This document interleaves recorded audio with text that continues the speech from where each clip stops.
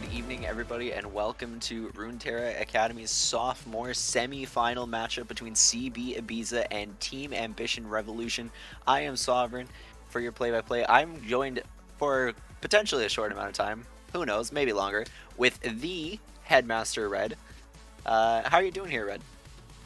Hey, how's it going? Just subbing in for a little bit.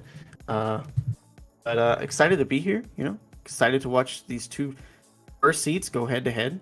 And yeah, I'm excited to be casting alongside you.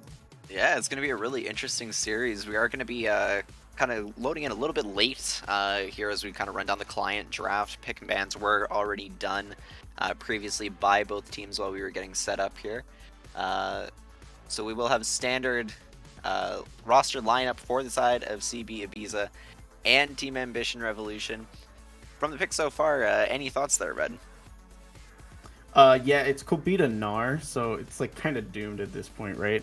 Uh, not to flame him, but my boy Kobita, his Nar play is all right, but Kite and Syndra, that's gonna be the make or break so far in this draft. Chitin's been known to like either carry games or throw them, so I'm excited to see how that goes out. And on the other side, we're looking a little tanky there, aren't we?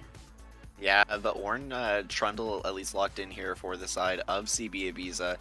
They will be rounding out the draft with Zeri Karma for their bot lane, with Nami going to be the last pick here for CB Ibiza. Or, pardon me, Team Ambition, I think. Yeah, no, that's right. I got my sides Team first. Ambition Revolution, right. Yeah, right. Oh, it's gonna be one of those days. Yeah, it's gonna be one of those days. Just praying that TDS gets here, takes my spot as I try to BS my way through this. But looking like honestly a pretty aggressive comp coming out on CBI side, and a little bit more of a front to back team fight comp coming out on the Revolution side. Who do you have favored going into this? Who do you have favored going into this? I think ease of execution is definitely on the side of CB Ibiza here. They have a very easy to establish engage style through Nami Tidal Wave and the Zac Elastic Slingshot. Can run it with a Gnar flank as well into the Mega. That being said, though, the drafting for Team Ambition here is actually very, very strong. You have a lot of Dissuade, the ability to kite out with the likes of the Zeri and the Karma to really kind of bring that team comp back into cohesion with Ornn and Trundle frontlining and Vex playing Disrupt. So definitely options from both sides to really make something happen. Who would you favor here? I am favoring, and I know both these teams pretty well, so kind of don't want to come off as like favoring one team or the other. But right now, the Trundle pick has made it for me. Like I really think the TAR draft is really made strong by this Trundle pick. That being said, this is the first Zac pick for CB Ibiza all season, but they do have a little bit of a surprise factor on their side. So I'm excited to see how it goes. Also, actually, first Syndra pick for Chitin this season as well. So switching it up here in playoffs, but I still think front to back with the Zeri Vex carry, I got to give it my props here. Yeah, very good draft. Yeah, two very interesting things to note there, Red. And from the side of really both junglers, it'll be interesting to see how they want to impact us this map. If we were to assume kind of what Singular Bread's start should be, I would assume probably top side running down in towards bot. He's got a fairly easy gank setup, at least for the likes of trying to get onto that Zeri and the Karma. Whereas for Corny, in the likes of the Trundle, it's going to be much easier for him to path from bot to top and actually try and impact that lane, being able to set up with BAP to try and dissuade that Gnar from getting any actual prio through the likes of that pillar. So definitely some kind of mirrored options that we'll probably see from the likes of both these teams and both their junglers respectively. All right. And on that note, we're going to go to break. And, when we come back, I think it's no more red cast. I think TDS is here. So I enjoyed my time while I was here. But on that note, we'll go straight into spectator delay and we'll be back. Okay.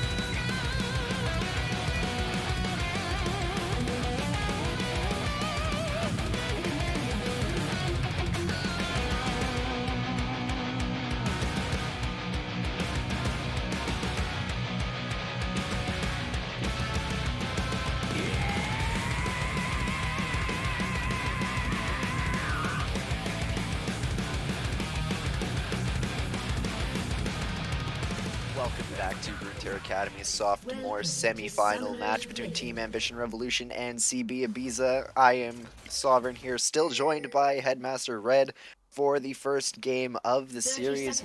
Red, are you ready? Yeah, oh, I'm super ready. And we already have a little bit of a spicy start. Singular Bread getting poked out. Very nice. But yeah, everyone in chat, you got debated. I'm actually here. Haha, if you tuned out, you're going to miss my casting. Sorry, guys. Uh, Um, I don't know if you this go. is a spectator bug there, Red, or not, but are we seeing Zeri Ornn with no items? I think that is. Minions have spawned. Yeah, I think that is on your Oh, end because never on mind. my All end, fixed. they look good. Yeah. Hate to see it. Spectator client, spaghetti code, Riot's least priority change to this Yeah, game, they never fixed that spectator client. We still got bugs from like 2 months ago that they haven't fixed. So I mean, it's not surprising, but very standard start early on here. Little early poke. Vex. Oh, they got the yeah, they got the proc. So it's obviously over for Chitin at this point. Should probably just FF that lane. Ask for a gank, because can't recover anymore. But yeah, how do you expect this early game to go? Yeah, so we do actually see a bot mirror start for the side of both junglers pathing into top side. With a potential gank coming in mid here, Pillar will get dropped. Looking for the fear here, might be Stone Made Soft. Will find it, just a little bit more chip damage as the electrocute goes down, but that will force the last pot out of Chitin. Yeah, no sums gotten, but it wasn't really gank. It was more like Trundle was hungry and he just wanted to take a chomp out of Syndra, and then keep going as he just did the drive-by little gank there, and some good trading out of Andy from in the top lane there. Level Yeah. 2's in the bot lane. Yeah, and something to note here too, Red, is both AD carries actually opting for the longsword start. Kind of massive poke lane as we see a little bit of a trade here into the bot lane. But opting for that additional sustain with those 3 health pots. Yeah, actually, you would think that favors the Lucian, right? Because they're going to be a little bit more of the aggressive lane here. But early on, we see a little bit of XP lead from TA Revolution and Kobita taking a turret shot. Yeah, and with Corny pathing up to the top side here, Singular Bread is on the top side as well, at least starting his red now, but there is the path timer for Corny to potentially make something happen. He is seen on the ward, but he will be walking in. Hop Got the not flash. quite, does flash away. That's a good overall gank there for the side of Team Ambition. For sure, and good trades in the bot lane too. But he's gonna help. Corny's gonna help Ornn shoved in that lane. Maybe let him back. But maybe Bob doesn't look very interested. And here comes Zach. Yeah, with Singular Bread here, Hop should be available for Kobita. Nothing really to come of it as Trundle will move down and take the Scuttle Crab on the top side. And hovering as well. I gotta say that's pretty poor play out of the Ornn there. But we got an engage in the bot lane. Exhaust coming out. Yeah, exhaust burn by Diet to try and limit some of that aggression coming back from the Lucian and Nami lane. Yeah, I was very confused as to why Ornn stayed. Is because if Trundle helped him push out the lane, you think that would have been a good chance to maybe just get a quick back and maybe even shove it in. But good trades out from Vex. Looking for the kill. Very little health on Syndra. Zach pinching though. Could be the solo bull. This is very dangerous as the flash comes through. Chitin forced to flash away as well. Little bit of damage, not going to find anything as Corny does make his way into the lane. Not going to find the damage to pick up that kill as both mid laners will walk away. Little health in tow. As they try and push no this mid lane flashes. here. No more flashes. Bubble will land into the bot lane. Not any further aggression here from the side of that Lucian Nami. As Singular Bread will jump in to try and damage off Corny here while shoving in the mid lane, but nothing else to really come of it here. As Chitin will come back to lane to pick up the rest of this wave. Yeah, and there's Ridley Prime.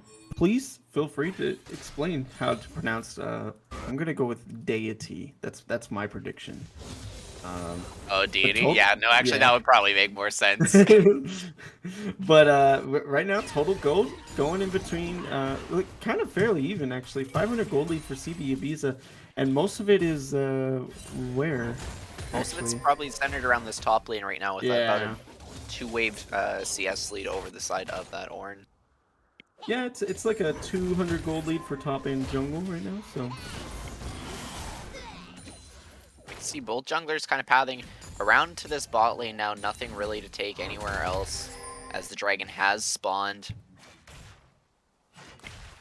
Singular Bread comes down to clear out this ward inside the river. yeah, it looks like they're gonna have early prio on that Hextech dragon. Maybe a gank coming out in the mid lane. There is no flash on Vex, no TP either. Would be a good grab. Oh, but gets spotted by the pink ward. Pink wards save lives, ladies and gentlemen. 75 gold prevents 300 going over. This is your caster tip of the day.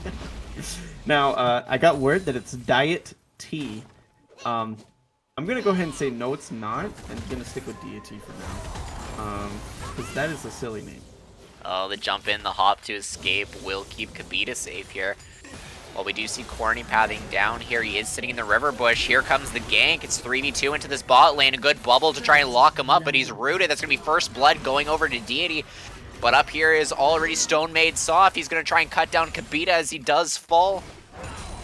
Singular Bread now waiting on the outskirts of this bot lane up in the little shoehorn here for the river. Won't look to make anything happen, but overall 1-for-1 cross, or pardon me, a 2-0 cross-map play for the side of Team Ambition.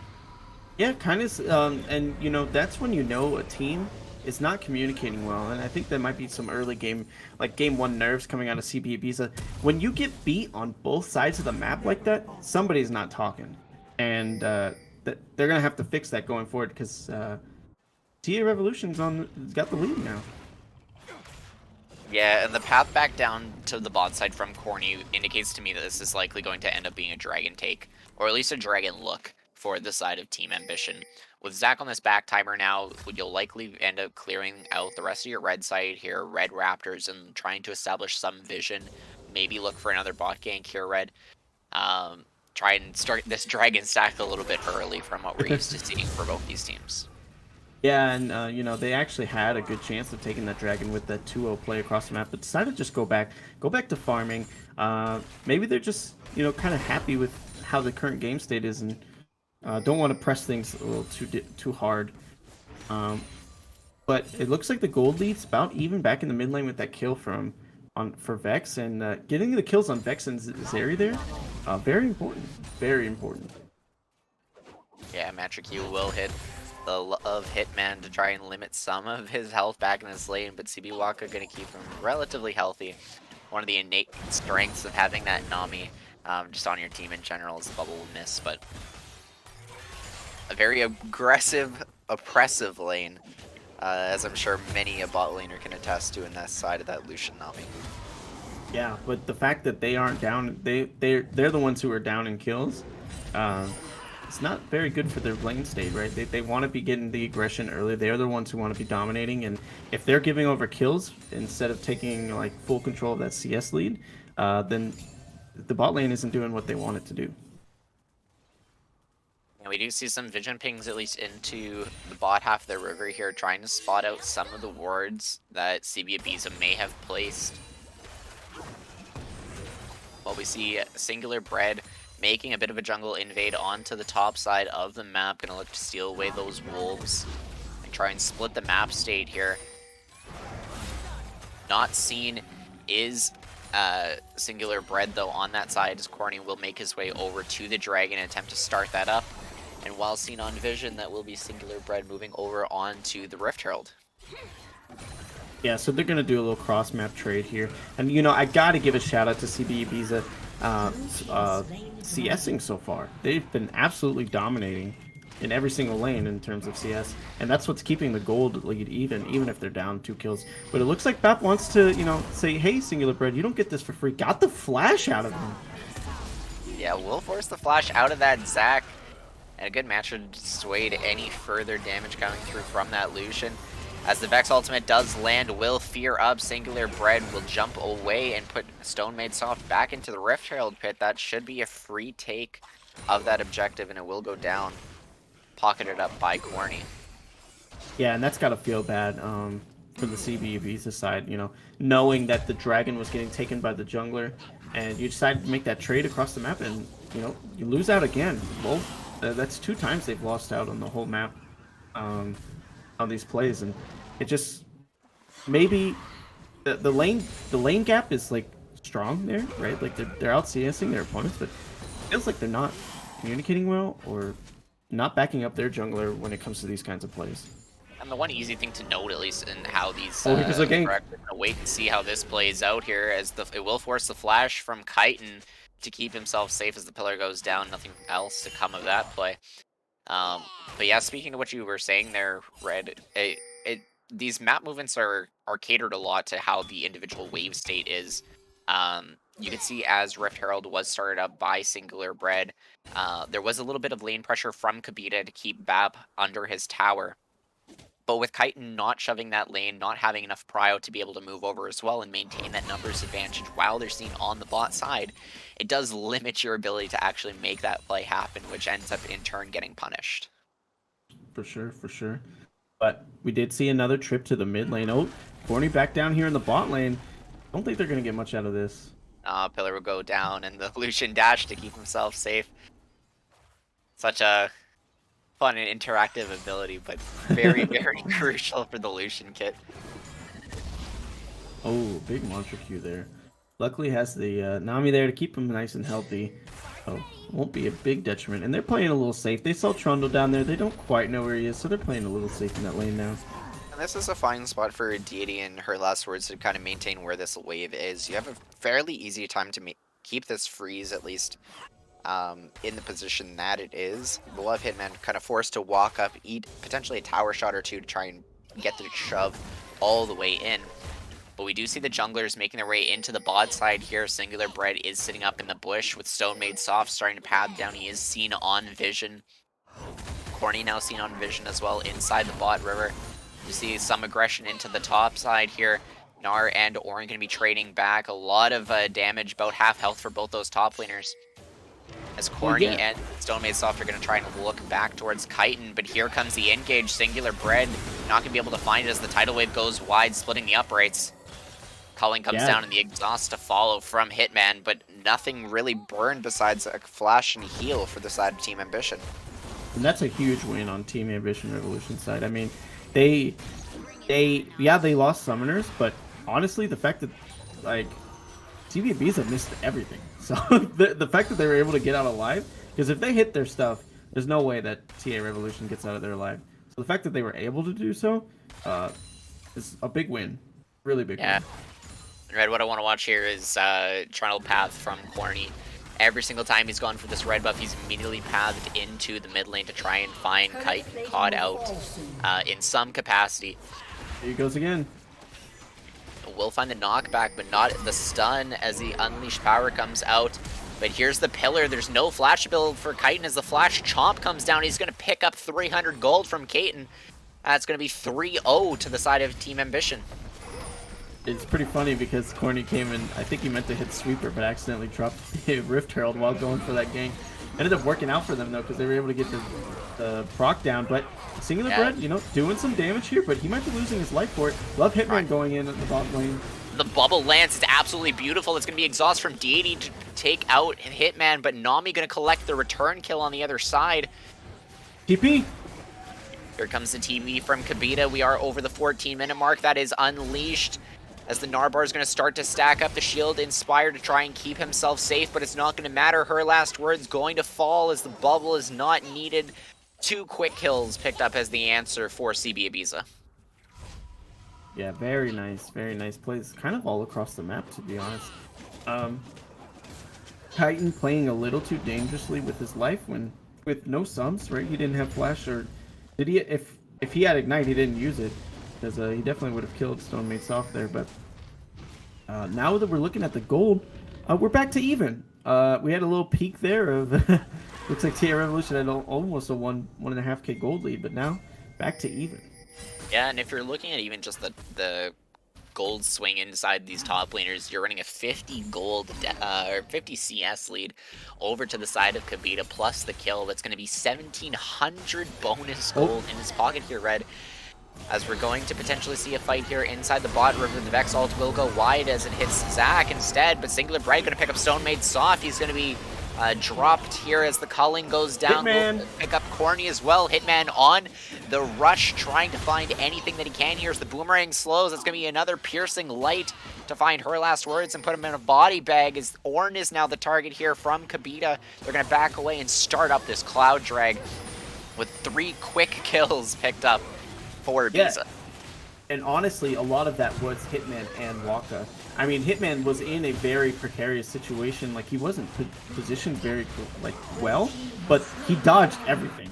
So that's all that matters, right? I mean, he had a Vex in his face. He dodged the ult. He dodged all the abilities and dodged the Ornn ult and was able to just pump out damage and really turn that what could have been a disaster into a one team fight for CB Ibiza.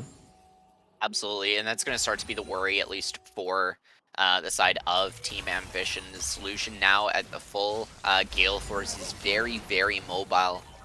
You're really reliant, at least in how this team comp is drafted, at that fear being able to mark Hitman and trying to drop him as fast as he can, if not through a Call of the Forge God. But with such a delay on making that CC happen, it's going to be a little bit more of a challenge.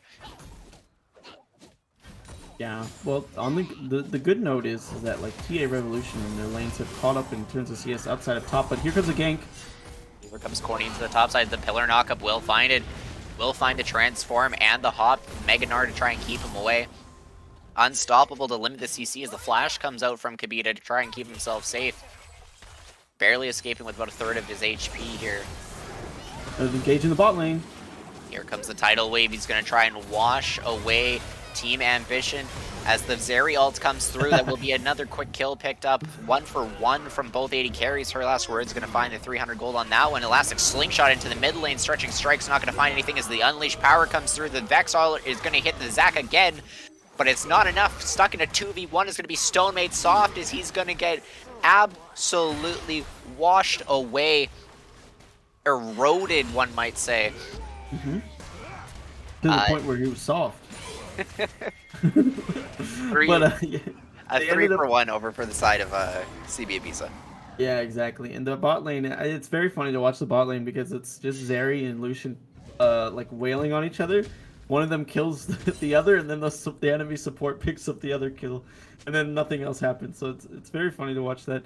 But you know, kind of even across the board here, Kobita with the giant lead of 1.5, like almost 2K.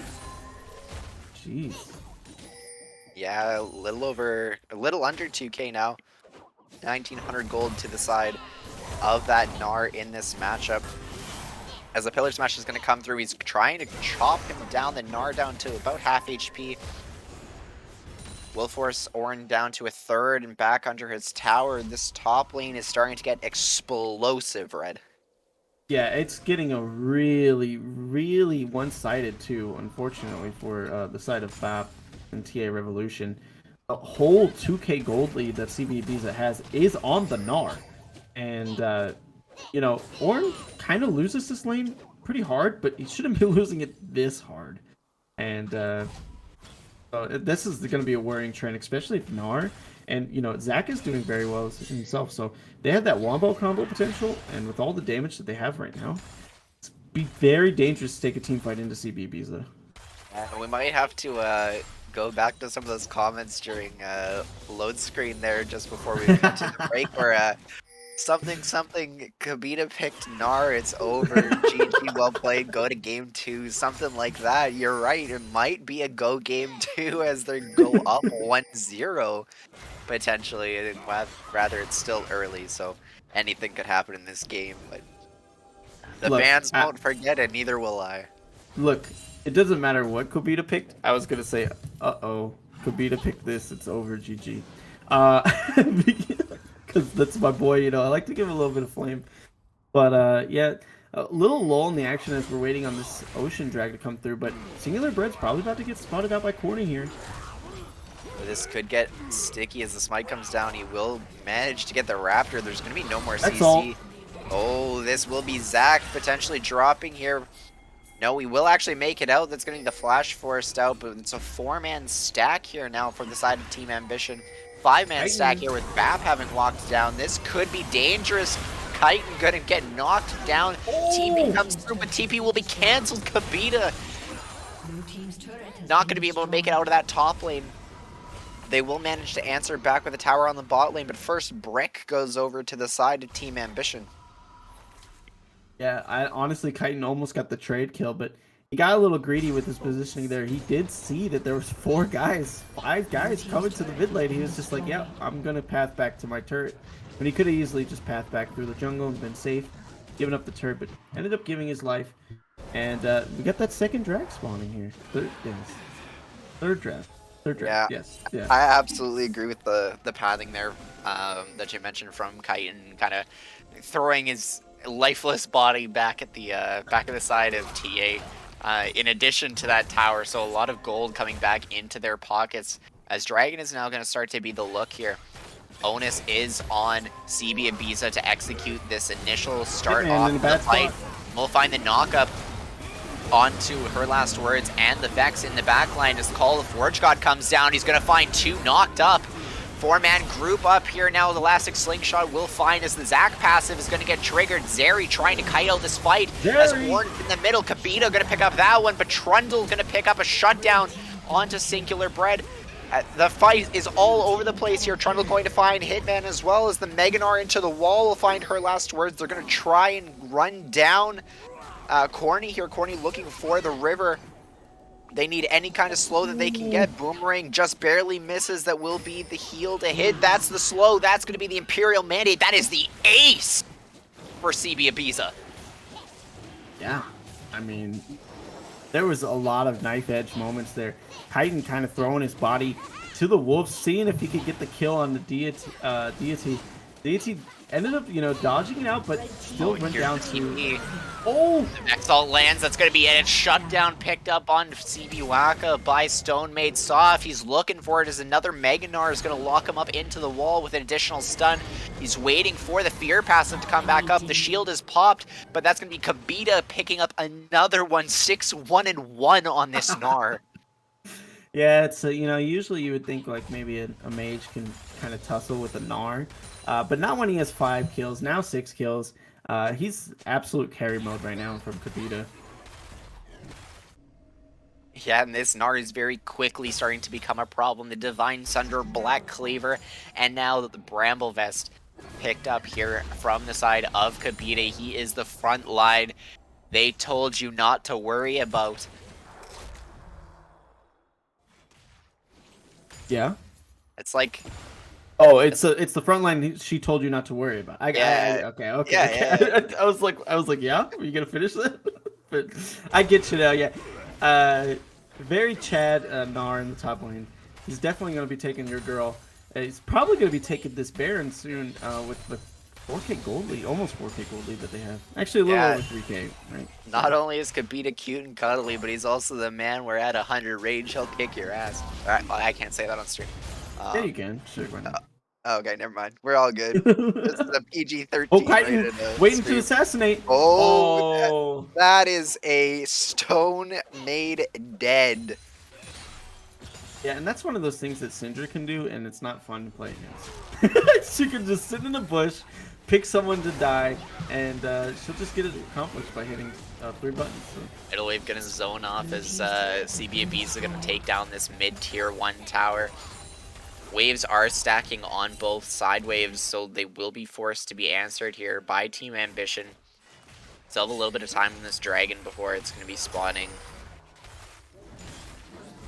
Yeah, well, the good thing is TA Revolution is not out of it. Yeah, they're down 4K gold, but they have the Ornn. The Ornn will start getting the items onto the carries, right? Zeri is extremely good in these late game team fights.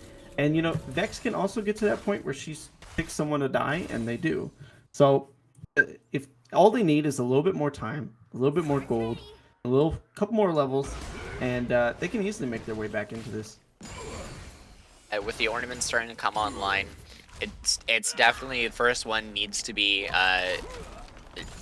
Are we saying deity or are we saying diet tea? I don't know. I I'm don't know. not saying diet tea. I refuse. So it's We're, deity. we're we're just gonna say the first ornament needs to come down onto the Zeri. They need to find a way to keep her alive in these fights, whether it's Mantra Inspire with the combination of that Moonstone, to try and allow her to kite out from the likes of Kabita and Bread here on that Narzak duo. Hitman needs to have something in front of his face to be dealt with, and at this point, I don't know if you can even say that BAP is able to fulfill that role. Yeah, I think. I mean, eventually. I mean, the Trundle can get to a point where he's absolutely ridiculous, and then Ornn gets to a point where he can be very, very tonky. But yeah, with the how good Kobita has been doing this game, probably not going to hit that point, unless we're going like pretty late. If we get another 20, 20 minutes in this game, maybe we'll have a conversation. But Chitin looking to assassinate Stonemaid Self again. Will he fall for it? No. Gets the gets the ward down in time. This is the Very second weird. time, ladies and gentlemen. Wards save lives, I'm telling you. Take it from me. If you won't take it from anybody else, take it from me. You don't even have to know me. Just take it from me. 75 gold saves your life. Gain elo today.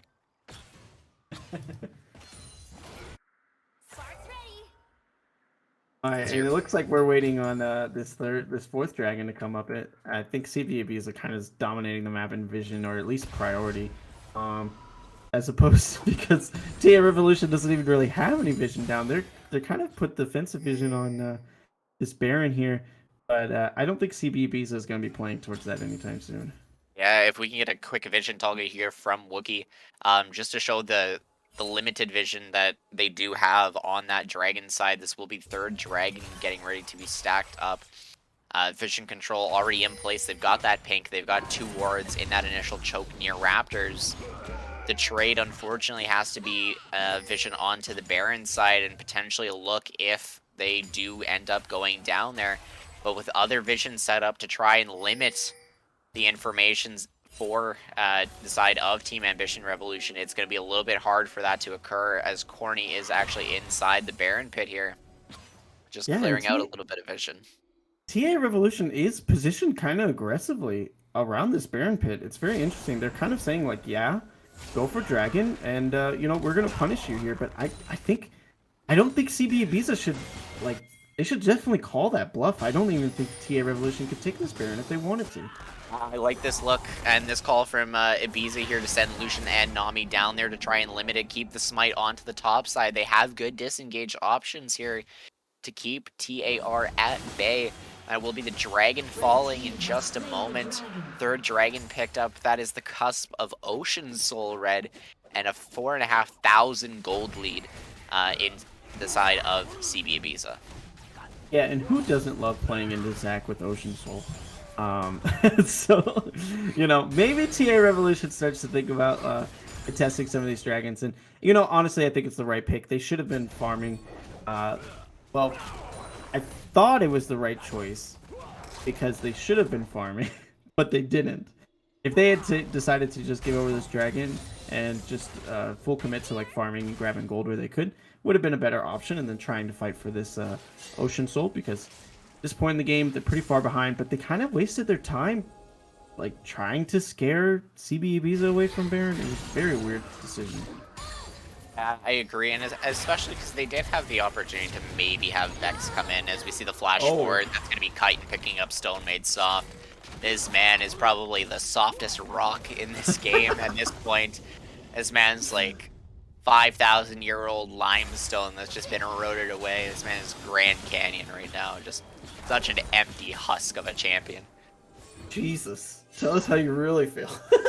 Like, he's less a stone and like like paper mache at this point. Yeah, exactly. Limestone gamer indeed.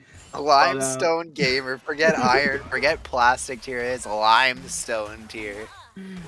Oh, that's pretty funny. But yeah, that's one of those fun interactive things that you get to do when you're playing against Syndra. That's not behind. She gets to just, like I said earlier, she gets to pick who she wants to die, and then they just do. So Vex, next time just don't die, Forehead. Um, but, That you know, is Vex. that is the call out. You've been called out by Headmaster Red. Runeterra Academy School is in session. Just don't die, 5 head. Lesson of the Yeah, day. might be worth investing into, you know, a stopwatch sometime. Probably about 3 deaths ago. To, to to prevent the Syndra snowball, but a little late now. Um, It feels a little bad. We're trying to maintain the jewelry shop. You got grandmother's ring still in inventory here for Stone Made Soft. Not really paying dividends. You take it to the pawn shop broker, they tell you the diamond is fake. Say no, it's not. It's been my family for years. I'm gonna hold on to it. Forget this it. is my favorite cubic zirconium ring. Okay, so like, please don't flame it anymore. It's like a ring But pop at this point. As we do see CB Ibiza starting to set up around this Baron. There is not a great way for Team Ambition to really walk into this, and as much as we poke fun at them with this, they do still have a couple ways to try and make some vision gains, one being that Zeri W. But Baron will be started up for Ibiza here. It is starting to melt relatively fast. They don't have bread here yet, and now they do as he comes flying in from Timbuktu. 5-man onto this Baron stack. They are not close enough to even try and contest as the tidal wave comes out. That will be Baron secured for CB Ibiza and a quick retreat. yeah, and I mean, the way that TA Revolution handled that Baron is like, it's very clear that they have now all in on the fact that they need to win this next team fight. If they lose this Dragon and team fight, you know, it's time to FF, go next. You've given up, you've conceded too much at this point. Now you have to fight for these things, and if you don't, then you're just gonna lose. You just bleed out slowly, like kind of old TSM style of gameplay. Oh, but they could be setting up a trap here as they're forced to walk in. No vision is able to be set up besides a quick pink ward. Her last words going to get Really avoiding good that engage. knock-up. But great quick kill by Soulmate Soft onto CB Waka. They're trying to find whatever they can. Singular Bread gonna get knocked up. Zac passive popped. He will only last a couple seconds longer. That's 2 kills into Soulmate Soft's pocket. We complained about the ring, but the ring picks up 4. Yeah, well, let's see how much they could cash in. Did get that stopwatch, but honestly, that was insanely good patience out of TA Revolution. There was plenty of time for like her last words to continue this engage onto Zac, and then Zac just kind of back off when he saw the other team. But they waited for Zac to engage, had the bot lane following up beside them, and they're like, "Hey, now you're split away from your heal. We're just gonna go ahead and kill your support." So really good patience out of TA Revolution. They're gonna be rewarded with the Dragon for it too. And this will delay the Ocean Soul at least by another 5 minutes, as that is second Dragon picked up for the side of TA. There is still opportunity to make something happen here. Oh, And they're Casey's gonna just look. trolling. Tidal Wave is going to knock up, or no it won't, it'll force the flash out of her last words to try and keep himself safe. Yeah, and that's her last words was just trolling right there. I mean, there was literally no reason to try to finish the tether on the Lucian. Instead of just getting out, cost him his flash, and you know, that's gonna be crucial in these upcoming team fights for sure. Yeah, with that IE completed and a Last Whisper in tow as well, Hitman hits like a truck on this Lucian, especially with that Tidecaller's Blessing. We're going to start to see the siege here now, though, for the side of CB Ibiza with this Baroned up cannon minion. Will slowly take decent chunks as the pillar comes down, trying to dissuade any aggression. But the Mega Gnar bar is ready to go. We'll see the transform here, but the flank from Stone Made Soft is on the bot side. Can potentially try and find a prio target into the backline and look for a massive fear to start off the fight into a Call of the Forge God. Deity is in base, so they won't look just yet, but the thought is there. Oh, and engage. Call of the Forge God comes down, the fear looks, it won't find anybody as Zac and Lucian are going to be stuck inside the red side jungle. Knocked up is going to be Kavita as he tries to hop away. There we are, massive fear in the backline. Stone Made Soft gonna fear up 4 as he drops on the end. But Zeri able to kite this out potentially, has the opportunity, will dash over the wall, is going to find the shutdown onto Chitin. as the likes of the Lucian and Nami are forced to walk away. Pillar to try and potentially slow his Imperial Mandate comes down, but here's the Orin. He's going to knock up into the Pillar. Yeah, I was gonna say during that siege that this is exactly what TA Revolution wants. There was no reason for CB Ibiza to try to 5-man it down mid when they could have been 1-3-1-ing very simply, and then TA Revolution wouldn't have been able to respond. But TA Revolution just needed time, and they got gifted that time, and Love Hitman's just inting. There's no way that's worked. Yeah, no, that one was yeah. Yeah, so I think what we've seen here is we've seen the mental the mental has now completely changed. CB Visa is now extremely fearful that they've just thrown their leads and they're doing some desperation things. And you know what? They did throw their lead.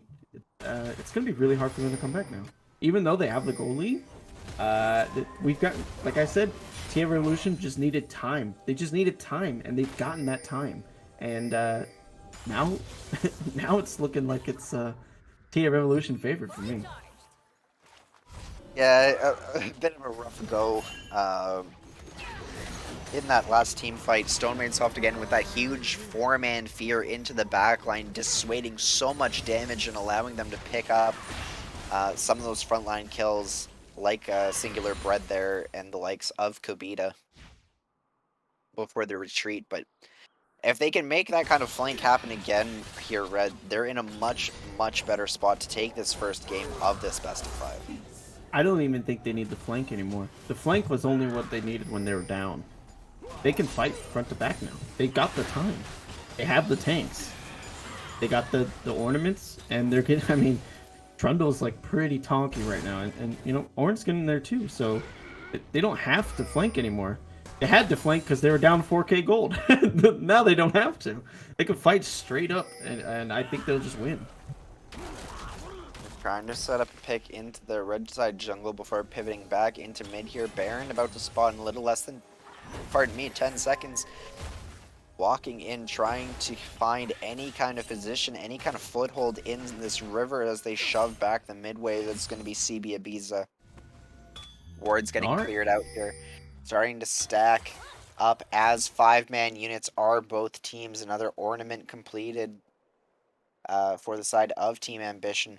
They have the inside track on this Baron. Wave is shoved up all the way to their base, but CB Ibiza who does not want to make a decision.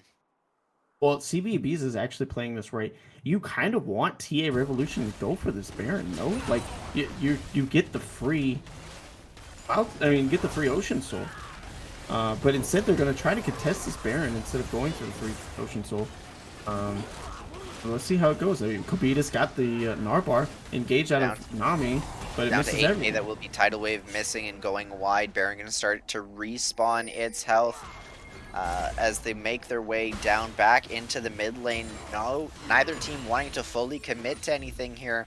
They will start TP to send coming in mid. Nami back down towards the dragon, but as the TP from that's going to be Stone Made Soft coming in. Will fire on the Vexar goes wide. That's the Ocean Dragon secured for the side of CB Ibiza. The culling to try and cut down the health bars of TA will not be enough.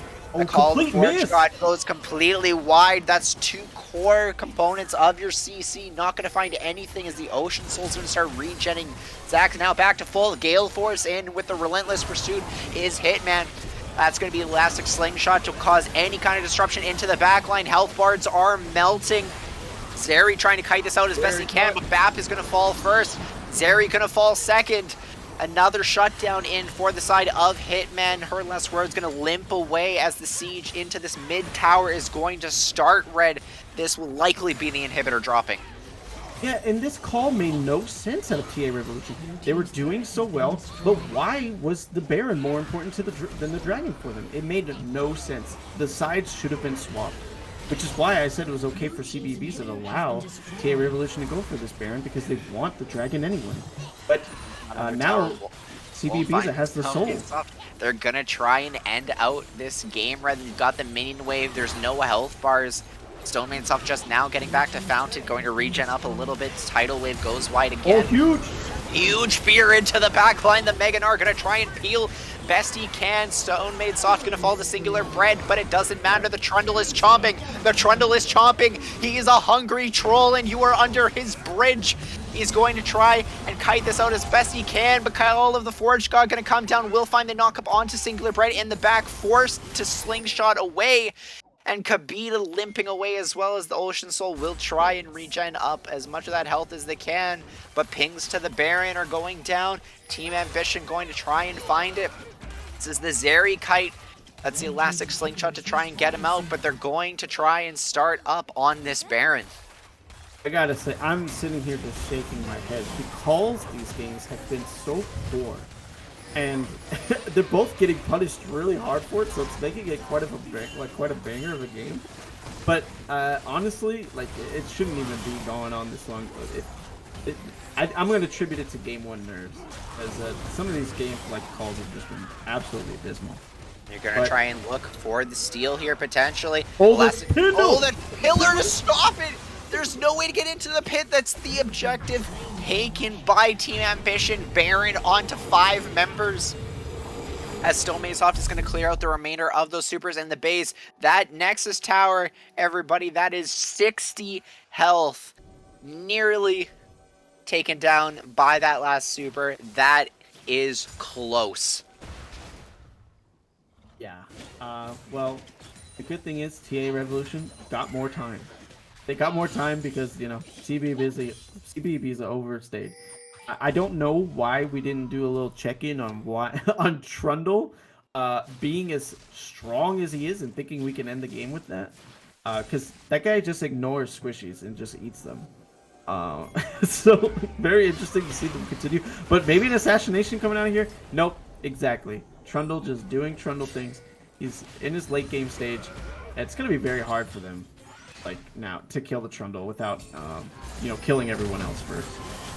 But we got that Elder Dragon coming up in 2.5 minutes. That's going to be the crucial thing here. I think TA Revolution just needs to avoid a fight at all costs until they can get the gold they need for the items for this Elder fight. Yeah, they're under no obligation to really do anything here. They're fine to just wait out time. Again, the onus for these fights comes onto the side of CB and Ibiza. They're the ones with the primary initiation tools. They've got more options to look for things. They can fish for things. But if Team Ambition can sit on their hands and bide their time ahead of this Elder Dragon, they're sitting just fine. Yeah, and I think they're just going to use this Baron to stall. And that's the right call. I really like that Vex is getting her own gold in the side lane. It's a very smart decision. But now we're getting close to 130. About 1 minute is when you really want to start. 130 to 1 minute is when you really want to start looking for vision. And TA Revolution doesn't really have any past the defensive vision, right? They're going to need vision in this Dragon Pit, in this river, if they want to position for a good team fight. And now is the time to do so. They caught Chitin! Chitin is checking shop! Oh my god, Chitin is going to fall to her last words. That had to have been a show-up screen. You are absolutely right. There's no way you just let that happen under any circumstances. That one has got to hurt as the 4v5 is going to be forced here. The knock-up, the Zeri are to try and kite it out. Called, the Forge God comes down and will find Singular Bread and knock him up. That is unstoppable, Corny. There's nothing corny about a joke that I can make there, but it doesn't matter. The fear to try and force Hitman away. The culling right into his back. It's going to pick up one, but the base is under threat. The base is under siege. It's a 4-man siege. Team Ambition going to try and close out game one on the back of Chitin, doing absolutely crazy things. What are you doing, Team Ambition? Going to pick up game one. Oh my god. I don't even know what to say. You know, it wasn't just Chitin getting caught there, you know. There was a lot of things that went into the fact that that CB Ibiza lost the game, and it was a lot of the shot calling. And I mean, I really don't know what to say because it ended so quickly after that catch. And yeah, I think good things came out of both teams. Bad things came out of both teams this game. I'm going to attribute it to game one nerves, and hopefully we see a little bit cleaner play. But, you know, I wouldn't mind 5 of these either. So 5 banger 44-minute games. I am potentially in for a long one. But you know what? That's A-okay. Like you said, there's some definitely some good takeaways from both teams. Definitely some things that you want to try and shore up, rebound at least coming into game two. We're gonna take a short intermission. We're gonna see if we can swap out Red and our other co-caster TDS, who may or may not be home now uh, after being locked out of his apartment. But that's okay. When we come back, we'll have game two draft underway.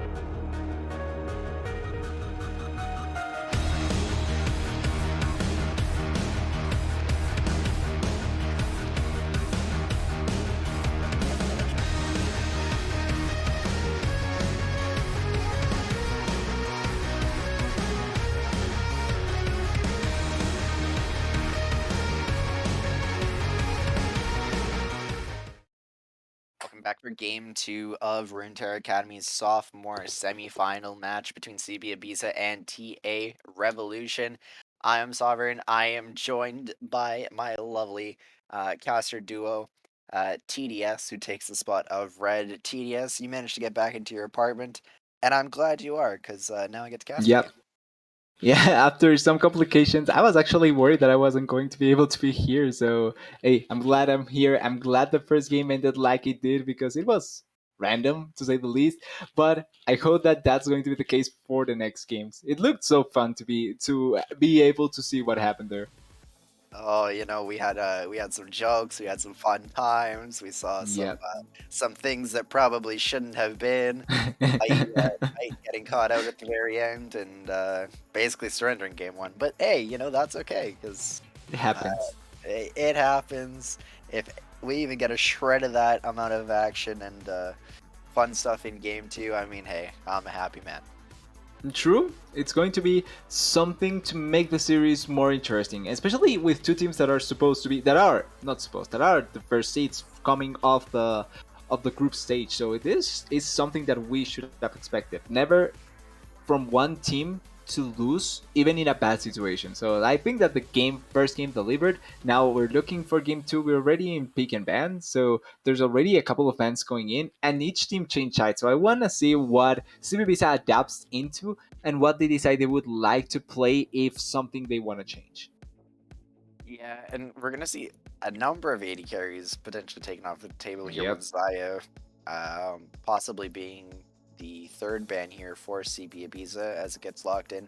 Zeri going to Wow. potentially hit the table too. Red side staple here. Trundle gonna be the first pick here for the side of Ibiza.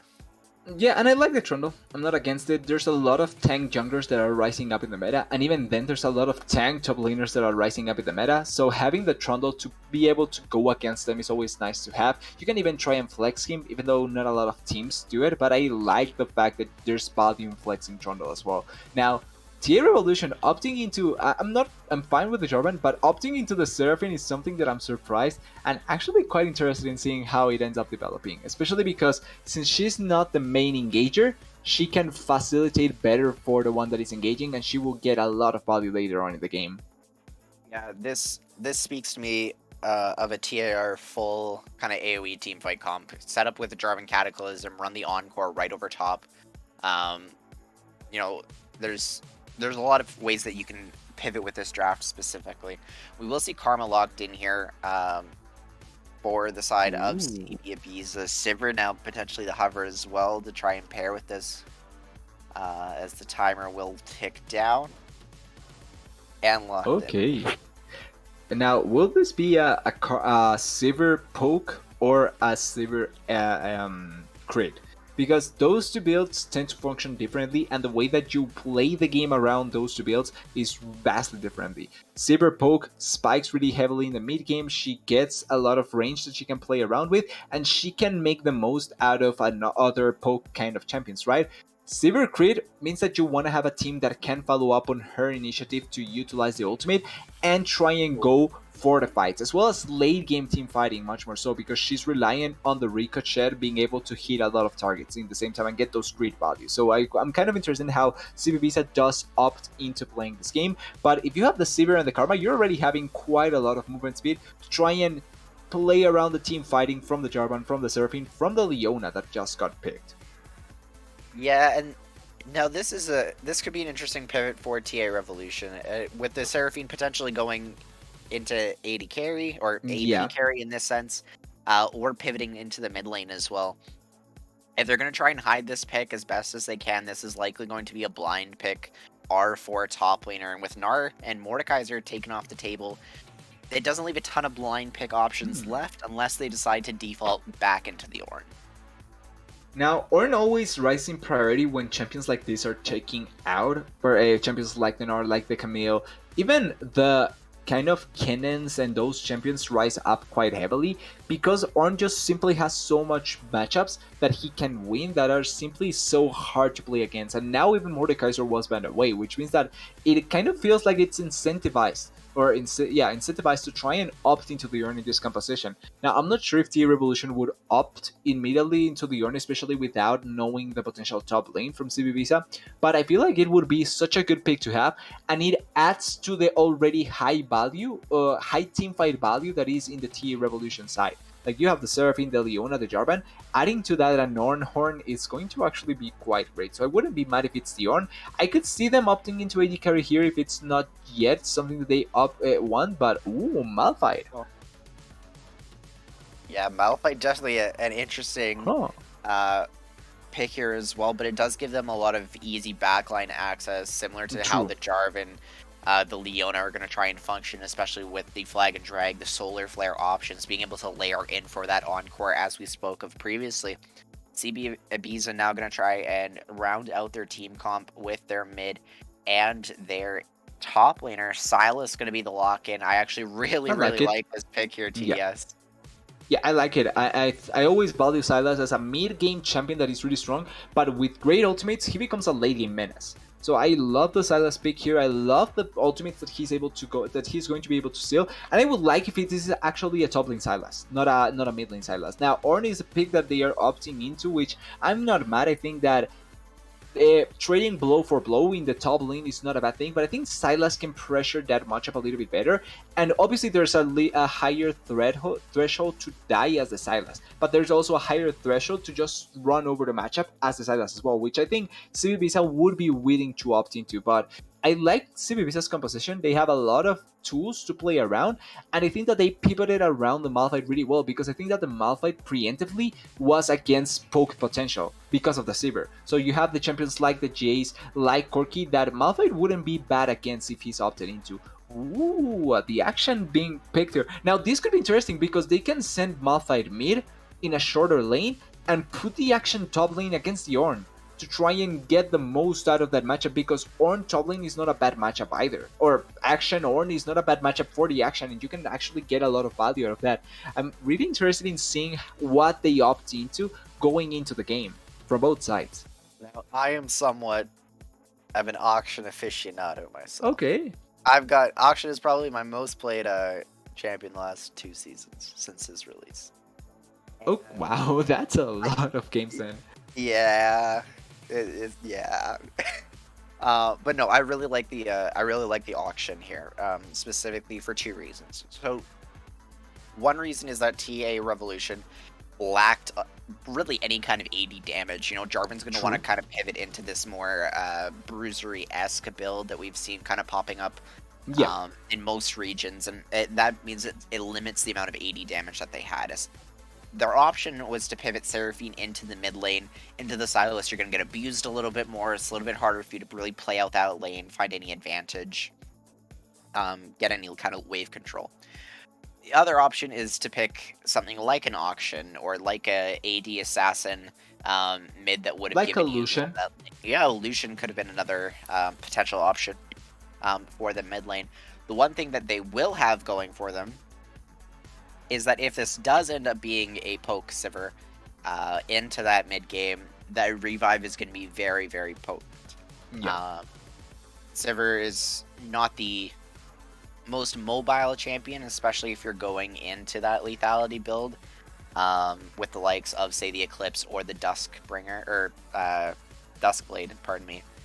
So if you're able to get on top of her with the comp that you're already shaping up, that damage that's going to be amplified already through her, if you can cut her down, you can pretty much bring back anybody who they've been able to kill already. Yeah, which is always so valuable. So I love the points that you're bringing up, and it's maybe something that almost all the time you kind of tend to ignore or not ignore, but skew over with the action, not because you want to, but because the champion is not actually that played in competitive. Like, we see it sometimes, but it's not that consistently. So I think that the passive becomes something that sometimes you tend to go over, but its value can be so high, especially in this kind of compositions that are so kill heavy. When you look at TA Revolution's composition, it has a lot of engage, a lot of damage potential, and against quite a few squishy champions, so it's not like it's going to be hard to get those kills. And then in the opposite side, if somebody dies, which can be the case, you have the action to allow for them. So I think the action is something so great in this game. I would have loved to see it against Yorn, much more so, because I think that Malphite Sylas in the mid lane is not the same as Malphite Sylas in the top lane. But I'm fine with this matchup. Like, I think like action still takes advantage of this kind of matchups, and if Sylas tries to go for a way too strong trade in the mid lane and he fails, action punishes really, really well. Like I mentioned Lucian as an option for the 80 damage, right? But I think action is actually a better version of Lucian in that regard. So I really like the pick. I really like the idea that they have opted into, and I think that if they can get to the mid game and late game without a lot of hiccups here and there, I think that they have a really strong composition that they can execute on really effectively. One thing I really want to note, or see at least from Stonemate Soft here with this auction, is if he opts into Shield Bash in his runes. It's such a very, very useful rune, especially when you're playing around that auction passive. But now it's also exemplified by the Seraphine that you drafted for this team comp. So Yeah. definitely something we want to try and keep our eyes on. If you were to favor a comp here, TDS, who are you favoring and why? So this is hard to go because I like both comps in the sense that they have avenues to play around each part of the game, which is something that I always want to see in a composition. Like playing early, mid, and late game transition is always nice to see, and I really like that both comps have some identity into that. Now, I think, and I value my idea of which team I like more with the Sivir here as the Joker for both compositions, in the sense that if it's Crit Sivir, I take CVBiza's comp. If it's Poke Sivir, I take TA Revolution's comp. Because I think Poke Sivir in this game is not going to be the most ideal. You really need the consistent damage dealer that is the Sivir to get the most out of this kind of composition. Because I think that the best moment of CVBiza's composition is going to be after 28 minutes, which is where Sivir should have around 2.5 items. And I think that if she gets towards the third item, she's going to be monstrous in the crit side. Because even though there's a tank, she can deal so much damage this game. Like, there's already the Sylas and the Trundle that I think can deal the much more bursty kind of damage. So I would love to see the crit Sivir. But in the case that, and the idea that I don't think will happen is that, so I expect to see the lethality Sivir, which means that I think TA Revolution will take it at the end because of their comp. I really like it as well. Yeah, I agree. I guess it'll just come down to how much Hitman is going to value the likes of an item like LDR. It only becomes that much more gold efficient when you're into the likes of the Malphite, the Jarv, and the Leona. You know, these beefy frontline meatballs that you're going to have to try and cut through. Yeah, there's three champions that incentivize it. Sorry to cut you out, just to add that. No, that's okay. But on that note, TDS, we're going to take it to a quick intermission as we load in for Game 2. But when we come back, CB Ibiza takes on Team Ambition.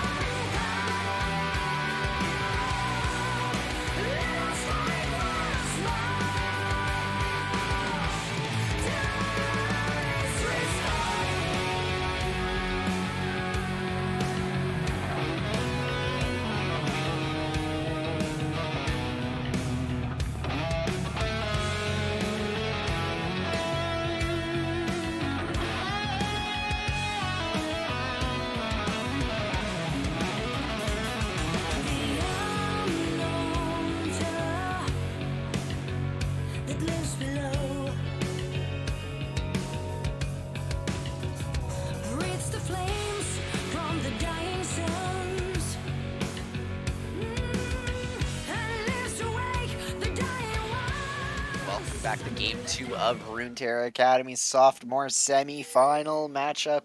If you're just joining us, Team Ambition took a 44-minute Game 1 over CB Ibiza in what is quite possibly the most tilting way to end a Game 1. That is a tilter. Yep. Uh, but that, you know what, that's okay. We've got potentially 4 more games to go. I'm Sovereign, I'm joined by TDS. We are here for Game 2. So I think we should start by watching this Jarvan skin because I think it's the first time I've ever seen that, and it's actually so good looking. It actually looks great. The first time I've ever seen that, and it's actually so nice. This is Worlds 2021 Jarvan. Wait, the skins are already out? We're Wait, no, it's not 2022. World Champion, right? It's Championship. Oh, is it? Yeah, maybe it's Championship. Okay, yeah, that would make sense. Oh, this could be spicy though. Invade here from Team Ambition. They don't know. Red side. Oh no. They're not seen on any vision. Oh, the immediate flash into Zenith Blade. The double beat gets dropped. First blood picked up by Corny. Flash already used. CB Walker trying to get out, but that's a red buff going down. It is Calamity to start out. 2 quick kills into the pockets of TA. And this will likely be a red to red here, TDS. Yeah, so this is the kind of starts that if you're in solo queue, you immediately get your jungler flaming and out of the game. So that is awful to happen at any point in any match. It's not only the kills that go into the hands of TA blanking on the TAT because there's too much, but TA. Right. The fact that they also get the red buff, it's awful for the Trundle. Trundle has 0 CS. He's soloing the blue buff, which is not something that he cannot do, but he's so late in his clear that this game is looking already way too rough for the side of CB Ibiza. And it's not like they cannot turn it around later on, but giving an advantage to Jarvan, to Seraphine that should have, Seraphine particularly, that should have a bad start in the game, and then Jarvan that is a ganking jungler that can impact the match a lot, it's not something that you like to see typically. No, not at all. And this really sets tempo for this early game too, right? With Corny having such a massive EXP lead, Singular Bread is going to have to try and pull himself back up into whatever capacity he can. It's going to be a little bit harder for him to contest crabs, especially in this early game. If he doesn't know where Corny is, he could easily path right back into that top side. You go into the bot side and try and match where Singular Bread is going to move. So definitely something that we're going to have to keep our eyes on, and how this Trundle plays around this level curve. Yeah, so kind of the main advantage that I can see, or not the main advantage, but an advantage that I can at least see for this Trundle Singular Bread is the fact that the Leona committed her flash as well as Corny. So if there's ever a chance of wait, Drag will force the flash out of Chitin, but they're going to try and layer a couple extra shots in here. I'm not sure about this. Trundle Pillar going to force a flash out of Stone Made Soft. Any Limestone gamers in the chat? No other kills to come, but we're 4 minutes in, and that's a 1.1k gold lead over to the side of TA. Yeah, that's the value of the early first bloods. Like, that's so much gold that you do get.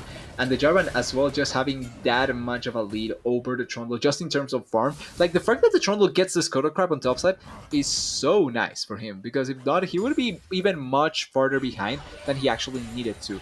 Now, Jarvan potentially setting up for a... Ooh. It just barely goes wide, but the Flag and Drag comes in. We'll find the knock-up on a Hitman. We'll be able to walk back up under tower, but it's a good poke layered back in through that Boomerang Blade. As we'll try and collect this wave and back off.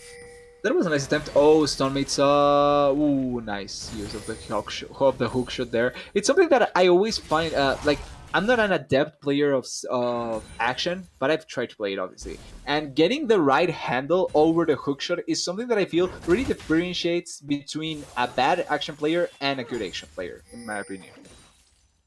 You haven't had those crisp angles until you've hook shot right around a Trundle Pillar and shot them 42 times in the back without the those are the moments you live for as an auction player, trust me.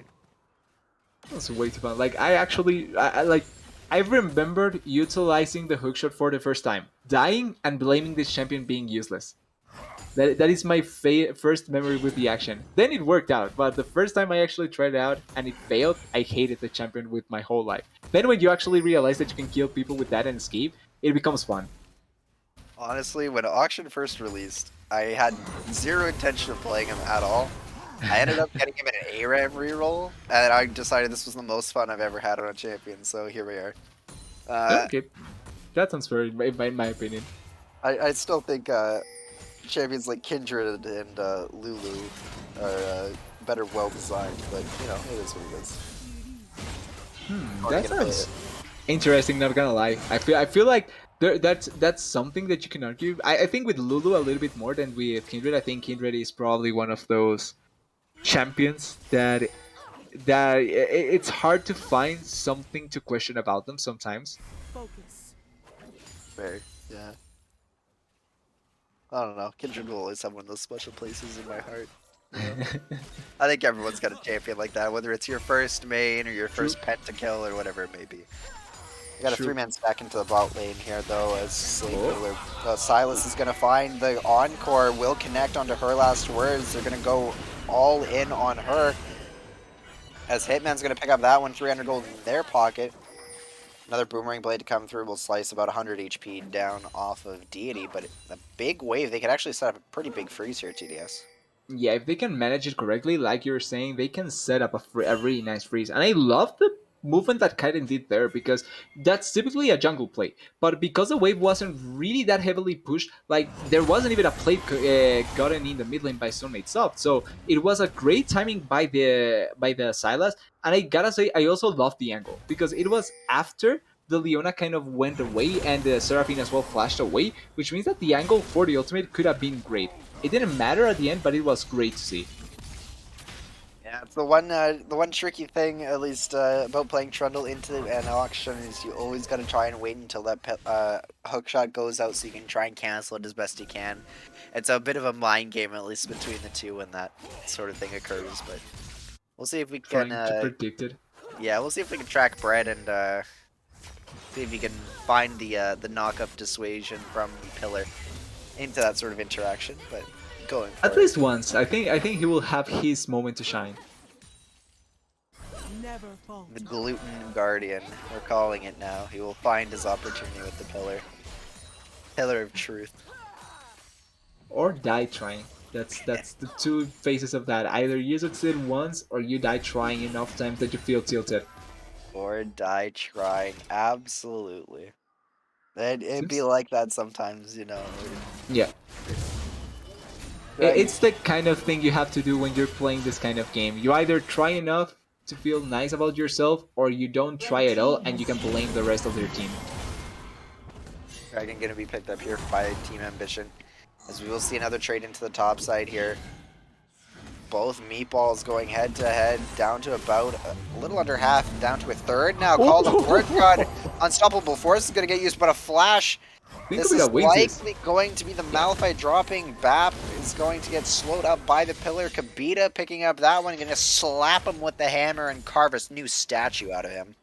So 9 out of 10 times when we pan towards top lane, there's bound to hit nothing will happen. Like, it's just wet noodle fighting. But that one time that actually something happens, we get this solo kill. Great play, or not solo kill, but kill out of the Ornn, because at the end the Trundle did alright. But that was such a nice reaction time by Kobita, and I think that at that moment the kill was pretty much sealed by Kobita, because even if Behave flashes away, like, there was a lot of follow-up from the Ornn to just be able to secure that kill. Ooh, playing the top lane potentially. Great Pillar will force out 2 flashes. Corny and Stone Made Soft. The Rift Herald is going to be maintained here by the side of CB. Ibiza flag for a little bit of vision. The Rift Herald will reset. They do have position. Solar Flares in tow by Chitin here. Did pick up that one, hijacking the Leona. Both bot laners. I think it's important. Sorry? Super important to have that ultimate, because, well, at that point it was important to have that ultimate from the Leona, because there wasn't any ultimates on the top laners, and Leona doesn't even have hers yet, which means that if you force an engage, that Leona ultimate may have been the difference between having to see and not having to see from the side of CB Visa. Yeah, Yeah, no, that's a very good point. A lot of added CC as the pillar knockup comes into the top lane. We're going to pan up here for no real action. Just a little bit of a wet noodle fight, as you said before. Yep. The singular Brett's going to be spotted out Oh, yeah. with the scry. But the encore to try and keep deity alive won't matter. The pizza going to cut him down. Just like that. 2 quick servings of pepperoni and death. Must feel kind of weird dying to a pizza in League of Legends. I gotta be honest. Like, it's not something that I don't think no one expects to see. Stop lane gank happening. Oh, Trundle. Yeah, here comes the 2v2. Great pillar to stop. Bap. Yeah, escape there from Bap. Then the unstoppable burst goes through. Bap gonna pick up singular bread. That was a turnaround that you did not necessarily expect based on how it looked to start. But another quick kill over into the pockets of Team Ambition. Yep, and it's like you're pointing out, it's not a turnaround that you expect to see with how it started, but it made complete sense in my opinion, because there was one crucial difference in that fight that affected the outcome, and it's Beap had ultimate and that fight. Ornn still didn't have. It was just about to come up, which means that you're fighting 2 champions without the ultimate advantage, and engaging on the Malphite before the subjugate comes in means that he's actually not taking that much damage from either of the 2 champions. So the fact that then you're opting into the fight and you don't have the Ord ultimate, he's not subjugated, means that then trying to destroy the Trundle is so easy for the 2 champions. And I think the turnaround, even though it doesn't look like it makes sense at the start, makes a lot of sense when you take those factors into consideration. Great kill in the top lane, and it allows for negating that kill that happened down in bot side towards the Seraphine. Yeah, no, that's definitely a good point there, TD. You know, both junglers spending a lot of time up into that top side on that play. But we'll see both of them pathing into mid here as well. Pillar not going to be able to dissuade the hook shot, at least this time either. 0 for 2 on that count, as we will see another bit of a trade. Grasp of the Undying is a interesting rune for tanks. It's one that they almost always take, and it makes them feel nice because they can survive like that. That's the tank kind of thing. Now I'm kind of interested looking at the next 5 to 6 minutes, because we'll have the second dragon coming up. It's going to be the Ocean Dragon. I'm not sure if CV will try to fight it. Oh wait, Soulmate's off. Actually,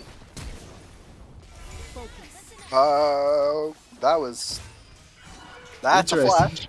Yeah. That was a flash. Yeah, and importantly, it's before the dragon happens, so they now lose the potential to fight the dragon because there's no jungle, there's no flash from the jungle, so realistically there shouldn't be an option to opt into fighting that dragon in all reality. I thought there was no chance at the start, now there's even less chance to fight that dragon. Which means that now the side of TA will have a better grasp of potentially getting those dragons or that soul early on. And with the soul, the first 2 dragons not being either mountain or infernal, I think that if a mountain soul comes up, either team really wants to grab that, because that's way too much resistances for teams that have tanks that can make a lot of use for them. And Singular Bread is here. Both of them are able to buy, or both teams are able to buy time here, especially if they're able to wait out another 10 seconds. Unleash Teleport will be available for both top laners if they want to try and look for a 5v5 on this second dragon. Level advantage. I think they want to do it because they have Stonemate Soft is still trying to reach bot lane. Like, he's coming back just now. Oh. Here's the engage, flag and drag into the Cataclysm. The Encore gonna catch 2. That's going to be Waka dropping very quickly. Singular Bread not going to be under any immediate threat at the tail end of that ultimate. But they do have vision onto the Dragon Pit as it is started up by the side of Team Ambition. Likely going to just let this one fall. Soul Map going to take over in just a moment. That will be Infernal Soul here, TDS. Okay, so I think obviously Mountain would have benefited both of them much more, but then Infernal is a dragon that I think nobody wants to dislike or dislikes. Oh, somebody's off. I think it's fine, yeah. It's fine. So there's the disrupt. Yeah, like it actually happened to a little bit, a certain degree. It's just that it was way too far for it to actually matter. Oh, action? The Ignite goes down. Stoneman's off, going to try and find anything here, as the comeuppance isn't going to collect onto Waka. Call the Forge God goes wide. Deity gonna pick up Walk on the tail, and Leona gonna pick up 2. Her last words with a double kill, 600 gold right into their pocket. But now the tower dive is likely going to come through. I think Maybe they're not. just going to disengage, yeah. They will decide to back away. The presence of Kabita off the TP is more than they're willing to kind of allow. But they have position onto this mid tower and may try and look for its take. Yeah, and they also have first walk into Herald, which is not something that I feel like they shouldn't look to take, especially if it's free. Like, it's not the most valuable since plates are already down, but it's still something that if it's going to be free, you should ought to take it. Now, I want to comment on that fight because I really like the way that they played around it, especially because Kobita was the first one to reach the fight, to arrive to the fight. Bihab was there, but Kobita was first to the fight, and the fact that they were able to play around that was so good for TA. Oh wait, they're re-engaging. Contest. Rift is going to be picked up. Oh, Pardon me, Corny. by the side of Team Ambition, but it doesn't matter because Corny's going to fall to singular bread. 300 bread gonna get. I don't have a joke for that one. I'm sorry. It's fine. We will get it next time. It's okay. There's still at least one more game. At minimum one more game. You can get another one in that time. I'll rifle through my little notebook of pre-prepared jokes and Bread jokes. Yeah, all kinds of different bread jokes. Here's one for example. What do you call a grumpy bun? Okay, what? A sourdough.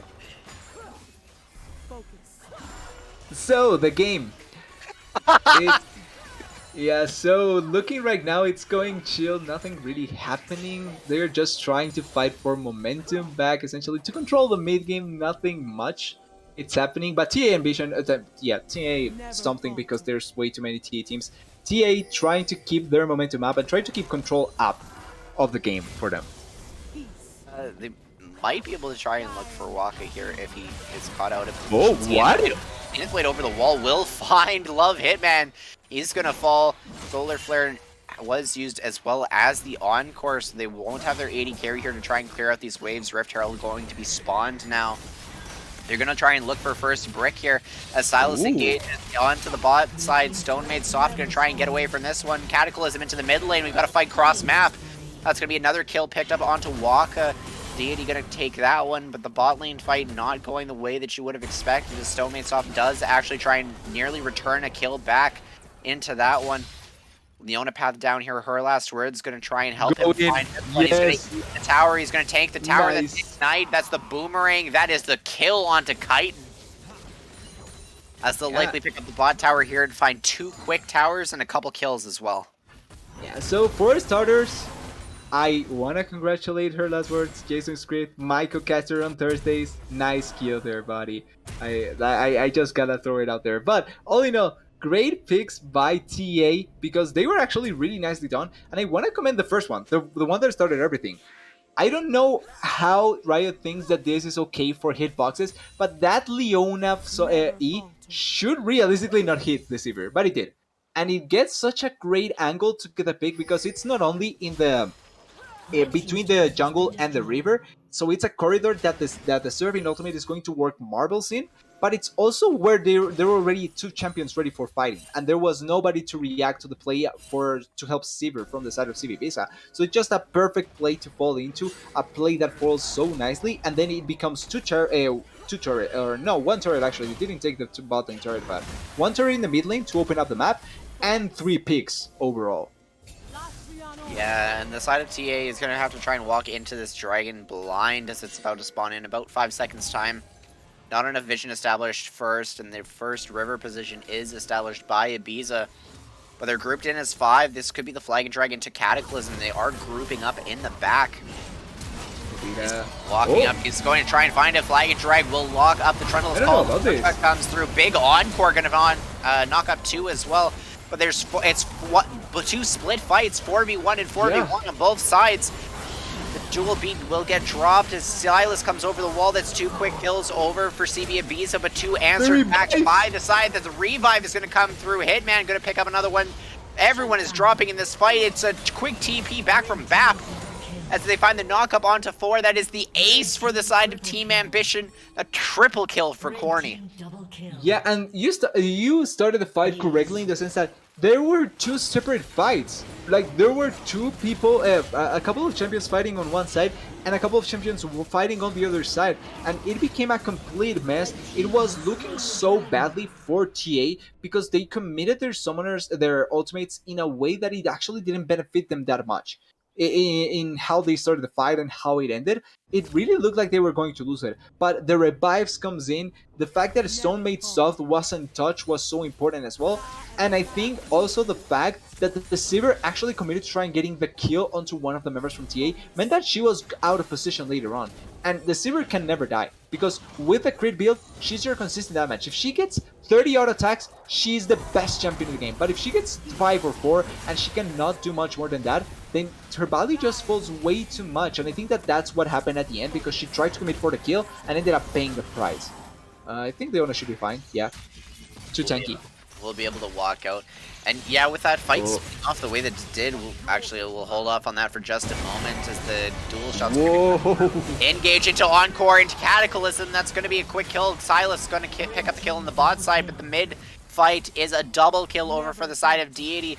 CB Ibiza trying to limp away as best they can. No further engage going to be able to come out as everything was already burned, but they're going to turn their sights back over into the river here and establish vision. Ping's coming down. But yeah, a lot to unpack there, TDS.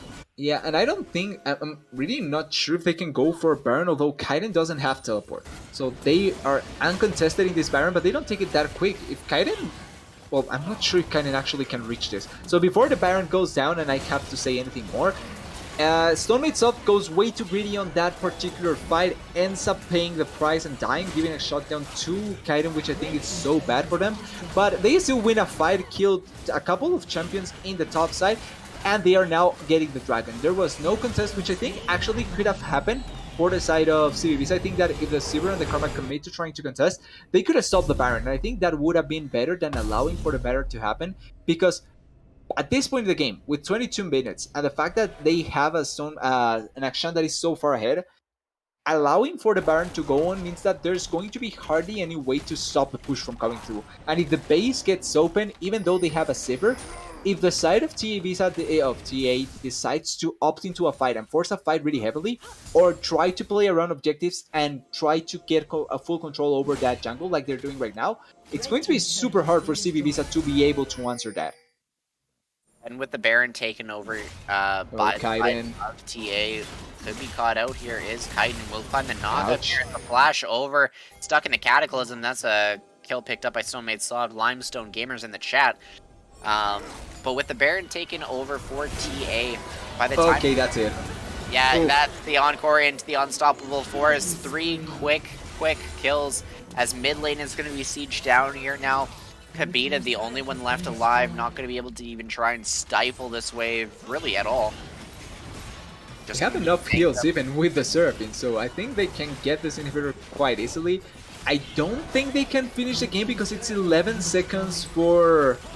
It's 14 for Love Hitman and Kaiden is on 5, so yeah, I don't think they can finish the game, but they already pushed through, opened up the base, they are going to be able to back, and they will still have some Baron to be able to push even before this next Dragon spawns, that it's going to be the soul for them. So all in all, this game feels so harsh for the side of CVBisa. If they can last 10 more minutes, I can see them being able to turn around, because in 10 more minutes you get Sivir's third item, you get the Silas to be a little bit stronger, ornaments are coming through, so he gets even more tankier. So I feel like you have better chance at that point. But if there's no 10 minutes for CVBisa, I think there's not going to be a good chance for them to come back. Yeah, we're a minute away from the Soul Point Dragon here, TDS, and at this point the gold lead is starting to feel quite noticeable. You know, it's about 7,000 over for the side of TA Revolution. The damage that comes through from the auction and the Seraphine at this point, when everything is layered on top, it's hard for Ibiza to deal with. They simply just don't have the resistance to really do anything. Oh no, Khabib. Khabib is going to get exhausted and knocked up very quickly. The Zenith Blade comes through in the Cataclysm as well. But here's the unstoppable force. It's been hijacked by Did he even get a kill? Titan. But, oh, massive knockup. It's just knockup after knockup in this team fight. They're going to find the revive over for Deity. Deity's going to respawn very quickly. Another knockup will take down the Trundle.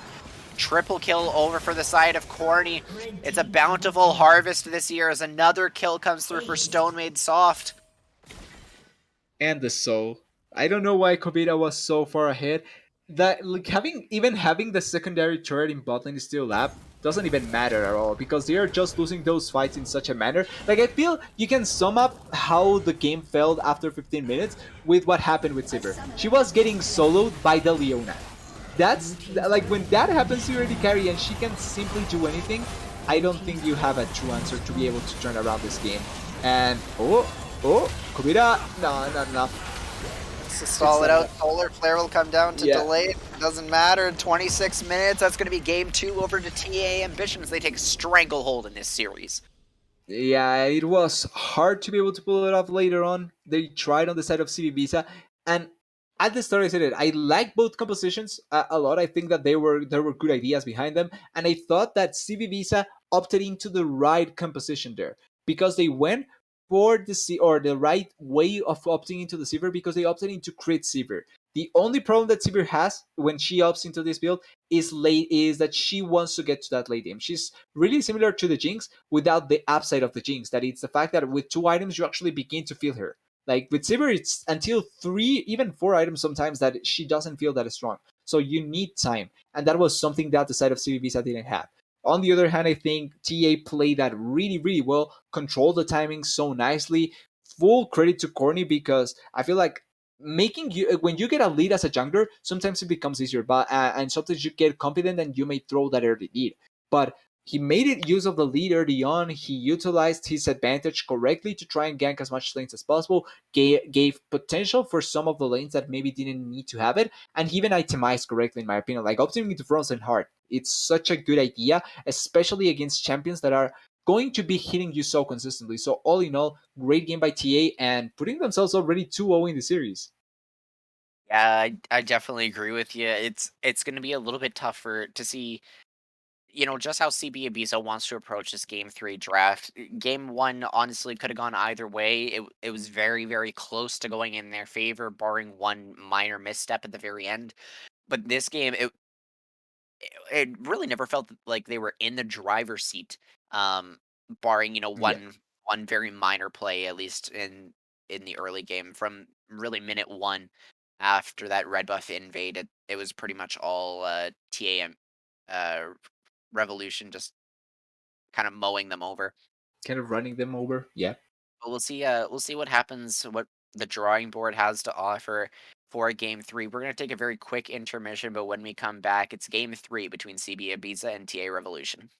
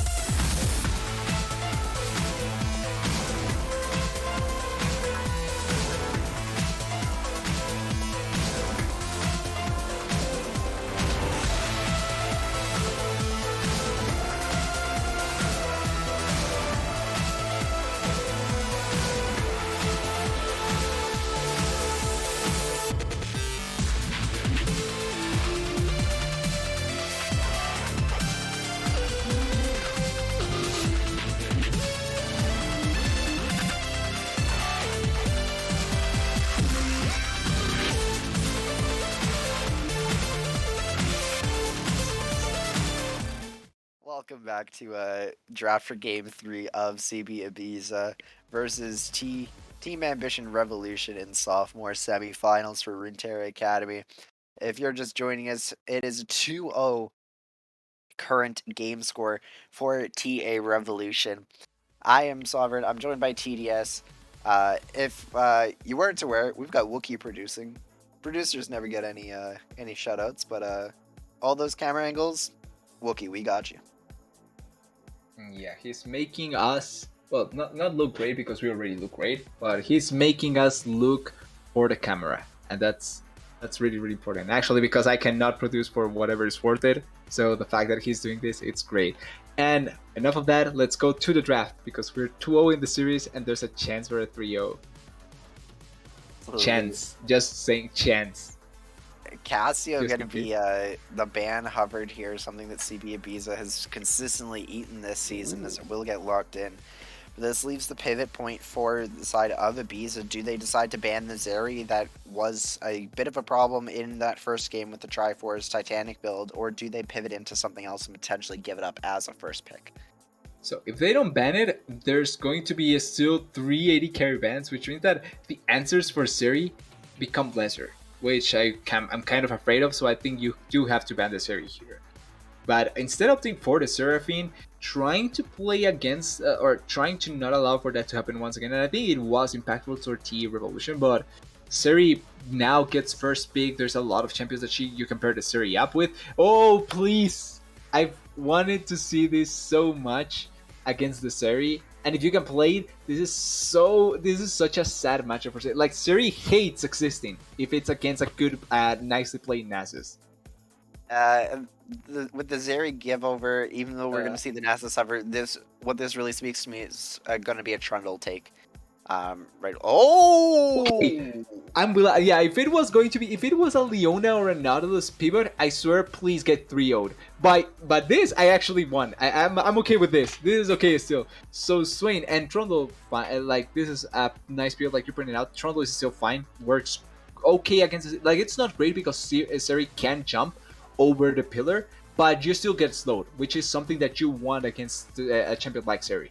But the Swain here, we need to see the pairing in the bot lane, the 80 carry that it's up there, but this is such a good champion if you can get the roots down, and team fighting against Swain can be such a hassle. Like, legitimately, it can be so tiresome.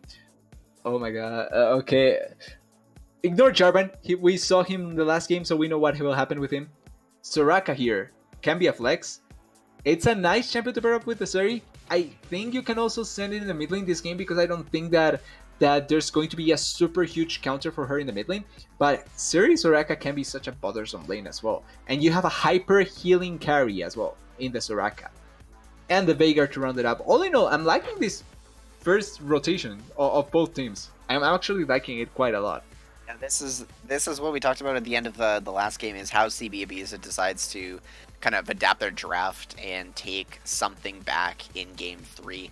We see how this series meta has kind of developed, both with the Ornn picks, things like the Trundle, the Jarvan that we're seeing again as the matchup mirrored again for this Game 3. But the drawing board has thrown Swain, and the drawing board has thrown Veigar into the mix. So two very interesting picks that we're going to want to keep our eyes on.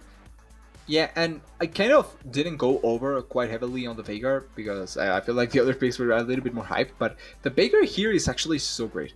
Like, you get the Ben Horizon for the Jarvan, for the Zeri, so you limit mobility already with those two champions. And in this kind of meta where there's a lot of mobility-based champions, even in mid lane, even in top lane, Veigar's value skyrockets a lot. If Camille ends up being a pick in the top lane, like, we haven't yet seen it, but Camille is still an option that some top lanes do want to opt, and it's not that risky to opt into. Veigar is a really nice option against her because you limit her mobility, which is something that you love to see. Quickly looking over the bans, a lot of top lane bans, even Yone can be considered a top lane ban to a certain degree, which means that I think we're going to opt into tank champions in the top lane. I think with the Veigar already picked, here is the ADO Wukong? Can it be a Wukong Swain bot lane? I'm trying to theorize this, because with Swain you don't necessarily need to opt into an AD carry actually. Like, a legitimate AD carry. You can opt into something cheesy or a wild card-ish with a Swain and then have a much more 80 heavy topside. The thing is this, Malphite becomes a great pick here again. Yeah, I'm just doing a quick run over of what CB Ibiza has actually drafted so far this season. Swain primarily has been into Chitin's hands, and the Veigar actually for a Hitman, so this could be an interesting pivot. Okay, Grab that is Swain nice. Veigar bot as the option, pivot the Wukong into the top, or pardon me, Swain into mid with Veigar 80 carry, or some conglomerate of that. The Wukong matchup into Malphite is actually fairly good. Your crushing blows does help to limit some of that Malphite bonus damage through the armor. It's only the bonus attack speed that you really have to worry about. TAR is going to round out their draft with the Corki there, so definitely setting up for a double marksman identity in their team comp. But as the timer ticks down here, TDS, how do you think they round out their comp? Okay, so yeah, like you were pointing out, if the Alistar does go here, it will be a Swain potentially mid lane and Veigar potentially 80 or AP carry, which I'm not against here. The problem is that like you're relying quite heavily on the Wukong and Trundle, and this is going to be important because those two champions have a really nice spike or a great spike in mid game. But if it becomes a late situation, TR just destroys you. Like there's no hope, and I cannot express that quite heavily because Wukong needs to find, for Wukong to triumph in late game, he needs to find angles and what is called coming from behind, flanking. He needs to flank effectively to get the most value out of him. And the problem is that it becomes quite obvious. Like it's super telegraphed. And with champions like the Corki, like the Siri, that don't necessarily lack mobility to try and survive, it's going to be difficult for the Wukong. Now, you do have the Veigar, but Veigar works great when it's champions that are coming into you. But when it's champions that are not necessarily coming into you, like Seri and Corki and Soraka, it's just Malphite and Jarvan, then it becomes quite difficult for the Veigar to get a lot of value. So it's going, CV Visas has a composition that I can see in mid game being stellar, and that can triumph in late game, but it's going to be super difficult. And if they are coming into a deficit into the late game, I can see them actually playing this game pretty badly, or missing any chances for them to be able to triumph in the game. I think TAR opting into a pretty similar composition to what they drafted in the first and second game. Like there's not much that is out of the ordinary for them. A carry in the 80 position with poke added to that in the Corki. They have tanks and they have a pillar support, or a pillar that will allow for those carries to shine, which I think we saw that formula in the first two games. But I think it's on CBI this game, not only for the fact that they are 2-0, but for the fact that this composition needs to be so well played for it to triumph. Yeah, and with the Veigar cage, it's going to be it's going to be something worth noting that Unstoppable Force and the Corki package actually do take priority over the cage. So while you can stop regular Corki Valkyrie and you can stop Flag and Drag, the Zeri dash, that sort of thing, it's not going to be, you know, an end-all be-all if cages drop. There are ways that they can kind of get around that. For the side of CB Ibiza, like you said, they're really going to be relying on Kabita trying to get into this backline with the likes of Waka and Singular Bread to try and delete, really, the easiest way to put it, delete Stomate Soft and Deity.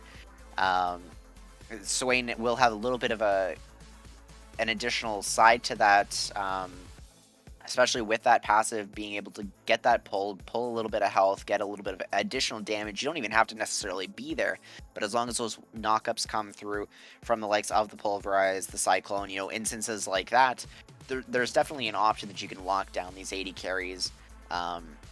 If Soraka has, you know, her own way, it's not going to be that easy, and they're definitely going to try and limit that as best they can, but definitely two very clear ways that both teams want to play out this game in order to take the win, for TA Ambition to be able to close out the series in a dominant 3-0 fashion, to prove that why they are the better of the two #1 seeds, at least in this series, versus Ibiza, who wants to pick up that win, force a game 4, bring some momentum back into their corner to try and take this to a game 5.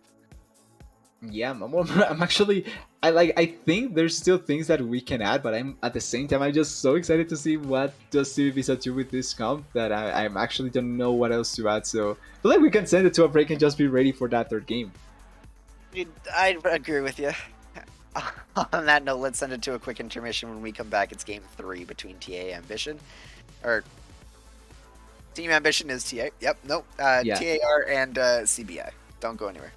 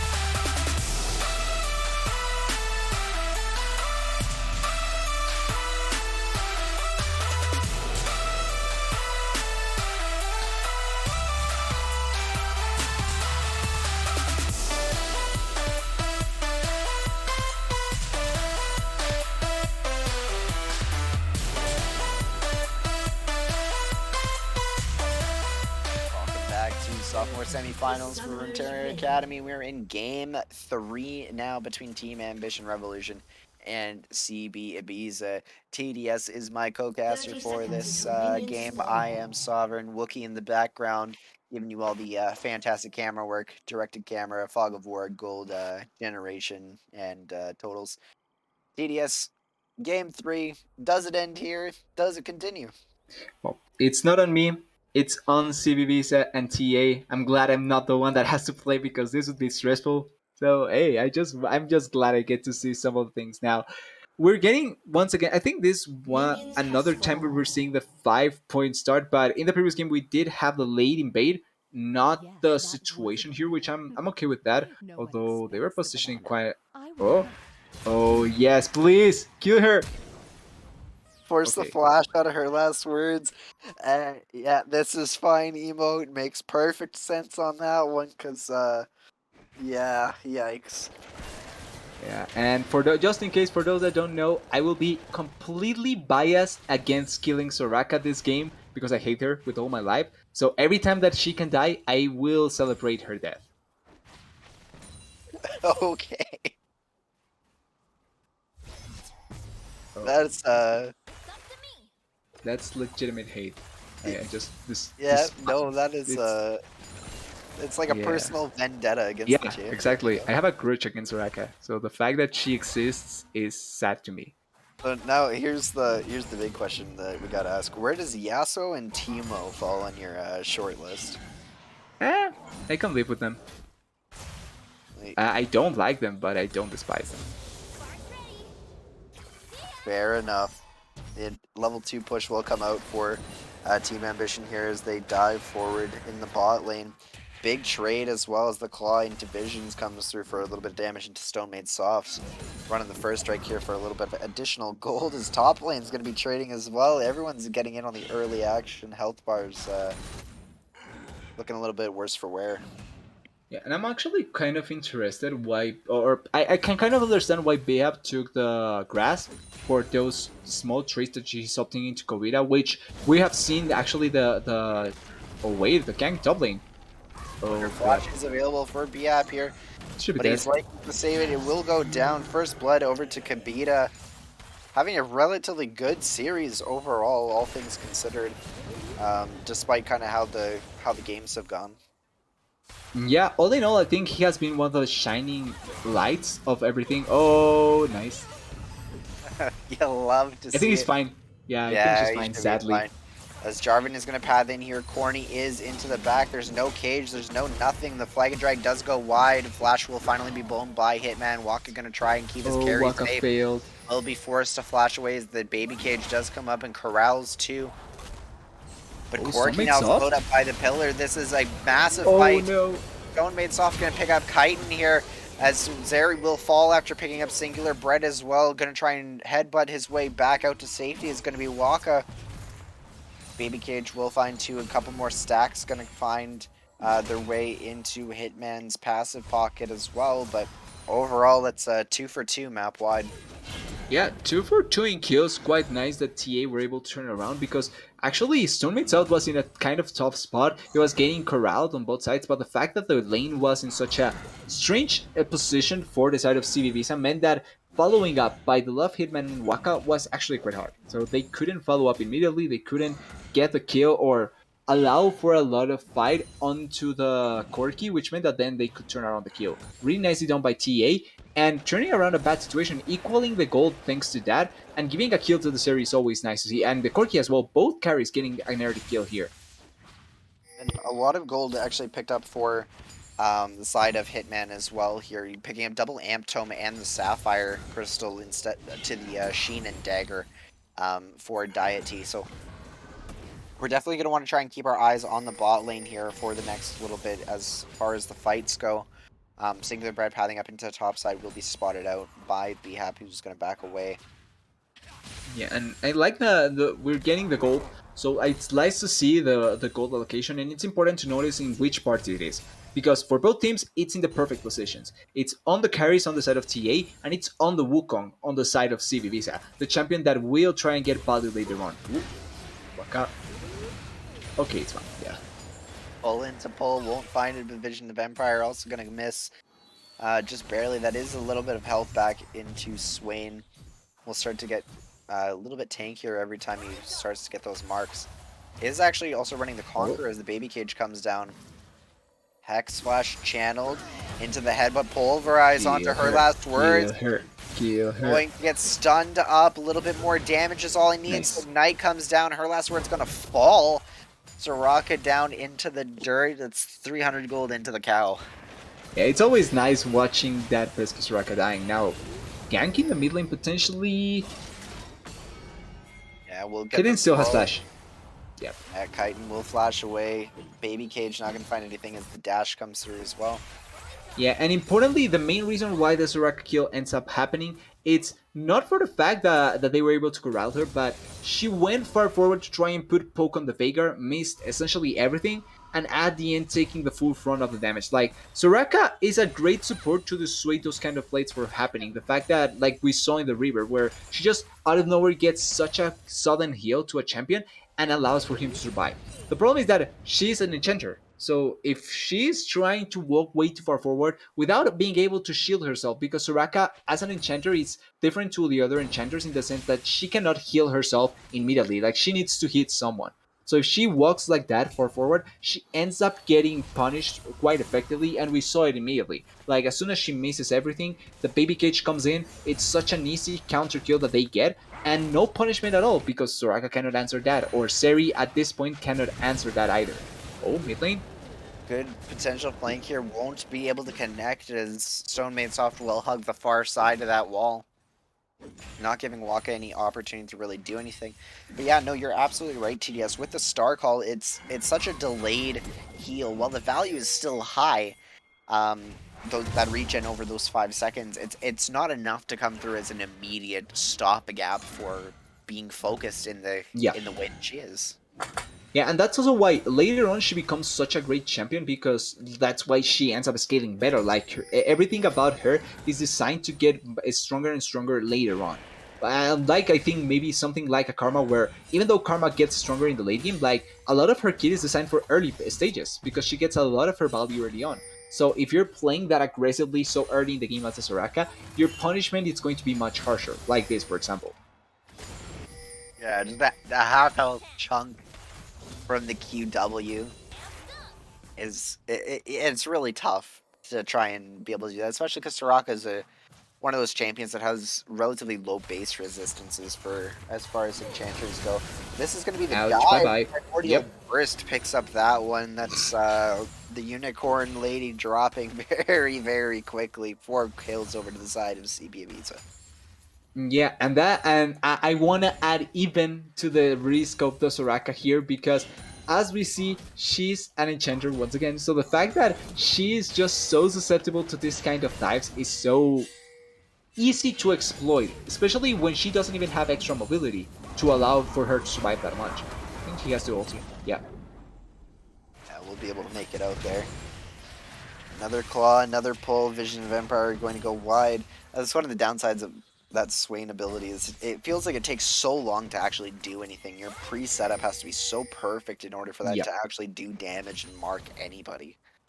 I feel like it has to be one of the abilities that we're bound to see a change from, because of, like you're pointing out, the delay. Like it's so hard to set up correctly, and it's so easy to mess up. Oh, Heaven. Oh, we'll try. Oh, he failed. Double flash burn. Corny not going to be able to find the knockup there. They might have been able to find the kill. Not enough of the health bar on Chitin to really try and save his jungler if that had connected, but Singular Bread able to make it away with that flash. Yeah, actually, if Corny just decides to opt into the play earlier, like just flash over the wall and utilize the fly and drag there, he kills Kaiten quite easily, and then he can actually look for the Trundle, because Trundle was out of position with trying to go over for the Corki. So I feel like a little bit more decision making, and we probably could have seen a double kill for the Jarvan. Definitely possible there. CB Ibiza does have relatively good vision control over, at least to the side of this dragon, with Singular Bread pathing over towards this. Could be the dragon take. Insta The flash. Hex over the wall right into the flash force from Stonemaid Soft. Flag and Drag will find the slow, but it will force the Corki back as Subjugate comes down. They're going to try and find Corny here. Will force him out towards the Raptors, but they're going to take his life instead. Not going to give him the opportunity. As the Rock is going to start slapping the Monkey into the top lane, forcing another flash out of Kobita, as Dragon is now started here for the side of CB Ibiza. Yeah, and it's not like Soraka could have done anything to save the Jarvan with the ultimate, because guess what? She doesn't even have ultimate. She's so far behind in terms of experience as well. So it's so hard for her to allow to do anything. And instead, I think we have seen Kuwaka already moving all around the map, getting so much value everywhere, and doing what the Soraka cannot simply do, because she's not a roaming support. Like she can follow up, but it's not like she will get the most value thanks to that. So great exploit by Waka, utilizing the Alistar aggressively. Also, way too overcommitted by Corny on the Jarvan to try and go for that play. Like there was no chance that something like that was going to work out, and they get the Drake thanks to that. Oh, Waka, bye bye. Primordial Burst is barely not enough. Will be able to stay alive barely, as the Zeri R is going to come through to try and allow him to kite this out. But the Alistar R damage reduction is going to keep him alive She instead. messed up. Both supports just barely holding on. Cleanse burned, flash burned, not going to be able to find enough damage into the back of Hitman. Just 2 burned sums for no real gain. That's gotta suck. Yeah, did he? Like, if you're going to commit, you need to commit at the start, not at the end. Oh, wait. Now she doesn't have it. Yeah. And it's just going to be a quick death over to the side of her last words. Veigar going to pick up another one there. Possible here. As the demonic form is going to come through, Swain going to start sucking the life out of everybody. Stone Made Soft going to fall very quickly. Ibiza is mind controlling the side of TA Revolution this game, because some of these plays are something that you can simply not do if you are not getting controlled by someone. Like, the Corki dies randomly inside of the jungle. Based on what I saw, he used backhatch aggressively, which means that he tried to go for a kill, gets out of position, obviously, because he's in the enemy jungle, and gets completely destroyed. And then on bot lane, we saw what happened. I'm not going to go over that, because we saw what happened. Oh, B-Hap once again in top lane. B-Hap is going to find the unstoppable force right into the Cataclysm. This is going to be the 2v1. It does force his flash, however, as the Subjugate is going to be going down, trying to tick down as much as possible. Vision of Empire not going to find the kill onto B-Hap either, but they will find the 2 kills into the top lane. A great turnaround and pathing from Corny. Yeah, B-Hap being able to turn around that play, and really quickly, because it starts with a potential play from Ibiza. They were the ones that were showing themselves, and B-Hap actually played around that really nicely because he didn't commit ultimate at the start. Thanks to, like you're pointing out, Corny opting into then going towards topside, he gets into a great position, and that allows for the immediate turnaround by B-Hap and getting those 2 kills. Important that B-Hap doesn't die either, because he gets a shutdown, he doesn't die, so he pushes the wave, and he's getting so much value out of this Malphite, and it's the reason why I didn't like Kobita's pick at the end. Like, the fact that he opted into Wukong 4th when the Malphite was still not shown, and it's going to be the correct choice all in all to opt into the sub lane, was something that I quite didn't like, and it's been showing. Like, B-Hap, after I think level 3, has been winning most of those trades. B-Hap will finally pick up a pink ward, at least for this river, where he's been caught out a couple times by Singular Bread and Kobita. Pink ward saves lives. We said it in game 1. We'll say it again now. As we do see Corny starting to set up towards his bot lane, is not seen on the pink in the tri-bush. The wave gets ready to bounce. He will back away and set up for his Krugs, but both junglers onto the bot side of the map. Realistically, I don't think Corny needs to do anything more in this lane. Like, I feel like this bot lane should be shut down. Like, there's nothing that should happen anymore here, because Seri needs to get towards her Triforce. When Seri reaches Triforce, I can see you opting into a play, but until she doesn't, she's against a Veigar that has full items, has a needlessly large rod in his pocket, as well as who knows how much AP. Like, I would like to see the potential hover in that, because I'm not sure how much AP does he have, and that is actually such a thing that you need to take into account when fighting the Veigar. Ooh, Corny. Red side jungle will force Corny to flash out over the wall. Red buff conceded to Singular Bread. And that does leave Veigar alone in a 2v1 position. No hard CC to really lock him down at all through the likes of Soraka Zeri. Ooh. As they will turn their attention to Stone Made Soft. Vision of Empire is going to get bye-bye. Pillar to follow up into the immediate knockback and pull Singular Bread Picks up that one off the headbutt pulverized finishing combo from Waka. And the flash was just about to be off cooldown.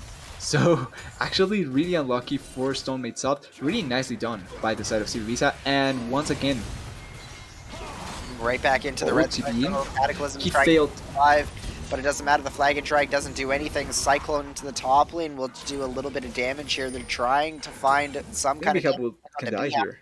He does still have Malphite. Our Unstoppable Force is up and available if he needs it to keep himself alive.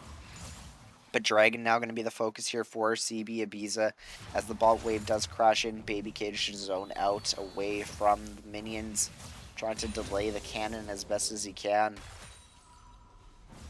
Yeah, and great play from the side of Ibiza down there, still utilizing their nice vision control in both entrances towards the jungle from the base to know essentially what the Jarvan can do and what he cannot do. He takes full control out of that. They allow out of the Jarvan, they get onto the Jarvan, destroy him, and he even messes up the combo, blows out the teleport even. So all in all, great trade by the side of Ibiza. Ooh, Kaiden. Will force the Hex Flash, and actually the Flash as well. But it doesn't matter. The Claw catches him right into the Thunderclaw. Thunderclaw's Emperor Palpatine would be so proud. And I'm actually quite curious why Stone Made Soft flashed. Because I think that there was... until you see the Claw, you don't flash. Like, you flash after the Claw. Because the Q is not enough damage to get killed there.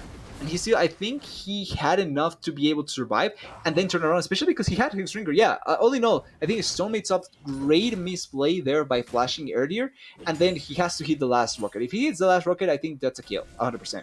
But gets traded over, another kill going to the pockets of CB Ibiza, and they are ramping up in this mate game. The moment that I think they needed 100% to ramp up, it's the moment that they are ramping up, and I think this is crucial for them to be able to finally turn around the series, or start to looking to turn around the series. It's important to know that it doesn't mean it's necessarily over for the side of not at all, yeah. Of TA. You do have the Myrrh mana stacking up here, just about 80 stacks of mana before this will transform into the Mana Immune. Triforce and Tiamat now picked up by Deity, so they're definitely starting to come online, starting to scale, but they will be looking for that 2-item power spike. As we see potentially a little bit of a fight into the blue side jungle here. Soraka keeping everybody healthy and topped up. Vision cleared out, nothing else to really come on this. Yeah, I think they are trying to... Oh, Corki, why would you take that path? He's dead.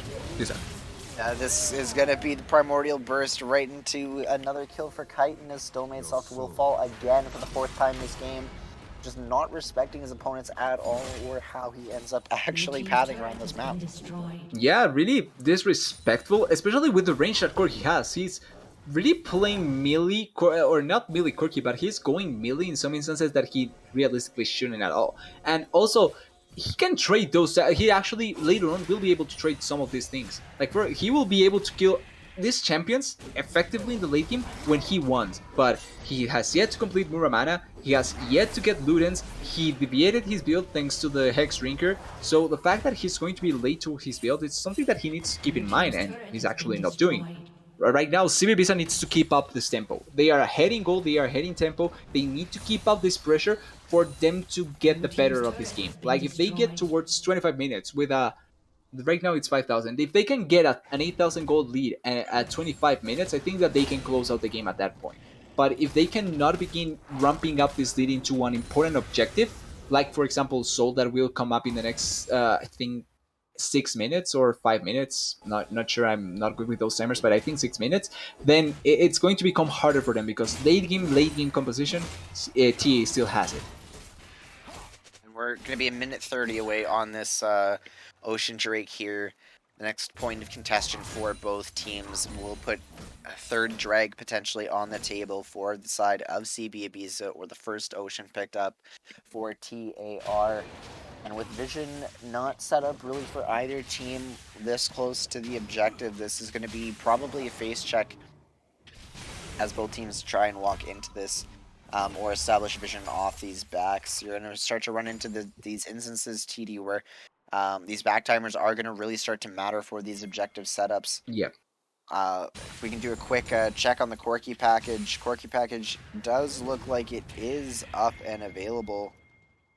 for the side of Stone Main Soft, so it can be ready for this objective here if he wants to back now and get ready to take this. 40 seconds left on the spawn. I feel like they shouldn't fight. Like, I think they shouldn't fight over this. I think they are still way too weak. Like, Corki doesn't have the Muramana fully completed. They don't have the Moonstone, which I think it's going to be the item for Oracle, though I'm not 100% sure. And if they are going to fight the dragon without these timings, I'm not sure if they are going to get the best out of this, because Veigar has 2 items completed. 3, but I'll count the boots because it has Predator, but essentially 3 items completed. If you try to fight this and cannot destroy the Veigar, you're going to suffer. And I don't think you can destroy the Veigar before he destroys you. Yeah, it's going to be dependent on timer here. No. Frost and Baby Cage come down. They will pull the Malphite out, but Kabeda Actually will save him. as he is pushing on the top side. Unstoppable Force into the flag and drag comes down as they will find Singular Bread. Ooh. PvP is coming in and channeled by Kabeda as the headbutt pulverized to try and disrupt this backline. The side Corki! both marksmen into the back. Corki into the backside as well will be caught up by the Baby Cage. Shuts down the Veigar, 650 gold in his pocket, but Kaiten is going to find another one. Kaiten's going to find the double. The Zeri trying to kite this out. It is 2 versus 2. Unstoppable Force not available. The Claw will find Deity into the headbutt pulverized, but she's got red buff. She's got the ability to kite this out. That he wants to find the Yes, out. He's going to get the shutdown on that, and the Malphite's going to find Chitin as well. That is somehow the ace picked up for TA Ambition as they brave life back into this game. TA turnaround. I didn't believe in them. No, I'm not gonna lie. I didn't believe in that they could take this fight. But it was such a well-fought fight, and there was a crucial moment in this fight. I think 2 crucial moments, I gotta say. 2 particularly crucial moments in this fight. First one, the cage. The cage comes down so quickly in the fight, and they actually messed it up because they pulled the Malphite out of the damage from the Veigar, and if they could have put him in a threshold where he could die, that was a great potential to start a fight for CB Visa. Malphite has no magic resist, so he takes full damage out of this Veigar, full damage out of the Swain, and they also have Subjugate. They could have destroyed this Malphite, but because they messed up the combo, Malphite gets scot-free. And then the second crucial moment for me, the Malphite immediate engage onto the Trundle, and then the follow-up by Corny. They kill Trundle immediately, no Subjugate was used, they have the numbers advantage, and then it becomes a fight because when you have numbers advantage in a gold disadvantage situation, it's just an easier fight to fight overall. Great fight by TA, they turn around the game, and now setting up themselves for not only buying themselves more time, buying themselves a potential comeback. Corki already has Muramana completed and should be on route to get his second item, as Zeri as well. A lot of shutdown gold that went into the pockets of TA. Yeah. Revolution off that fight. Zeri picking up the shutdown onto the Veigar. Malphite picking up the shutdown onto Chitin as well. You know, just as 2 examples, there was another shutdown that went down on from Waka. So, I mean, Zeri picked up 2 massive shutdowns in that fight. Is up only 400 gold in the matchup now based on those kills and CS alone, but still a fairly impactful difference. The biggest gold difference to note here is actually in the mid lane, though, about 1400 gold does separate these 2 mid laners. So a lot of gold is in Chitin, and it is on his shoulders to try and maintain this advantage that he's built for himself and built for the rest of his team. Yeah, it's important that he can do, especially because Swain is not a champion that scales massively or greatly. Like, compared to the Veigar at least, or to the Corki or Zeri, he's the 4th in that 4 champion list. So I think that he has to find value in the near future, in the near team fight, because I think that he got a couple of kills, but if he is not on top of 5 members or 4 members getting healed on and getting the damage down with the Andres, then he's missing something. He's doing something wrong, and I think that we saw that in the fight. Oh, the engaging? Inch over the wall will try and find the Alistar as the oh no! Will be forced.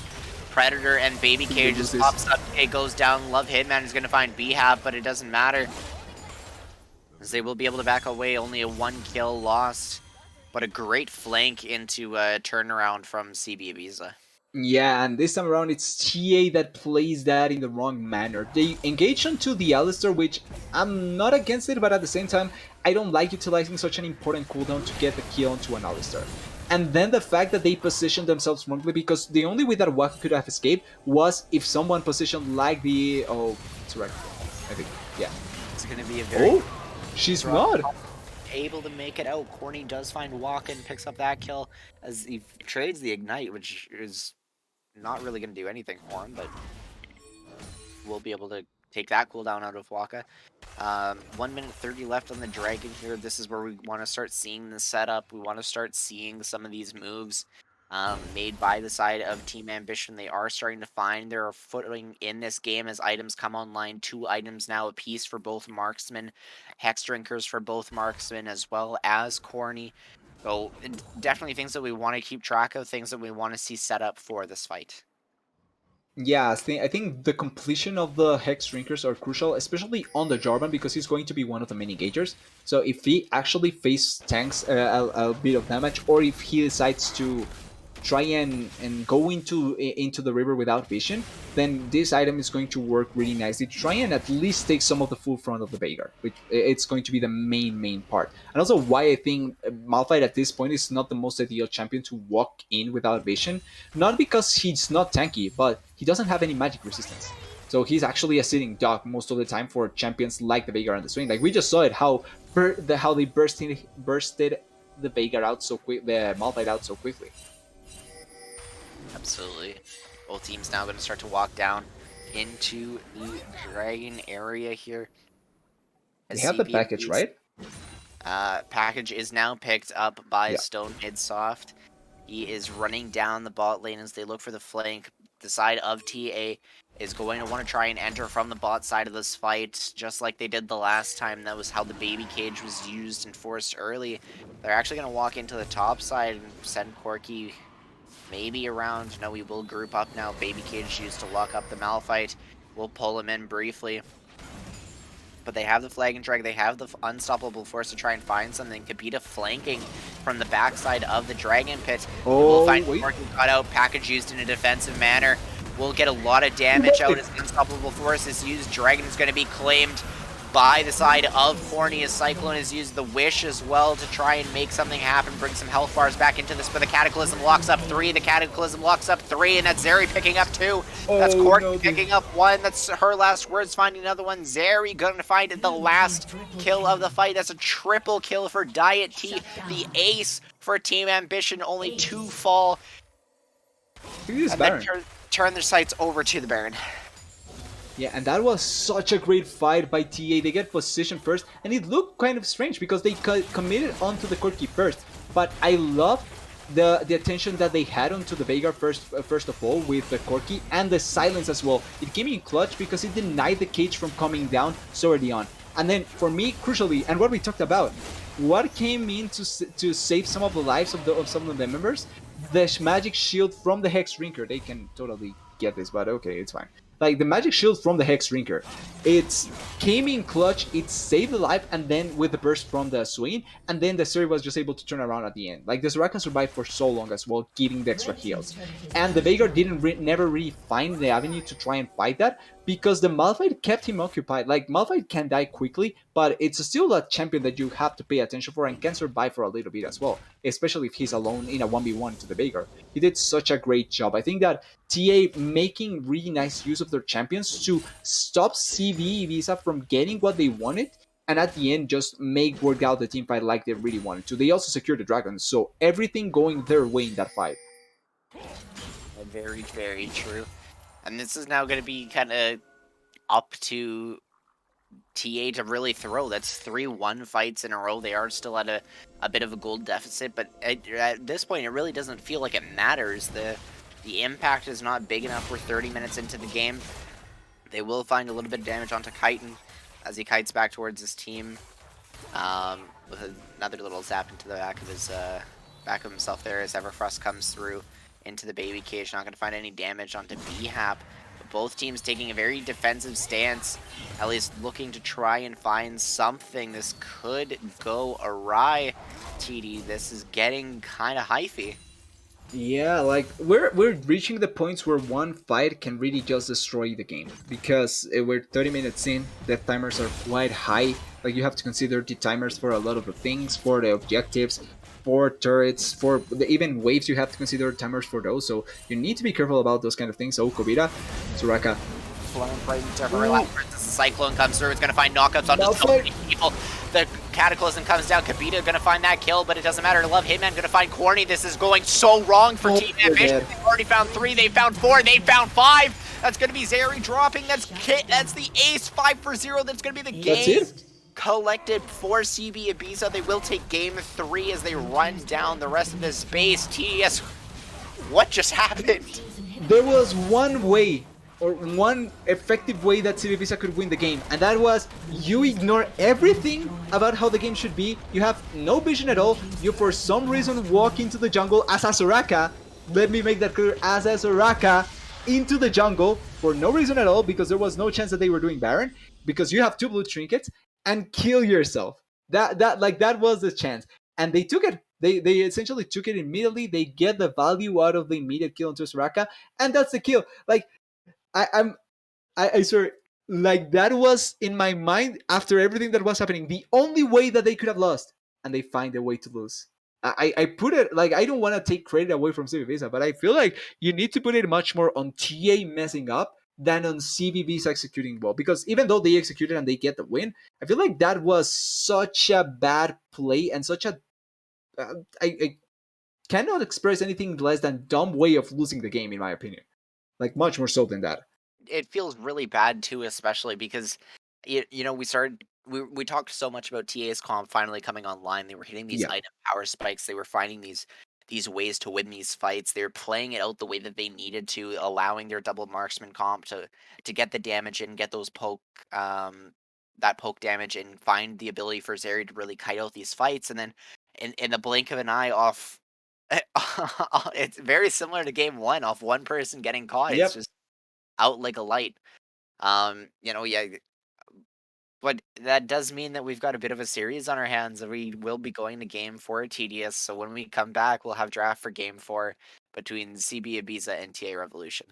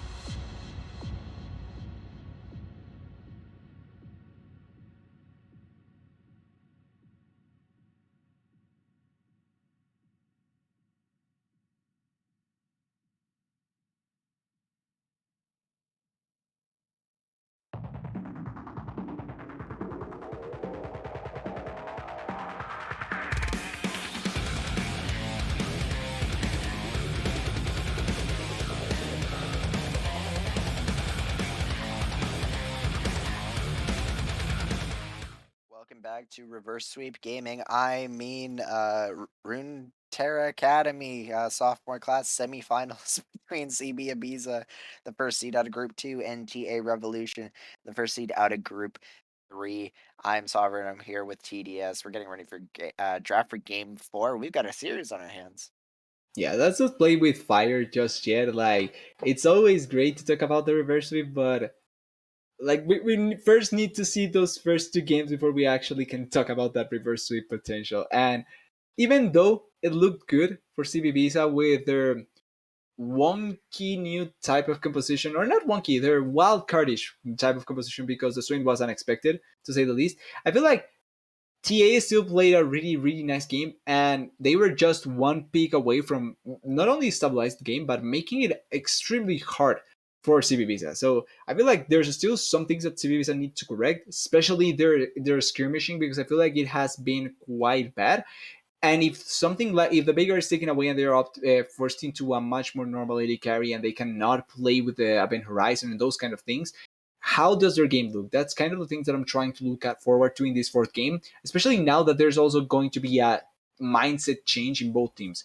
In TA, it's going to be, we still haven't win this, we need to play to our fullest and be able to close it out. And on CB Visa is, we can try and turn it around. We just need to keep doing the things that we did right and completely raise the things that we did wrong. Also, side note, Soraka lost, I'm glad. Yes, Soraka lost. I'm glad. These are the happiest times of TDS's life. You heard it here first. You got to watch Soraka lose on stream. You got to cast a Soraka loss. It's the best when it happens. It's a good time. We are going to see a slight adaptation to the draft here. Jarvan going to actually be removed from the table. This does signify to me that this could be a Trundle first pick, as we've seen a couple times. This could also be the Volibear if it's left up through picks and bans, something that is very, very potent and something that we haven't been able to see, at least through any of the first 3 games here, TDS. Yep. Anything else you're watching for in a first pick scenario? I'm kind of glad that we're finally seeing a lot of adaptations in the bands, by the way. Like, it feels nice seeing them taking away some of these things. And if the Jinx at the end is not banned away, I'm kind of interested in seeing, and Seri as well, I'm kind of interested in seeing what is the priority for either team, because sometimes some teams prioritize much more the Seri than the Jinx, and vice versa. So I'm kind of interested in seeing what they opt into, if Seri or Jinx are left open at the end. And if not, if they opt into the Trundle instead, because Trundle has been a really nice pick for both teams both times, in my opinion. Yeah, the Mundo actually going to be the third ban here for CB Yep. Ibiza, something that's been dropped in second phase every game. This leaves multiple picks up on the table. Zeri, Trundle, they will ban the Casto, so they are going to signify that they want the trade of the two. So this could be Trundle, Volibear, Zeri, Zaya actually going to be the very first pick for CB Ibiza. This is definitely a draft adaptation. Yeah, and that is true. That was another champion that was banned previously as well. So with the Seri, with the Jinx, with the Zaya open, there was going to be priority on some of those champions. Not against the Zaya. I feel like Zaya is still not the best out of the 3. I always opt into Jinx or Seri before Zaya, always, because I think that even though Zaya can find value, like, she's not the same threat she's not to the same level of threat that I feel Jinx and Seri possess. So I'm not of the idea that Zaya should be the first pick, but it's still something that if you're comfortable with, and if you want to have a safety AD carry that can peel by herself, Zaya is an option there, which I think if they opted to that, I'm not against it. The Trundle getting picked with the Jinx, I like the 2 picks from TA Revolution. I think those champions work quite well, especially for peeling the Jinx. The Trundle is not a bad option, and also facilitating for potential kills even in laning phase. It's great for the Jinx. And Volibear, first time I think we're seeing it, if I'm not wrong, this series. Correct, yeah, it's been banned just about every game. Interesting option, can be flexed, both top lane and jungle. We haven't seen much flex top lane, but I like the gank setup that the Volibear does have. And if you have a lot of CC, like with the Swain, or if you put the Swain, if it ends up being picked, the Bolivar actually sets up quite nicely with the Swain as well, because you just get the free pull with a point and click CC bottom. So I think that it's a really nice combo to play around with. Yeah, and as we look to round out the first phase here for Team Ambition, I'd like to see probably a mid lane answer, at least to the Swain. We pretty much are almost certain that it's going mid, so allowing yourself to kind of get something back in this draft without having to give away anything is probably the route that they're going to want to go. No, they will actually go for the Nautilus, so they're going to try and take a priority support, get as much control into this bot lane as they can. Yeah. This leaves an interesting scenario and probably pinch the support pool. Champions like Morgana, Rel is actually a pretty good takeaway here if they're able to drop that one off. But I think Rakan as well, just because of the pairing with Saya, could be an option. Well, Waka actually hasn't played Rakan this season, or this split, pardon me. Interesting, especially with how prevalent I feel like Rakan has been. Not in the sense that he's a super strong support, but I think that a lot of supports just simply like the playstyle that Rakan provides, with being able to engage, but also being able to disengage quite effectively with his E. So I am kind of surprised that we're not seeing that much. But I feel like Rakan would be an option just because of the existence of the Saya, and as well the existence of the Bolivar that can facilitate that engage potential. Now, they opted into the Gnar because there's still the top lane issue on the side, so it's still a solo lane that you have to try and ban away from the side of Ibiza. So the Gnar obviously makes sense here. I think with Yarn taking away, I think Malphite may be an option from Ibiza, so Ibiza banning it, I think would be an option in the future. And now it means tier evolution. What do they opt here? Support Renata, okay. Renata going to be the takeaway from TAR. DB Ibiza now left in an interesting scenario. Are we going to double ban top lane?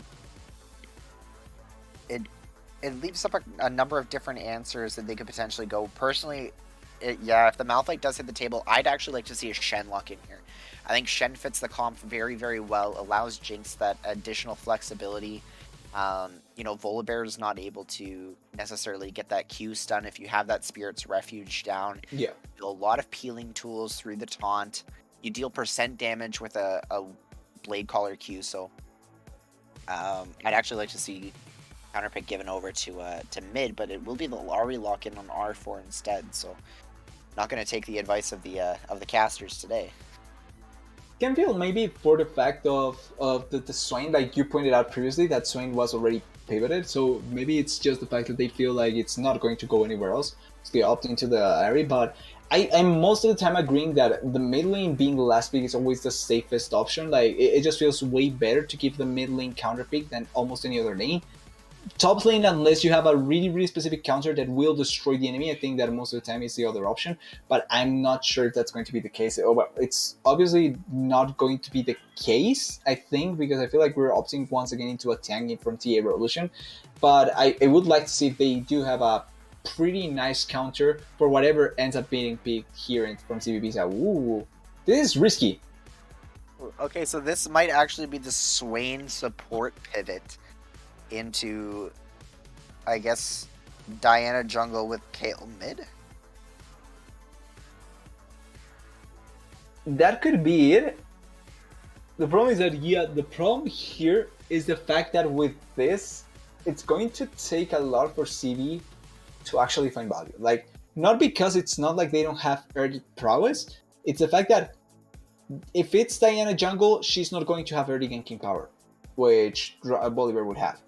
And that's something that you always kind of want to have to be able to contest the trundle, especially if you don't have any priority in lanes. Like, because if your lanes don't have priority, then your jungler can just get completely screwed over. And Kayle, if Kayle goes to top lane, which I think could potentially be the case, then it becomes risky. If it's not Kayle going top lane, but it's mid lane, Kayle still doesn't get priority mid lane. Like, against Ari doesn't get priority because you just get out pushed. And then in top lane, the Tryndamere, I feel like against the Bolivar should have priority as well. Then it's bot lane that you have to look forward to, and I think Saya Swain should have a little bit of priority over the Jinx Nautilus, but Jinx does have the rockets that clear the way quite heavily. And if that's the case, if they can move around first before any of the members from CB Visa, then Diana is always in constant threat if nobody can respond correctly to the potential invades from the Trundle, and that's kind of the scary thing about this game potentially for the side of CB Visa. And it is looking like KL top. So if it's KL top, it's Diana mid actually. Yeah. Huh. Okay, so this isn't actually too bad because Diana is actually one of the better champions, at least into Ahri in lane. You will eat a fairly good amount of poke, at least from the Ahri Q, the Foxfire, instances like that. But you have a lot of sticking potential, and if Ahri has any kind of engage option, at least onto you early, or pardon me, comes 6 with the R, if you can tag her with a Q, you can pretty much follow her last 2 Rs without dying. So yeah, you have that ability. There will be a little bit of a timer as well that we're going to have to follow for TAR in that Tryndamere. So if Kibita can get to level 16 and actually end up matching BHAP in whatever side lane ends up being the one of choice at the time, this could prove to be a little bit harder for TAR to close out on this series in this game 4 than we probably think. that may be true. Like because it's not like CB Visa doesn't have the late game potential that sometimes you want to see, especially to accompany the KL, because you have champions that can scale quite well. Like Saya, if she opts into Creed, obviously skates nicely. Diana is a champion that can scale well, maybe not compared to other really powerful skillers, but Diana, compared to Ahri, I think that they're equal skillers to a certain degree. And I'm kind of scared of the fact with the KL because, yes, she may find value later on if she's not down, but I'm not a fan of her against Tryndamere because Tryndamere is one of those champions that can win the lane randomly. And I am not a fan of saying it like that because it sounds wrong, but it's the kind of champion that with one hit, you can lose the lane. And it's not great to play, especially a scale that you require that setup to get towards the level 6, then level 12. And that's the kind of thing that I'm scared this game, because if Tryndamere gets that one hit win lane, then KO cannot play the game for 10 minutes, for maybe even 15 minutes. And that's kind of the thing that scares me. Yeah, once level 6 comes along, you do have that ranged auto attack unlock. It does get a little bit easier, but those first kind of 5 levels are going to be really a testament to how they're going to be able to play out this lane. Like you mentioned, those crits can be absolutely devastating early if kind of the RNG factor falls into the way you need it to. So it'll definitely be up to Kibita to try and navigate this lane as best as they can. Singular Bread trying to apply a little bit of pressure and alleviate as much of that as you can hopefully try. But on that note, we're going to take a quick intermission as we load into Game 4. When we come back, it is CB Ibiza versus TA Revolution.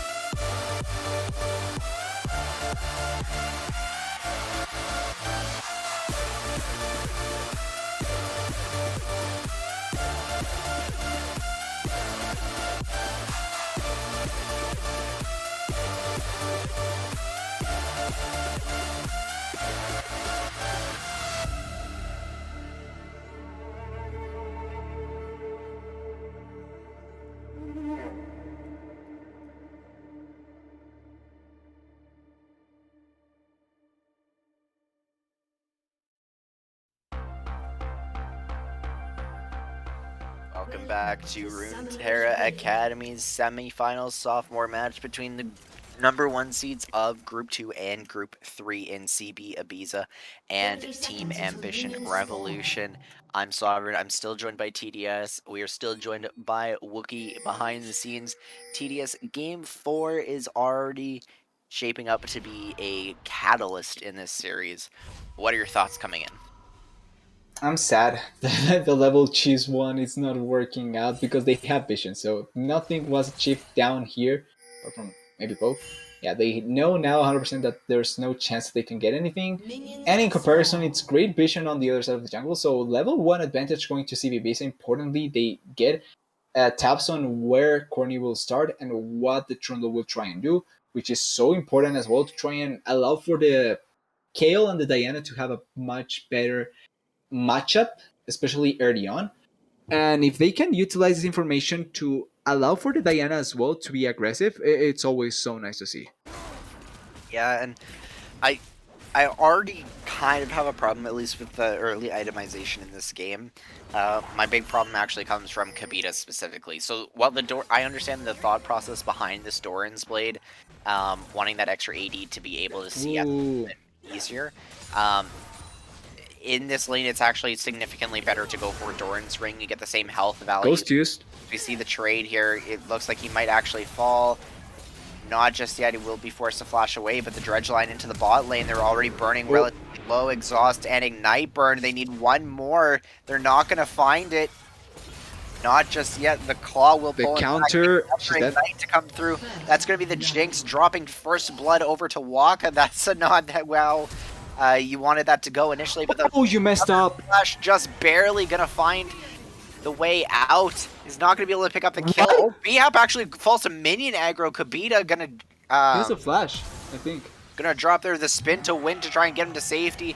He will be slowed up by the storm, but he will make it back under his tower in time. He's not gonna fall. 1-for-1 trade across the map. That legitimately went from, oh, TA lose this game 100% to, oh no, they were able to turn it around. Oh no, the game is still safe. And that is important for TA. If Kale doesn't die there, Trinamir's game is much, much different than what initially we thought would be. And importantly, from the bot lane, the fact that the Jinx dies so early on, she loses so many minions. Look at the difference already between the Sai and the Jinx. And I wanted to comment on this before what happened top lane. You cannot commit the flash that early as a Jinx, especially without the W. Because if you have the W, I can see it working out. You have the oh wait, oh dang, is that? That's gonna be the solo kill. Still, Soft gonna slay Kate right where he stands. Yeah, I wasn't convinced at the start. I'm still not convinced. I'm a huge Ahri fan.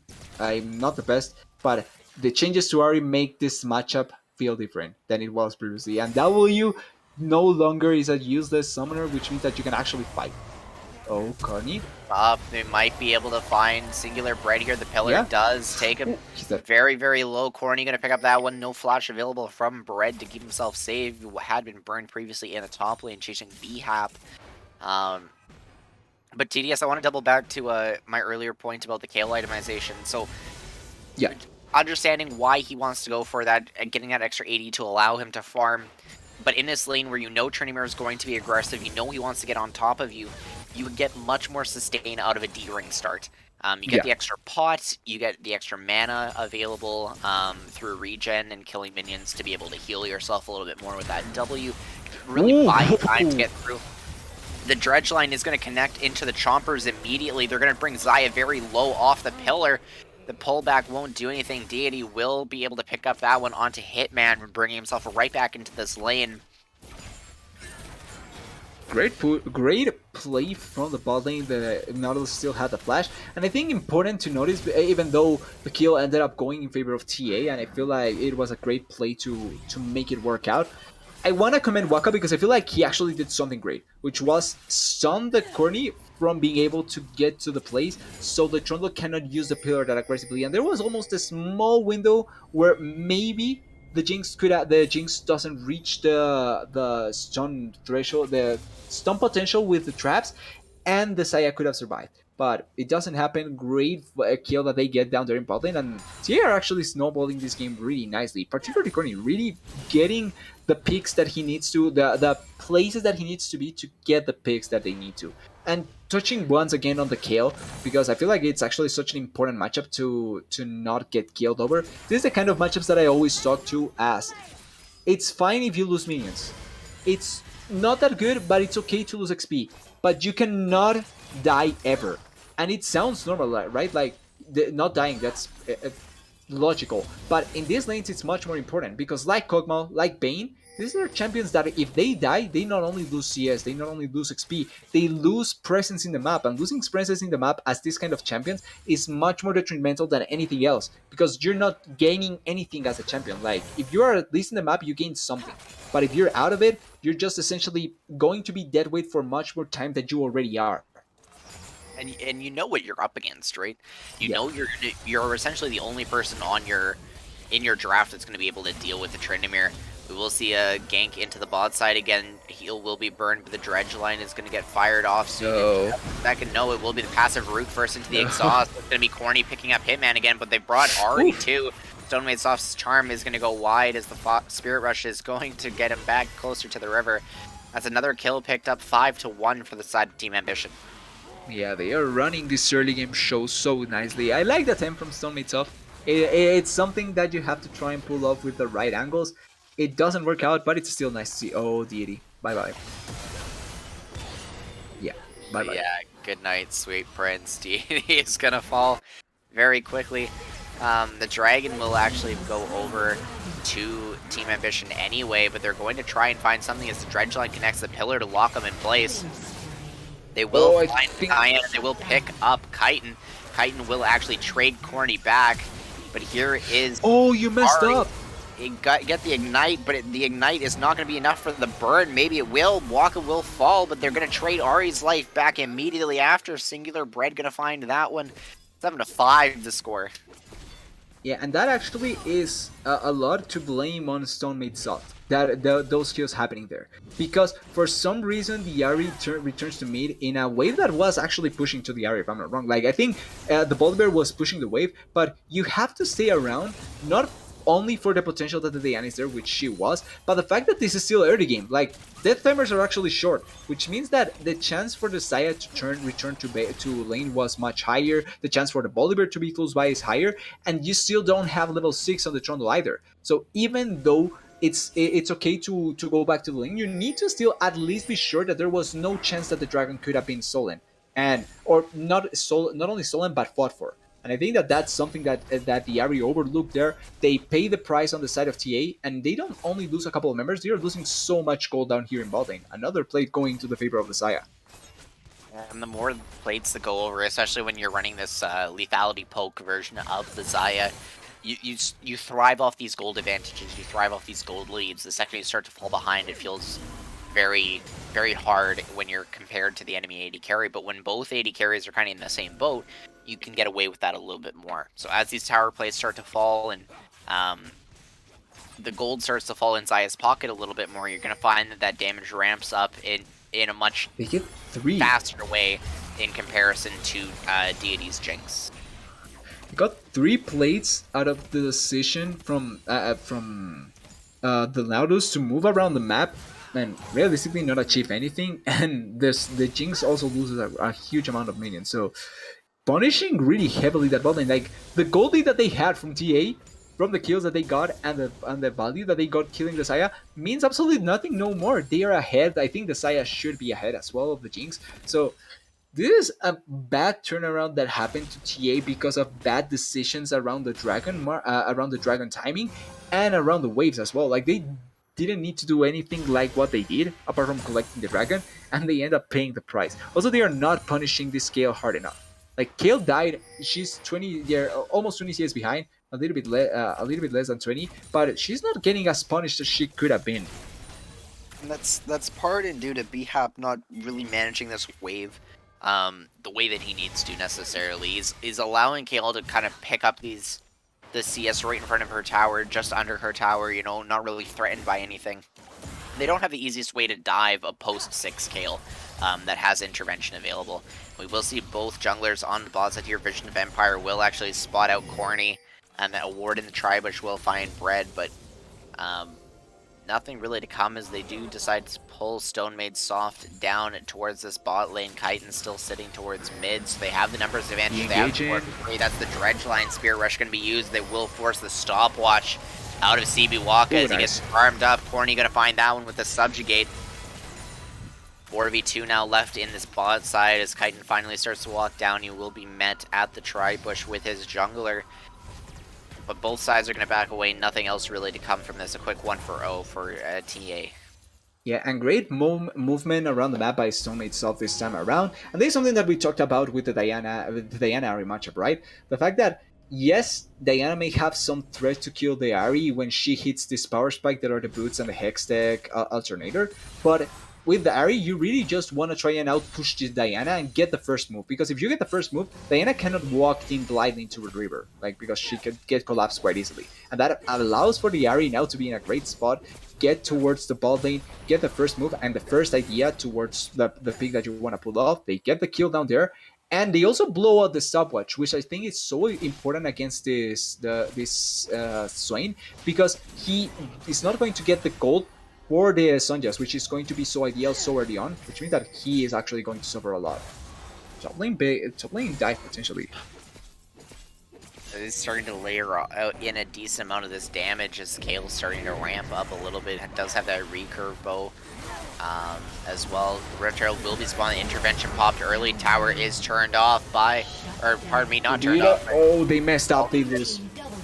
The dive is going horribly wrong. That's the double kill over for Kibita.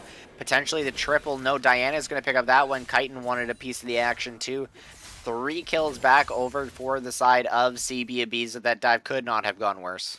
Yeah, that was one of the worst dives I've seen recently. Like, legitimately, that was one of the worst dives I've seen played. You have to start that with the Nautilus like they did, but I think you have to start it with the ultimate. Because it doesn't matter if the Kale uses ulti there. With the ulti, you're forcing her into a bad spot already. Then you have to tank it first with Bihab.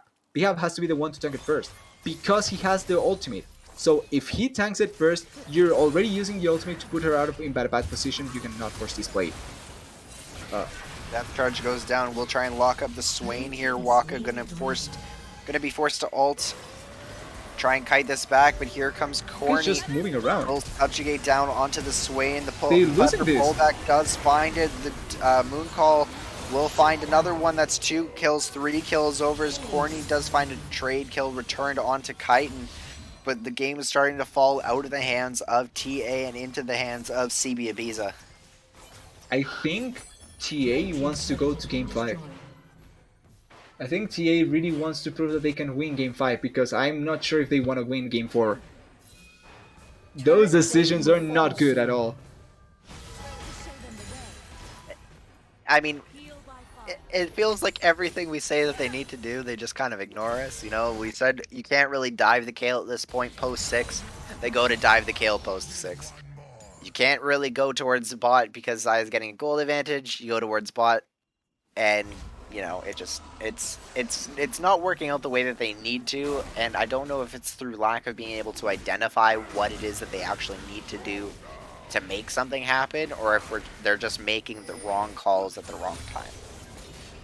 So the fact is, the fact that I'm trying to see is this: maybe they are feeling pressured because of their previous misplayed dive, maybe, that they need to pull something up because they were losing bot as well. So the fact that they misplayed top lane and then they are also losing bot lane, maybe they feel the pressure to try and force something to happen, but they misplayed that. And it's the kind of situation where when the more worried you are about something, the worse that it's going to turn out. Yeah, that is not going to amount to much. Yeah, no, nothing to come of the mid lane engage, so there's nothing really for us to worry about here. A little bit more chip damage going to be burned in through those rockets from Deity. With the flank potentially set up from right here on the top side, River Bush. Charm does land in the bot side, Electrocute procced as well. We got a little bit of action on kind of each section of the map. Still biding his time is Singular Bread in this top river bush before making his way over towards the Rift Herald potentially. No, we'll go back into his blue side, nothing to come. Yeah, not much. And now, also, one thing that I've overlooked a little bit because of what we have seen with the plays that are happening are the dragons. Although, wait, we have. Okay, nice. That is a kill that was really, really important to happen for Bihab. Particularly because Kobita was already trying to get on. Oh, wait. The engage here, the Everfrost will try and find Swain, but as he ults into the stopwatch, the Chompers will catch him. Deity is going to find that kill onto the Swain. The tower is going to go down. That's no zero damage. That is a big damage Tryndamere. As the ghost gets popped, he's going to try and chase us down. Undying Rage will be blown, forcing the flash out of Singular Bread and the ultimate as well. Rift Herald going to be started up now by Corny. TA breathing some life back into this game. They will not roll over. Yeah, two crucial picks that they needed to pull off in order to allow for the game to once again take a breather. They pulled off the kill in top lane, which Bihab, I was expecting Koita to actually utilize the ultimate, but I think with the Tryndamere is what sometimes tends to happen. The moment where the crit just comes off, and you sometimes just simply don't expect it, or not expect it, but don't expect the damage that comes off after the crit, and you simply end up dying. Which for Bihab was crucial that it happens because Kobita was actually getting to that threshold of power that the KO is supposed to get, and it was going to be quite worrisome if they don't get something back at some point. So it was really nicely done by Bihab there. And as well, they also didn't use the ultimate, which means that there was a chance to keep on running down like he did onto the Bolivar, and blowing the ultimate out of the Bolivar as well as the flash is quite nice, especially for the dragon that is coming up in 50 seconds, which I think both teams would want to fight. Even though it's just the third dragon and both have one dragon apiece, I think that getting that dragon is not something that would be bad for either team, so I can see them fighting for that. Ooh. Really goes wide with a good sidestep from Hitman, but very, very close. He has been the target of pretty much all of these all game. Almost like a heat-seeking missile, allowing these anchors to kind of catch out those ankles and pull him a little bit closer for a couple of deaths now, but Pillar will be used as position is being fought over. 20 seconds left on the spawn for this dragon. Mid lane going to get shoved in here by the side of CB Ibiza. Vision fighting will start to take place in these crucial bushes, pixel bush especially.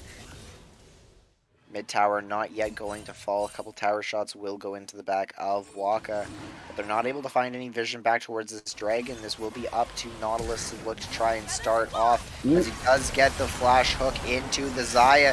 Xayah forced to ultimate as the intervention comes down. Singular Bread does find Bhap, who's not able to get the R off. Ari will find Waka as well, but Chitin is going to town in this fight. Double kill picked up. He's got great charm. And her last words. But the Ari charm back under tower. He does find Love Hitman. It's 2 versus 2 left as set up for this dragon. Good sweeper will keep himself safe as Singular Bread was sitting in that bush, but he's going to kite back towards the backside, towards his tower as they try and shove in the mid lane. It's a 3 for 3 in this team fight.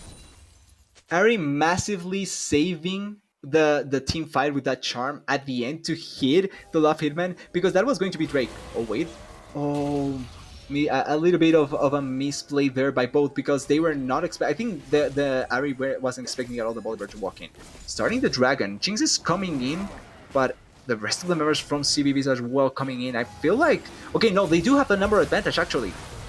Yeah, both sides do have vision. This is a 4v2 because KO walked back towards mid.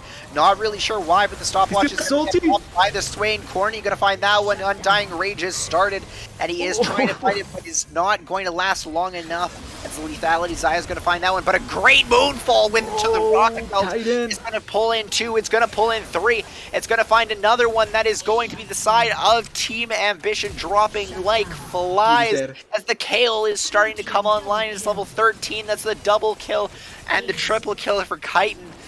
That will be the ace for the side of CB Ibiza.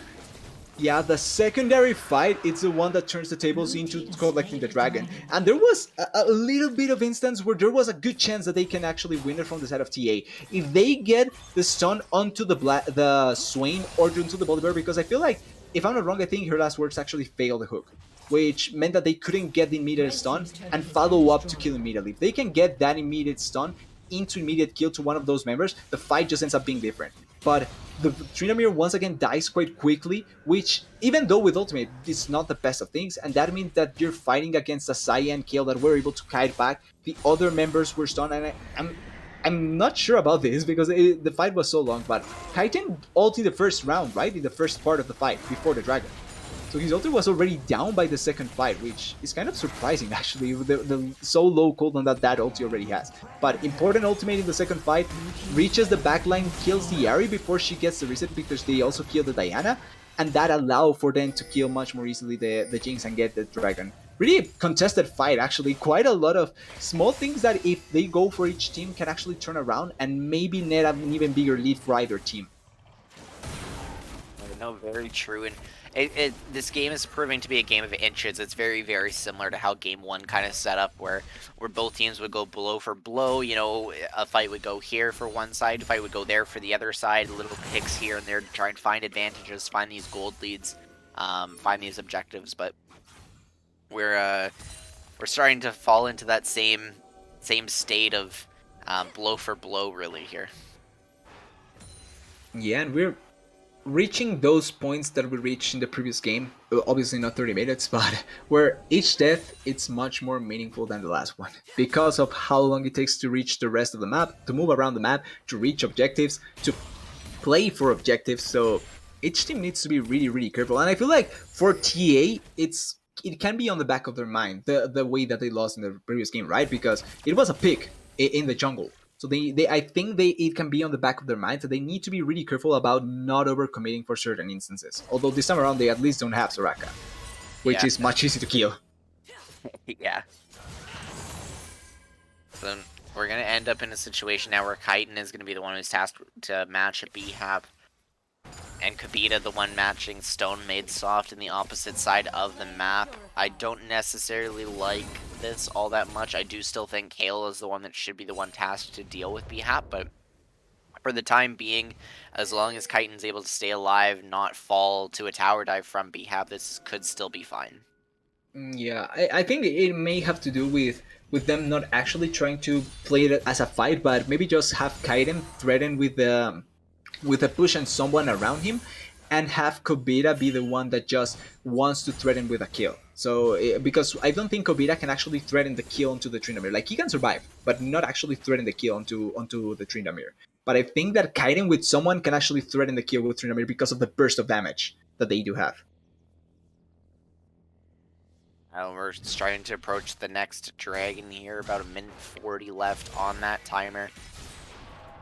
Vision setup is going to be very, very pivotal, especially with how both teams are playing, wanting to find these picks through the use of Dredgeline in her last words, or the Claw from Waka. So lots of different opportunities to try and make something happen. This will actually be the Moonfall onto Tryndamere, will force out the Undying Rage. Still try alive. kill Oh, for nice today, flash. but the flash from Waka to pick that up into the massive I think they can burst play this, yeah. will force the Zoni, as this is going to be a very close fight. Deity is excited. He wants to try and find something else here, but Zai on the other side of the fight is flanking. Kayle is TP'd in. Kobita wants to find some action, but the Feather Pull is going to slay Corny here. Dragon, a minute left on the spawn. TA going to be forced to limp away after losing 2 in that fight. Yeah, and the legendary flanking Saya on the side, it's the one that at the end collects, or allows to collect the kill onto the Trundle. And this is something that is really important and I've overlooked, and I'm sorry for that, but it's the lack of teleports. And I think that may also be one of the reasons why Kobita was playing on the other side, because they are valuing dragons so highly. I think they want to utilize the teleport that they do have over the Tryndamere and the Ahri to just play on the other side of the map and then opt into a dragon fight if it falls into that. That's also why right now Diana is responding to the other side, because she backed and then she's going to move towards the dragon. But because of that teleport advantage, it ends up being an easy fight for Ibiza to be able to cover, sorry for that. And they also are able to opt into the dragon. And if you take a look at even just the build paths for Hitman versus Deity, It's a full item discrepancy in these 80 carries. Jinx is not having a great time at all, but got a fight kicking off. Bully has already ulted in. They're going to try and find Corny here. Corny will be the first to fall to Waka, but the Moonfall is going to pick off the Ahri as well. Stone made soft limestone gamer. He's going to get cut down and eroded where he stands. Dragon going to get started up now by the side of CB Ibiza as the tower is now the focus in the bot lane by Chitin. Tryndamere all the while, B-Hap is pushing up in the top lane. Kibita going to be the one to go and match him there. That's the only thing that he can do. Yeah, Tryndamere really is stuck forcing out these side lane plays over and over again, and that's, you have no real way around it. The Gale Force and the Navori quick blades to try and push it at least a little bit faster and find these advantages or find these fights. It's just not going to be enough for the time being, and Kayle is very fast approaching level 16. Yeah, the power level, how is it called with Cassidy, the endgame? Is it? I don't remember. There's a way to call it, but I'm not actually. I don't actually remember how it's supposed to be. But yeah, level 16 threshold. The moment that she's essentially a god and can almost destroy everyone in the map, it's really is here because she already hits it. Just as I was saying, she hits level 16, so she's also about to reach Sunjust, which I think it's going to be really nice for her to also have a secondary survivability tool apart from her ultimate in case something goes extremely wrong, which realistically shouldn't be happening. But they collect the third dragon of the game, second Inferno for them, so they are now in Soul Point. And importantly, they are also able to push into the base. Like, the base is actually close to being open. Oh, wait, Tryndamere? Dying Rage is going to get popped. Will force a flash. Oh, nice. To get on top. They will trade 1-for-1, but I don't know who that actually favors. Probably the side of CB Ibiza, as there's no longer a split push threat in the bot side. And if you're able to deal with Tryndamere that easily, it's starting to become a problem if you're Team Ambition. Yeah, but it is also true that they stopped this split push from the Diana as well. Ooh, ulti force out. Frost and the pillar to go down and buy a little bit of space. The charm comes through, will delete about a third of the health of Hitman there onto the Xayah, but a quick heal from Kayle to keep him topped up and healthy. As they clear yeah, they have complete control over the top side with this. Yeah, they'll clear out wards in the top side here and start to shove these waves back in. Mid lane going to be the lane under siege. As these minions start to approach the tower, they do have the ability to maybe look for something, as B-Hap has spawned and Chitin is actually pathing up towards the top side, indicating this is either going to be the top tower take or a Baron look potentially. Well, they still have the tier 1 turret is still up in top lane, so I feel like it should be the first turret to try and open up even more space for that Baron potential, and then playing around the Baron. Especially because, once again, like we know, B-Hap is playing towards the bot side. Without teleport, oh wait, Storm itself. Yeah, good night. That was quick. That was immediately quick to happen, and importantly, Storm itself is 2 levels behind the Diana. If I'm not wrong, I actually saw level 16 Diana to level 14 Ahri, which I'm not sure how it happened, if I'm honest, especially with the CS differential. But having that lead over the Ahri and having level 3 ultimate, like, it's not even the ultimate that killed the Ahri, but having that 2-level advantage is important, especially now for these teamfights. Having level 3 ulti, Diana ulti is so good. Oh, and he's dead, yeah, quick. Gets the pull in. Her last words is going to fall to Chitin, taking matters into his own hands to pull this game into a win and force it into a game 5 of this series. Baron going to be started up now, down to 6k already. This is melting very, very fast. Corny going to try and get something down to get into the pit. Flash is available, but he's going to decide against it. Baron will be going down as the TP comes in from Kibita to zone off the rest of TA. Baron picked up for CB Ibiza. So I respect the decision for not flashing in, because you obviously, if you fail, you die immediately, and even if you succeed, you die immediately. But I think that at this point in the game, with 1 minute for the dragon and so much more in advantage for CB Ibiza, I feel like maybe that was the risk that you should take. Like, unless they opt into the one last stand fight in the dragon, This feels like it's going to be so difficult for TA to survive, and I still think that they can win this game because they have one of the best late game carries in the game, the Jinx. The problem is that she has barely reached 3 items. If she can get that third item for the fight, for the dragon fight, then there's still good chance for TA. But without that, it's really difficult. Oh, This is not going to be good. Undying Rage is now popped. He's trying to find the Xayah. Xayah's got the last call into the feather pullback. Does Trundle die? Trundle does not die just yet. Subjugate will keep him alive, but barely. As CB Ibiza starts to siege up onto this mid lane tower, this is likely going to be the inhib to fall as well. I actually think they can win. Yeah, they might try and look to close out this game. Maybe, maybe not. Oh.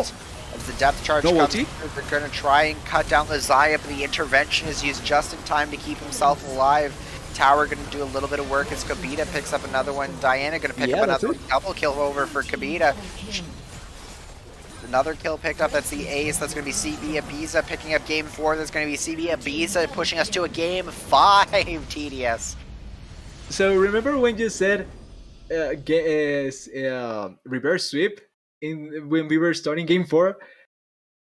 I thought that we were still too early, but now it's not the case because we're actually game 4 win for CB Visa. We're reaching game 5 now, and it's looking tough for TA after those 2 games from CB Visa. Like I feel like this was one of the better games in the whole of the series that CB Visa played around with, even with a disadvantage because like the mess up from the KL early on and some of the other things that did happen, but like the responses that they had in most of this game were actually quite good.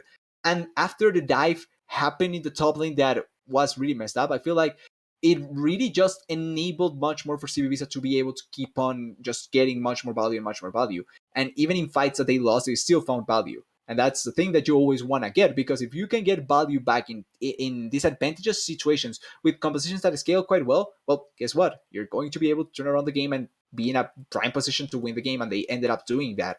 And I was worried about the potential that maybe the worriness or that little voice behind inside of your head that tells you there's going to be a reverse sweep. Be careful. Be careful about game 4. Be careful about game 5.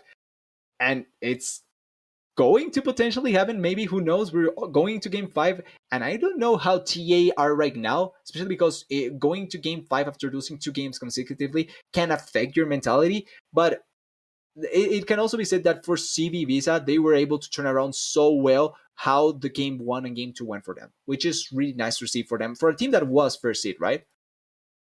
Yeah, with both these teams being first seeds, both these teams kind of coming into this thinking that, they've got something to prove as the better of the 2 first seeds in this semifinals matchup, at least ahead of the finals. So, it's going to be a war of attrition in our final game of the night for game 5, whether TA Revolution is going to be able to rebound that mental and take game 5, or CB Ibiza is going to come through like a steam train and just roll them over. When we come back, we'll have the draft. We'll get those answers for you. Stay tuned.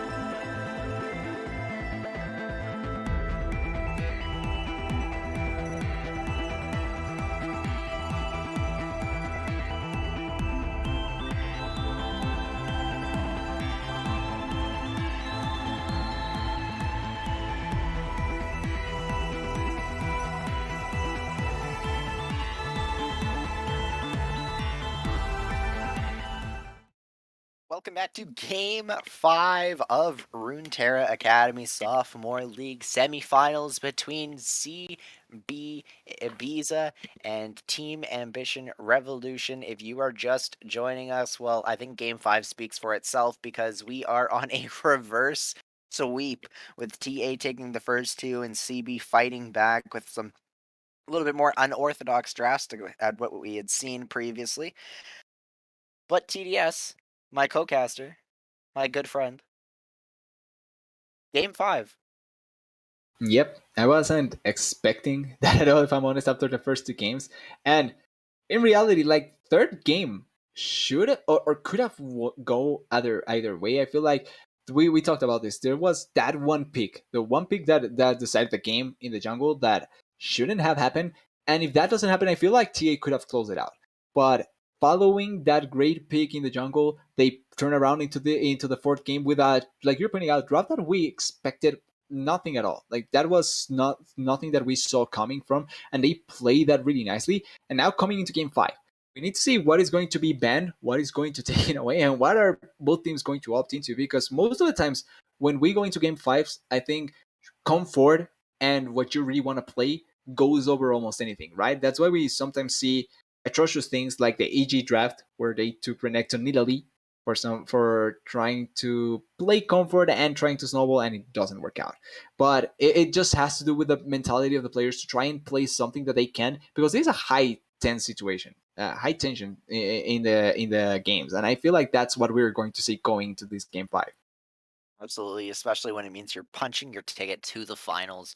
You've got such a such a burden on your shoulders to really make this happen. You don't want to be the reason why your team doesn't make it. You don't want to be the Yeah. reason why your team loses out on that opportunity to take that trophy, take that crown, take that prize money. So for both teams, really, this quite honestly is do or die. It's either you show up, you step up, you make it happen, or you fade to the black. You close the season out on a rather disappointing note, being so close to pushing through, but falling just short at the finish line. Yeah, and that's a feeling that no player wants to feel like that, right? Because when you're so close towards that also desired first place, to being the winner, to getting everything, that feeling or that dread that comes from, if I fail, I'm going to lose and I lose everything. It's almost awful. It's always awful. So you have to feel for the players what they can be feeling at this point, what they may be thinking about, what they want to decide. But the game will be in the game. We will see what it's going to happen, what it's going to be decided, and who is going to take it. We're already into the draft, so we have a couple of picks that were taken away in the previous game as well. We have a lot of the bans from the previous game, so no more, I think, 40 carry bans after the game 3, and I quite like that, because I feel like there was a lot of things that TA Revolution had that they were doing great with, and I think TA Ibiza with the Bolivar that is once again banned and the Veigar were doing quite a lot. And with the Zaya now taken away by CB Ibiza, this is a little bit of an adaptation where it had been previously been a ban that was forced from TAR instead. So a little bit of a change there. We do still have Trundle on the table, Jinx, Zeri, these things that we've seen previously as first picks. Zeri, the one that's going to get locked in here. This does speak to potentially going back to that Zeri Soraka pairing that we had seen in game 3. When CB Rush did start to mount that reverse sweep in this series. What do you expect the answers to be here for CB? So I feel like it's not an answer to opt into the Jinx here. I don't think that it's necessarily a bad matchup, but the Trundle, the Trundle, I think worked quite nicely to try and put a pressure onto the Seri with the pillar, the slow, and all that. And I think that Trundle does still find a lot of value early on. Like, I feel like we've seen it be less valuable later in the game than early in the game, and that's kind of what you want with Trundle, so there's no problem there. I would love to see them as a support, honestly, if they can play it, but I'm fine if they don't opt into that. Now, we may see a Swain once again. There it is. Nice. Called it. Swain will be locked in. Now, we've seen this in 2 positions for the side of CB, both in the hands of Waka in the last game, but also in the hands of Chitin, who pulled that out in game 3. Yep. To kind of change up the drafting style for the side of CB Rush, throw that kind of unknown factor against Team Ambition. So definitely excited to see where this one ends up. They have a lot of opportunity to really hide this pick going forward. This will be Diana locked in now as the takeaway for TAR. Chitin wants his hands, or not Chitin, pardon me. Stonemade Soft wants his hands on that one after getting abused by it a little bit from Chitin last game. Well, it can still be a flex. Like, it can still be Diana jungle instead. And you try to play around the flex. Like, I wouldn't be mad if they actually utilize this flex as a flex, where Stonemade Soft and also trying to remember the name. Sorry if I'm blanking on your name, but also the jungle can play the flex potential with the Diana, and that would be great. If I'm not wrong, it's Corny. Yeah, Corny. So if Corny can also play around it, which would be nice. The Blitzcrank pick here, I kind of like it actually. Like, if you have burst from somewhere, if they can pick someone to burst out or follow up with the CC, Blitzcrank here wouldn't be bad. And if he can get like the ultimate, if he gets the hook onto Swain before the ulti, and then he gets the silence, like, Swain should be dead before that happens. And I actually like this for the Blitzcrank as well. Cassiopeia, it's champion that doesn't have quite a lot of mobility. Like, her passive allows for her, but she doesn't get boots. So she's really reliant on getting towards the late game where she gets the extra mobility and also hitting her Qs. So picking the Blitzcrank gets actually quite nicely helped by picking the Cassiopeia here. You know, TDS, something that you touched on briefly before when we were kind of bringing in the opening to this segment was comfort and how valuable comfort is, especially in a game 5. Comfort doesn't come any closer than Cassiopeia as a champion for Chitin. True. It's the second most banned champion against this team, and he's locking it in for game 5. And you know what? I'll give it benefit. Maybe it goes somewhere else. I don't expect it to. I think it probably goes into his hands. It is what it is. So we will likely see Swain's support again for Walk here as Cassiopeia pivots back into the mid lane. A very good matchup if it does end up being Diana. Yep. If it does end up being a champion like the Ahri or these other sort of picks that are very mobile, have the ability to dash and kind of set things up for themselves.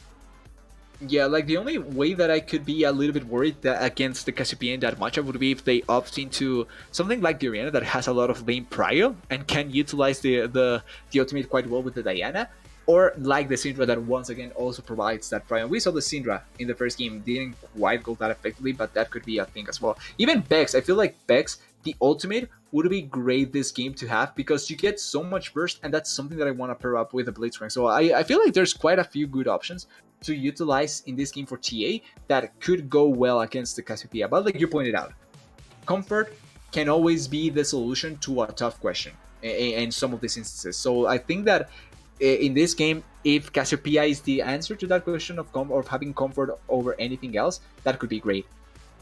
Yeah. Now, you did point out the flex. I don't think, but you did point that out as well, just in case. Yeah, we will see the R4 lock-in of Gnar for the side of CB Ibiza. This is the same thing that they did in Game 1 after taking off the likes of most of those tanks. Tahm Kench going to be locked in here for the side of Team Ambition. This could be a top Tahm Kench. This could even be maybe... Nah, I don't think it'll be a mid Tahm Kench. Never mind. That's wishful thinking. It would be great, will but likely yeah. come into the top lane. I don't necessarily hate it, but I don't necessarily like it either. I think the matchup that we had seen previously, the Ornn did do fine in that lane, all things considered, was able to have an impact on the game itself. Ultimately, it did end up leading to a TAR win. But the Ahri now is the final lock-in and answer for TAR to round out this team comp, so that does pivot Diana likely into the jungle unless we see some weird shenanigans here. But Ahri Cassiopeia the likely mid matchup for this game. Yep, it feels like it's bound to be. We're still missing the well, it's actually. It's the Cassio Gary. pivot. Is this the Cassio pivot? But who's the mid? so is it Garen bot with Swain or Garen bot with Cassio? Because I think that Gnar is bound to be top. It could be Garen mid too. This could be Cassio Swain bot into the Zeri Blitzcrank with That Garen. could be Cassio Swain top. You see, yeah, it could be Cassio Swain bot with Garen top. With Garen mid, like you're pointing out. and Gnar top. I'm kind of trying to think who fights if Garen is actually good against Yari. It's not a matchup that I can confidently say I've ever seen, if I'm honest. Like it's not one that I can confidently say that I know what should happen. But if I try to think about it, Garen runs forward, you charm him, but he shouldn't take enough damage to blow half of his health. And he has the regen from his passive, so it shouldn't be that bad. But at the same time, I'm not sure if it's good. Well, the E clears quite well if you have the attack speed, right? So it's not that bad for clearing. And then you have the true damage ulti to try and kill the Tam Kench. Could it be Gnar mid actually? Because Gnar has a range. And Tam Kench, I think Garen can fight better against the Tam Kench. Okay, we will see. Okay, no, it's Gnar top. It's gotta be Cassio Swain bot. It's gotta. I feel like if someone was gonna change it up and someone was gonna play something a little bit weirder, it'd probably be Chitin. Now let's go Garen Swain bot, I believe. Yes! Okay, so... Okay. I'm either... We're either getting trolled, and they're gonna change it up last second, or I was right the first time and it was gonna be Cassio mid. But the Garen... Yeah, either way. So you know what? I'm being thrown for a loop. And if y'all are gonna do this to me in Game 5 and you're gonna send me on like this complete weird drafting loop right at the end of the night, you know what? So be it. Let's make it happen. Let's have a fun one. As it should be. It's a Game 5. It's the Game 5 for finals live, for getting to that grand finals. And they want to go out with a bang, or at least make it a bang. I think that sounds normal. Yeah. So yeah, I'm excited to seeing how this turns out. If Ibiza with their wild card picks, I don't want to call it wacky, wild card picks can pull it off, or if TA with their much more conventional draft, because realistically TA has just been pulling off conventional drafts that have been according to what they have played the whole series. But Ibiza are the ones that had to throw a curveball because nothing normal was working out for them. Yeah, and that's one of those kind of wild card factors that can really make or break a series. Usually you'll see it in game 1 where you'll do something kind of different, maybe throw off the team, and if you get that win, especially with that unconventional pick or something of a little bit more wild card status, then it's now something in the back of the mind of the team that's lost going forward for the rest of the series, something that could potentially make a reappearance. Doesn't fit a scenario where this ends up being possible. But when you start to pull it out in back against the wall scenarios, such as games 3, games 4, and now ultimately game 5, this does lead to, you know, I hope this league has a banter chat. I just want to see the banter chat after. I think there was, and things happen.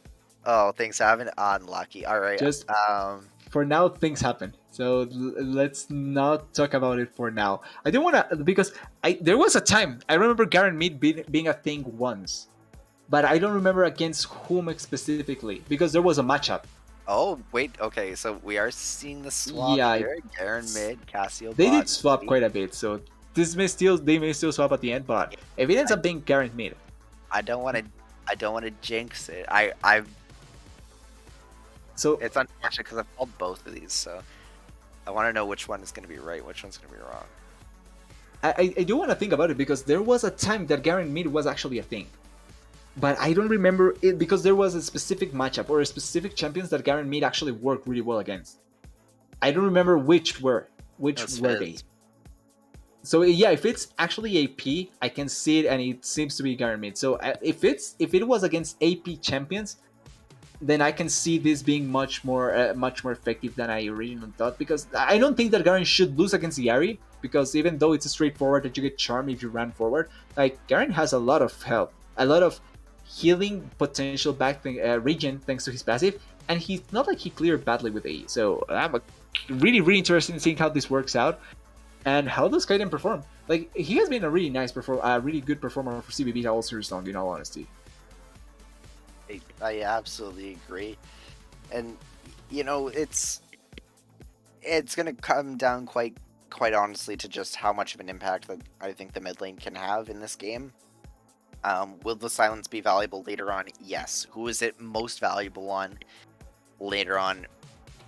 Probably Stone Soft. I don't know how that silence interaction necessarily works with Deity's Q being kind of the non-traditional auto attack version of I the think you do champion. cancel it. It does lock you out of that. I think you get locked out of it. I think I cannot say I've seen it enough to be sure, but I think it is. I will see if I can find out an answer to that interaction, but we'll find hopefully an answer to that while we're on a break. We'll be back Yep. shortly with Game 5 between TA Revolution and CB Ibiza.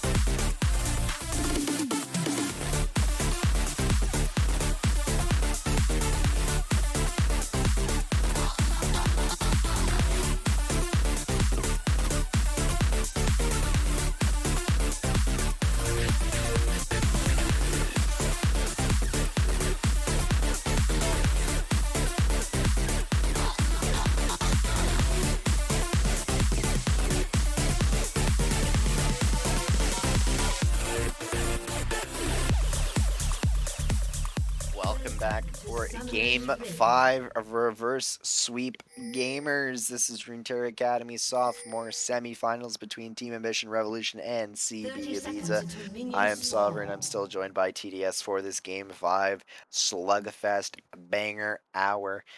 We've got Wookie in the producer slot behind the scenes. You can't see him, but he is there.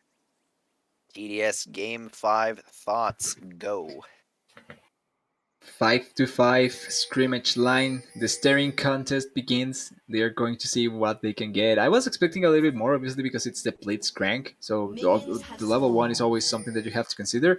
The problem is that it's a game 5. So even then, you cannot, or you at least don't think about going over aggressive just because of how damaging that can be for your team. But it seems like they may potentially opt into that level 1. Because there's that ward inside of the jungle on the entrance. So they are going to know 100%. They should disengage from this. Yeah. Don't want to give really anything up, at least, especially this early on. Any kind of foothold in the game, early advantage could actually snowball out of control, especially when you're in such a do or die game. Yeah. Again, for anyone not aware of what a game 5 is, I can't imagine what kind of rock you live under. You must be a true limestone gamer. But implications are this goes to finals. Can't get any more simpler than that. So. Yep. So you really don't want to lose this game. And we're also already seeing a little bit of action. I want to comment on something before we opt into the lanes, because I really like that Didi took the ghost. There's going to be a lot of movement speed, a lot of ways for you to die even as a Seri. So taking that extra movement speed, Summer, to try and keep yourself even safer than from the Garen that has the ghost as well, from the Gnar, from the Swain as well. I think it's super idea for the Seri. Failed first hook. It does force him into a situation where he will likely need to buy that QSS because he doesn't have cleanse, especially given the claw. You're going to have the petrifying gaze to come out, the miasma slow that you can try and cleanse off. So a number of factors to try and keep in factor for. That is true. I think that even with cleanse, like there's the argument that even with cleanse you potentially could die, but I can see cleanse being an item this game. Not particularly for cleanse, no, sorry, QSS being an item this game. It's a lot of damage. Yeah, I guess the pull in, but the rocket grab, he's going to get the ignite as well. The Blitzcrank passive shield will help to try and limit the damage that comes through. But this area is going to pick up Cassio. Does find the flash and the claw grab that will be the traded kill over 1-for-1 inside the bot lane. But the big majority of the gold going on to Deity with that first blood. Yeah, really important that she collects the first blood as the Seri, because she gets the Shin first, and that's such an important item for the Seri. Oh, this is not good for her last words. We'll get clawed right back into the miasma. Not really sure why that was a play. I think I should just have disengaged, but I think there was no vision yet, so didn't know that the Cassiopeia was already there, but still. That's rough for the jungle. Yeah, I think that's just plain disrespect and not respecting the death timers. You killed Cassio so long ago, at least in comparison to the game's length. So I mean, that's just pure disrespect at that point, and feels bad for sure. You give a lot of gold back into Cassiopeia, so it's about even overall, at least in terms of these bot lane carries. The good thing is that at least she hasn't backed yet, like with the gold that she got from the kill, so it's not like she gets immediate value out of that kill. Not comparable to the Seri that did get the value, the potential to go back to lane, so she gets immediate value. Ooh. Yeah, we'll find the wall up onto the Tahm Kench. Not going to get anything further from that, but the claw pull into Miasma into the bot lane does see Blitzcrank dropping to about a third. Wave is stacking up into the top lane here as Gnar wants to build up these waves relatively easily. Tahm Kench not the greatest farmer under tower, as he does start to eat a wall up here and there. Another good trade. Oh, the Hex Flash. What? But into hook does actually find with the massive hitbox. Not really sure how that is even allowed. Oh, she failed. Find with a dash, but is he gonna find the kill? He's not gonna get the auto attack enough. He put it into the Swain. Corny drops under tower, so close to taking down Hitman. No, that is so unlucky. And I do gotta say, even though Courtney is the one that ends up dying and did misplay with the fact that doesn't get the out attack to get the kill, maybe because the Diana thought that there was enough damage there. The Diddy did fail one of the Qs, and that was enough damage to get the kill as well. So it's a little bit on almost everyone to be able to get that kill, and it's really unlucky that Courtney is the one that pays the price at the end. So even though the Cassiopeia is forced back, she already has lost chapter. So she essentially will get eternal mana to be able to stay in lane unless something really bad goes on. She should be able to just stay under turret and farm without that much trouble. And realistically, the Swain and the Cassiopeia were already doing a nice job trying to punish the Blitzcrank. So I don't think that they will be doing that unless a gang comes down. And with that slip, you're starting to notice the trades are getting a little bit more harmful for the side of TA Revolution. The Casio is starting to layer a bit more damage in with these Twin Fangs. Waka starting to do a little bit more damage with these claws as the game goes on. So scaling up a little bit more and more doesn't mean that the side of TA Revolution is not going to be able to do anything necessarily. You do have the Hearthbound Axe and the Sheen in inventory for the Zeri, but it's all about how these champions scale. Both of these bot lane carries want to be able to scale up, find these item thresholds, make the use of their gold as the game goes on, but it's how soon can you get to that point. Yeah, and there's actually a huge problem with the composition from TA that I didn't really put much thought into, or that I didn't really talk about, and it's the fact that look at the champions that TA has.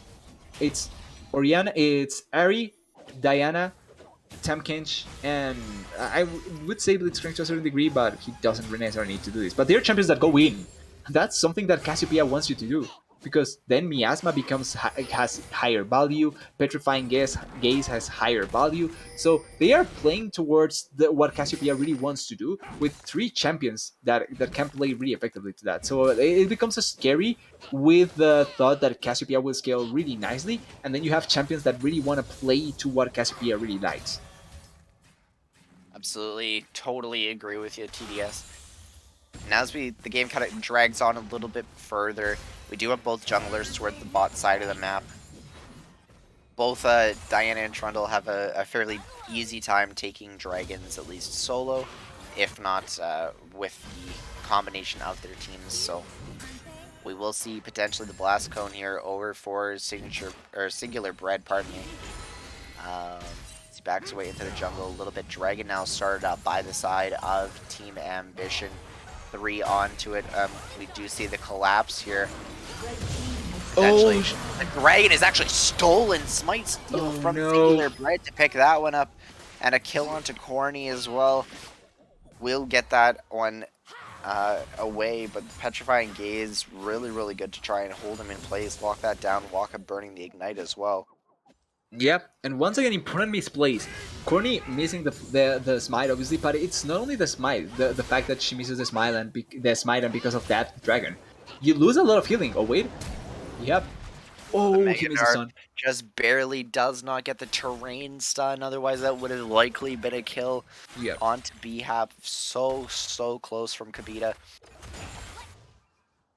Unlucky, but it's still a nice trade. Like, did blew the flash out of B-Hap and still has the pushing power to just through this wave into the turret and be able to back. But just quickly to finish on the dragon point, because it's not only the fact that the Diana loses dragon, it's the heal that you get with the smite.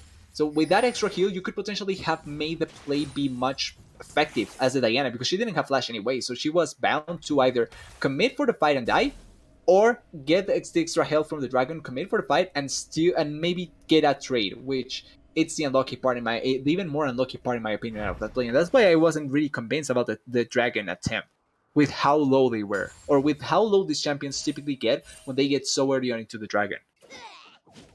Yeah, a very good point, especially.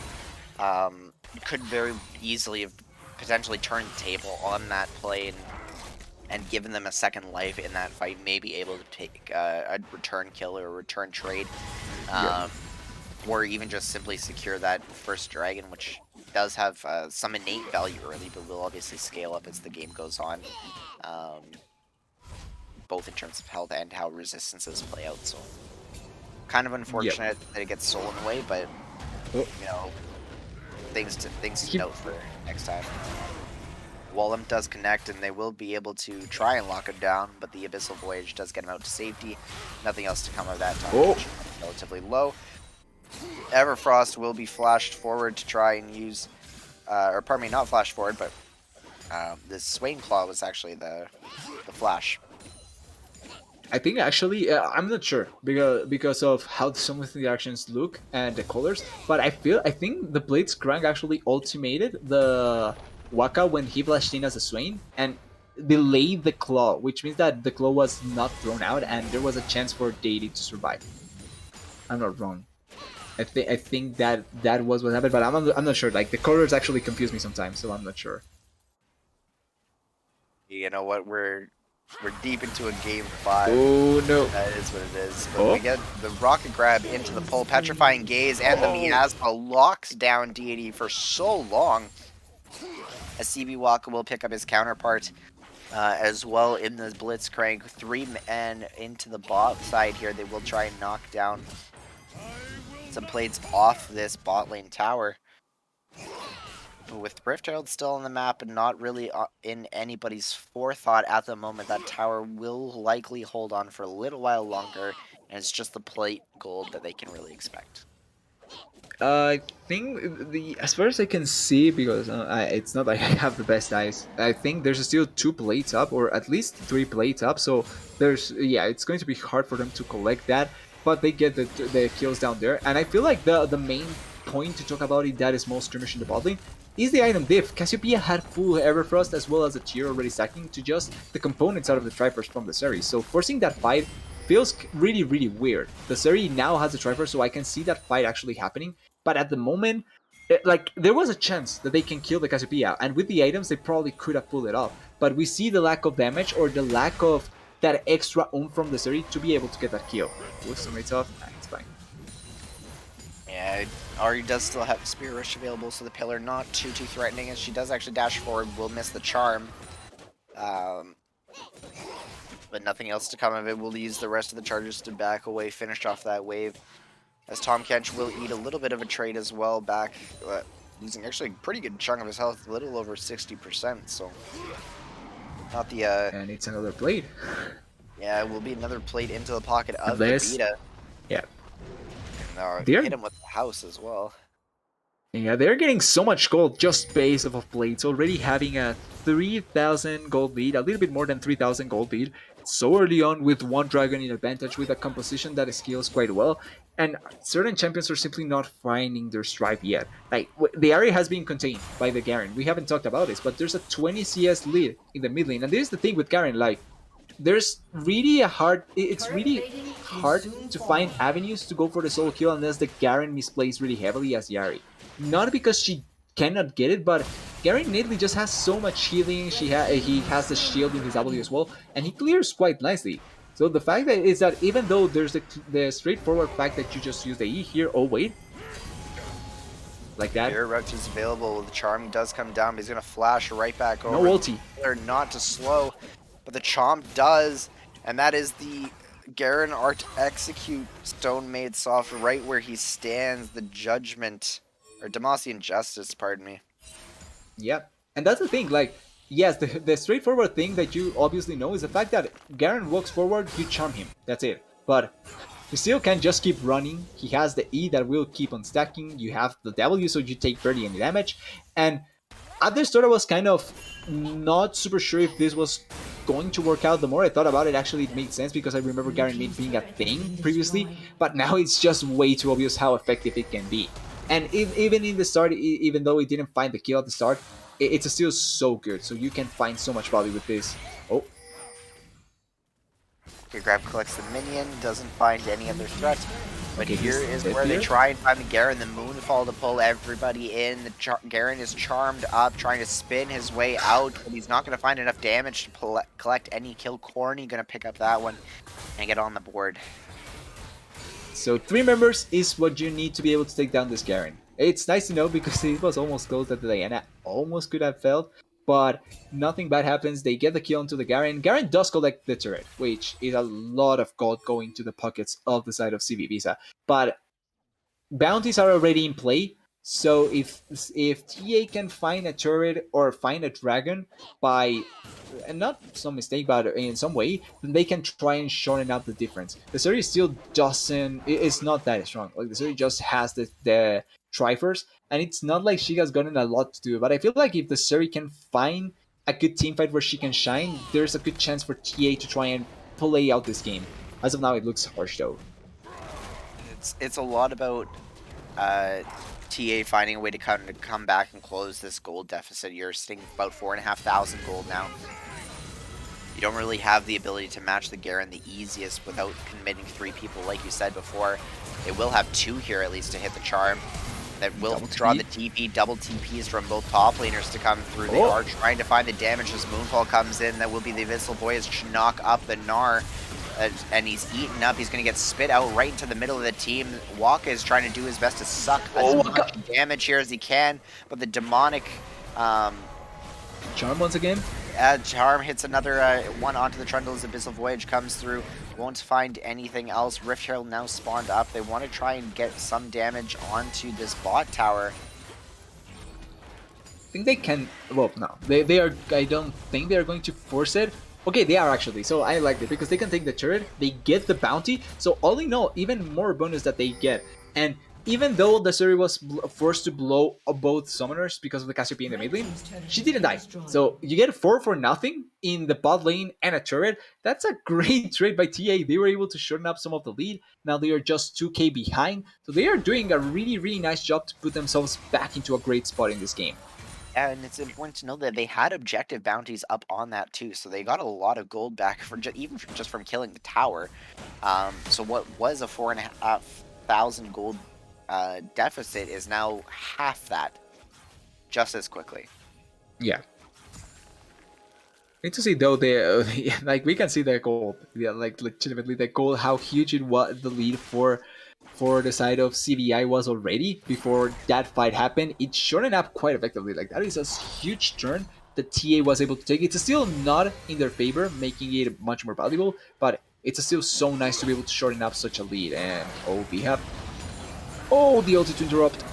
So Voyage will get cancelled, he's going to get grounded, he's going to get stunned, he's going to get put in the dirt. Hitman on a rampage on this Cassiopeia as Bhap falls for the first time this game. Yeah, and the lead that we were commending is back. It's back into the hands of CBI, which means that it is looking once again rough. And the Ahri died as well in bot lane, so... Made soft drop to a kite as well.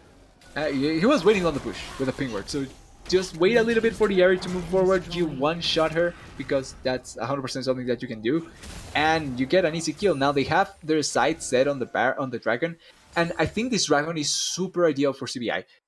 Cloud is not typically the best of dragons, but getting the extra movement speed for some of these champions is super good. Like giving Garen another pair of I don't want to say boots, but giving him extra speed to reach the backline, to reach the Seri is going to be ideal. You give that movement speed as well for the Swain, the Cassiopeia to kite back and survive by herself, and the Trundle as well to try and get towards the backline. So this dragon is actually quite good for the side of CBI to get. This is going to be the earliest stack for a potential soul that we've seen all series. This does put us just late into about 23, just before 20 minutes. As the Spirit Rush over to try and find the Cassio, they will find the Moonfall. The Charm, I think they can do this. Gaze to lock her up. That will be a shutdown. Stone Made Soft going to pick up that one. Really good use of the Spirit Rush there, but they're trying to find Waka as well, as Garen is spinning all around. Corny will fall. Kaiden. Mossy and Justice, not enough damage on the execute, but he does get the double kill before falling. 80 going to pick up that one. Demonic Ascension going to try and keep himself alive for a little bit longer, but Waka is going to fall too. That's 3 kills over to the side of Team Ambition for only a 2 loss. Yeah, and they get a shutdown from that as well, though. I think, I'm not sure if it was 2 shutdowns, but they get shutdowns out of that and into the series, so that is still great. Oh, Ibita. Yeah, the fight's going to continue on here. Abyssal Voyage is still available, but the Hitman has TP'd into the backside. They are trying to keep Zeri alive as much as possible. Kibita going to pick up Bhap. But Stone Maid Soft going to be able to get over the wall with the use of that flash. Good flank from Hitman to try and make something happen with that TP. But they're Oh, still looking Deity! for Zeri. Deity is Oh, so close to being in trouble. He is going to get walked. He is going to get knocked. He is going to get knocked into the that's better. ground. Kavita going to pick that one up. And Baron now in their sights for the side of CB Ibiza. Yeah, this is another thing that CBB's comp have. They have a lot of Baron damage, of objective damage, thanks to this Cassiopeia, thanks to the Trundle, thanks to the Garen as well. So this is just an easy Baron that they can obtain, and once again, putting themselves into such a comfortable spot after such a nice play out of TA, they are able to turn it around immediately, get another important lead, and put themselves even one step closer to finishing this game. And Didi, I feel like you should have run towards the top side and just try and back on one of those spots, because it's harder for them to reach you when they are covering that much distance than just when they are going to your jungle, because they were already in the mid lane, so the distance towards your jungle is much shorter. But ends up paying the price for that, ends up dying, and this game is looking really, really rocky for TA. In instances, I like to call, at least when you know, you're 0-2 in a series, you're getting ready to go to game 3, you put in that pre-game lobby chat, I'm not sweating, you are. So yeah, you could definitely feel the side of TA sweating just a little bit in this game. Starting to Just feel a little bit. that life fading a little bit from their eyes. Some of these fights are going well, but the majority of them are not. As we see the flash over into the knock-up, into the rock grab. They're committing so much to this fight, but the stopwatch buys so much time. The Claw is going to find her last word as Chitin picks up that one. There's a fight into the top lane too, but this jungle fight is where we want to keep our eyes on them the most. Zeri is going to be able to try and get out over the wall with that electrical surge. But the TP from Kobita is going to find right over top of Komi. He's going to flash away. It doesn't matter. He's stunned up. He's going to follow as the double kill to Singular Bread. As CB Ibiza starts to push up this mid lane, they do have the Baron buff. They do have the ability to take this tower to potentially take the inhib. Can they push even farther? That's my question here. Her last words is up. I think they are going to actually commit, even with the Blitz up. Yeah, it looks like they will try. They do have to try and push against two of the three being carries. No, they will decide to back away, not wanting to give this up. But with soul points coming up in a minute, that is likely where they're going to turn their focus. Yeah, so let's look at the bright side for TA to try and see what they can do. So, first of all, the mid lane inhibitor is open. So there will be a huge influx of minions going into the mid lane. And importantly, is the easiest inhibitor to protect. It's the easiest one because it's the middle of the map. So you're bound to be there at one moment in the game. So it's the easiest one to protect. Then the second thing that they should look positive into is the fact that it's a Cloud Drake, a Cloud Soul. Even though I said that this was an actual good Drake for CBI, it's not the worst of Drakes to give away. So it's not like you need to fight this. I feel like you should not fight this at all, because you still need some items to come back into the game. It feels like they are doing that. Also, Love Hitman has Stoneblade. That's it. That's all I wanted to say.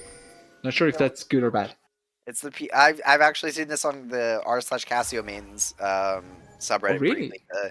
It wasn't specifically tied to Power of Evil building in LCS, but there is actually some decent notes because her nice. damage amps relatively early, and if you end up needing the additional shielding and resistance to try and keep yourself alive, you actually have enough sustain usually through the Twin Fangs poison damage to keep yourself alive. Okay, that's perfect. That's actually something that I don't know. So I just that's why I wanted to comment it, not actually say anything about it, because I haven't seen it previously. So if there's actually reasoning behind it, I'm okay with that. Like, and if it does allow for more survival, then it makes great sense. God, the Stride Breaker. It's crazy. These are crazy gamers. I'm telling you, TDS, this game is on a knife's edge at this point. It's so close to just falling apart for TA, but they're doing their best to try and maintain what they can. As long as the Nexus is up, they can still win. This is true. That is the only structure that matters. Yeah. It's hard to protect, but in a realistic it's the other sense. So what does WinCon become for Team Ambition here? Is it playing towards Elder? Can they afford to give up an additional Baron while they try and wait out this 5-minute timer? Or what does that situation look like? So I feel like they can give up Baron, but they have to take at least one person out of with the Baron. because they cannot allow a full onslaught of Baron. Like they have to take one out so that they can buy themselves a little bit of time for prep, and then they can cover the Baron. They cannot give up Elder at no cost. That is the only objective that you cannot give up, because that is a game-winning objective. So that is something that they have to fight for. But Baron, I can see it if you can give it up. I'm okay with it if they give it up, as long as they can get a kill on one of the members. Ideally, Garen, because I think that Kobita is going to be much more hard to try to get on top of. He has flash and jump. Garen has only flash. He's harder to kill, I think, than Narp potentially. But I think that it has to be Garen. That's how I would look at it if I was on TA's side. Try and slow down the game in some way that I can see them being able to win. Yeah, and the longer this game goes on, the more you kind of realize just how much of a menace um, this Cassiopeia is becoming on that 3-item power spike, um, in comparison to the 2 items for that Zeri, part of that coming down to the actual combined gold cost of the boots being 1100, but that's not enough for a full item in the grand scheme of things. So let's call it a half item up in gold, realistically speaking. Yeah. So in order for this Cassiopeia to really die, it comes down quite simply to either her last words finding a critical rocket grab on an out of position Cassio. It could be Corny finding a multi-man moonfall in the back line Yep. into large setup from Zeri and Ari. It could be a decent number of things to try and limit the amount of carry potential that actually comes through from the side of CB Ibiza. But for these things to go right for TA, so many things have to go wrong for Ibiza. Yeah. And these are the kind of things that you always want to try and avoid where you're opting into compositions, right? Because when a lot of things have to fall in place for it to work out, it's not the most ideal of situations for you and your team. Like when you need to make something be as effective as possible with a lot of pieces being committed, then that's the hardest part to being able to execute something. In comparison, when you see the composition that the side of CBI has, like even though it looks kind of strange, it's not that hard to pull off. Like you just put 4 members with ultimates running forward, and you have the Cassiopeia trying to play behind or pee behind. And if she dies, it's not the end of the world, because the other 4 members can actually do things as long as they survive long enough. Which I think it's not that hard to pull off, not that hard to execute, and it's against a lot of champions that are not that tanky. So all in all, it works out quite well. And something that I failed to comment on at the start of the match or at the start of the draft that I think it's actually quite important is the amount of magic damage that this composition has. Like when you think about it, almost all of these champions deal magic damage, and the Seri, even though she's an AD carry, she deals a heavy amount of magic damage as well. So itemization in this game wasn't that harsh on the side of CVI to try and delay or deny some of the power spikes from the side of TA, and they actually get a lot of return for just opting into some magic itemizations here and there. It's a very, very good point to note. Not only does the wits end become such better intrinsic value, at least on the NAR, but one of Garen's biggest struggles is being able to stick to targets. And while Yeah, Stridebreaker does allow for a little bit of that to um, kind of solve itself, Force of Nature becomes that much more pivotal of an item, being able to stack up and ramp up that movement speed for you, being able to maintain that kind of distance. Especially in the RE matchup specifically, if you're caught in that 1v1, Foxfire does actually grant you 12 stacks on your Force of Nature just like that. Each individual flame is treated as its own separate ability, essentially, yeah, in how that interaction works. So there's a number of ways for not only Garen to stick. The Trundle Pillar is going to be another part. Waka has been really, really good on these Swain Claws as well to try and lock them up. Never move, really speaking to its name of not allowing anybody to really do anything. So, um, a lot of credit for CB Ibiza for making these proactive plays. Getting this early dragon stack, really forcing the hand of TA, and TA just not being able to find the traction to really pull themselves out of the trench that they've fallen into. okay, yeah. Just to what one last point before we move to a short break because of what is happening. It's kind of sad to see it on TA, right? Because I feel like they were like it's not like they won super dominantly, but they were doing nicely. And seeing it being kind of forced into this situation after the whole series, how's it gone? It feels kind of bad to a certain degree, and it feels really good for CBI that they were able to turn it around. Yeah, absolutely. Um, yeah, we're gonna take a very quick break while the pause finishes off, but when we come back, we'll have the remainder of this game. Stick around. Where's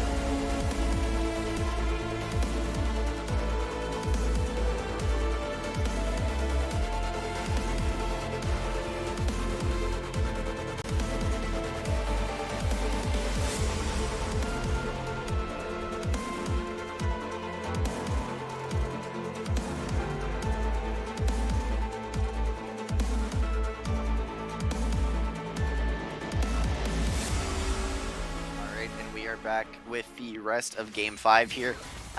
Sovereign, TDS, play-by-play, color, Wookie in the background.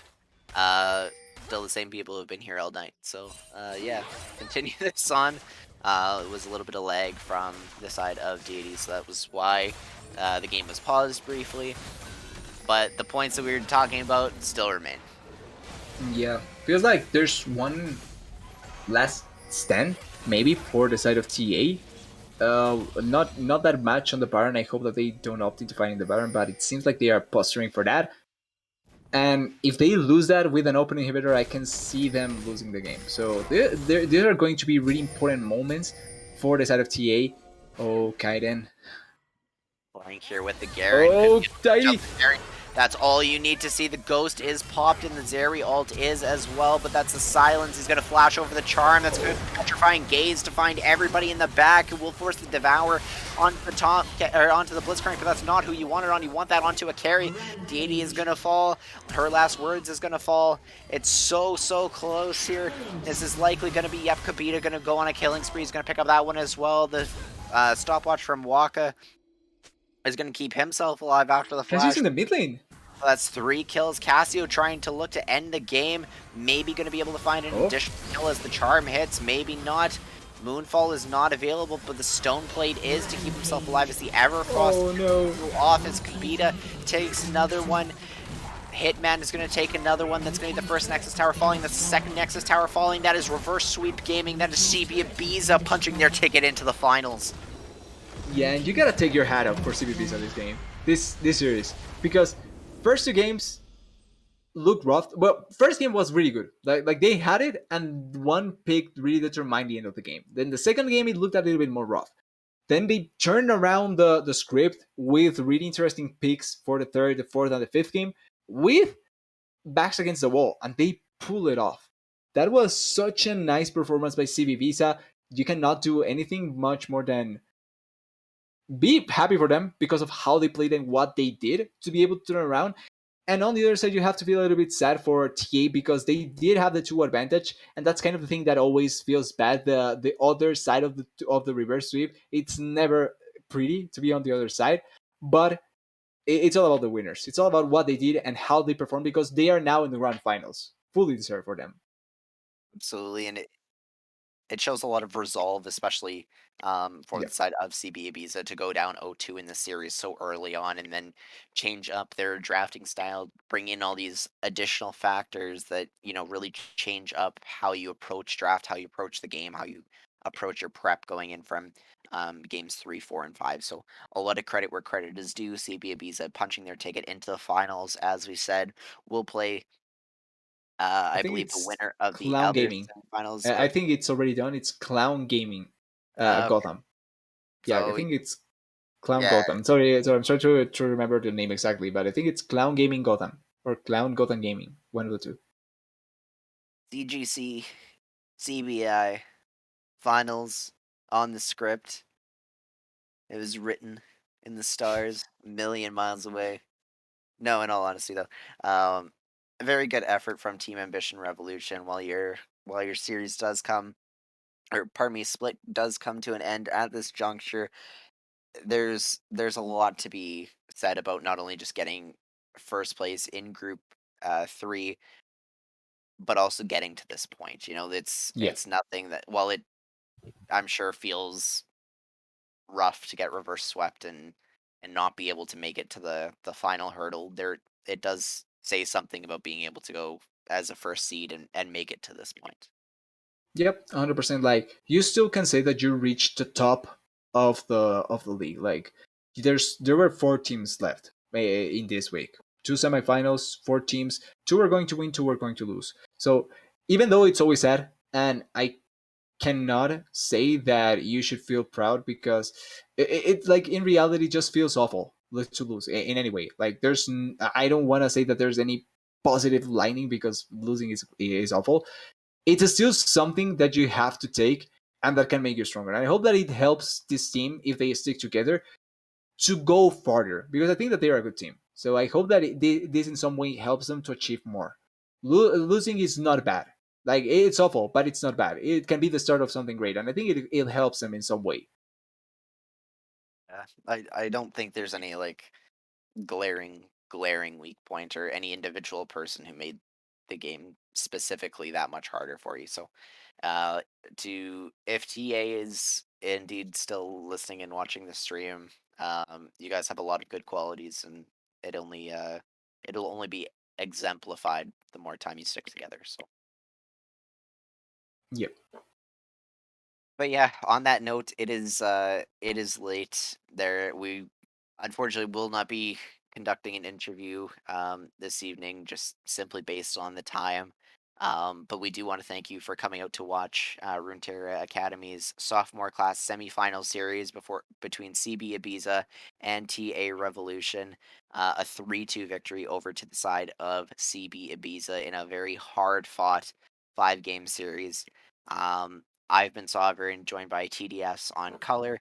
We have Wookie as the producer, who's been doing all your camera stuff and making everything look nice for you. So be sure to give a nice big thank you to Wookie in the Twitch chat if you're still watching. But on that note, we thank you for joining us.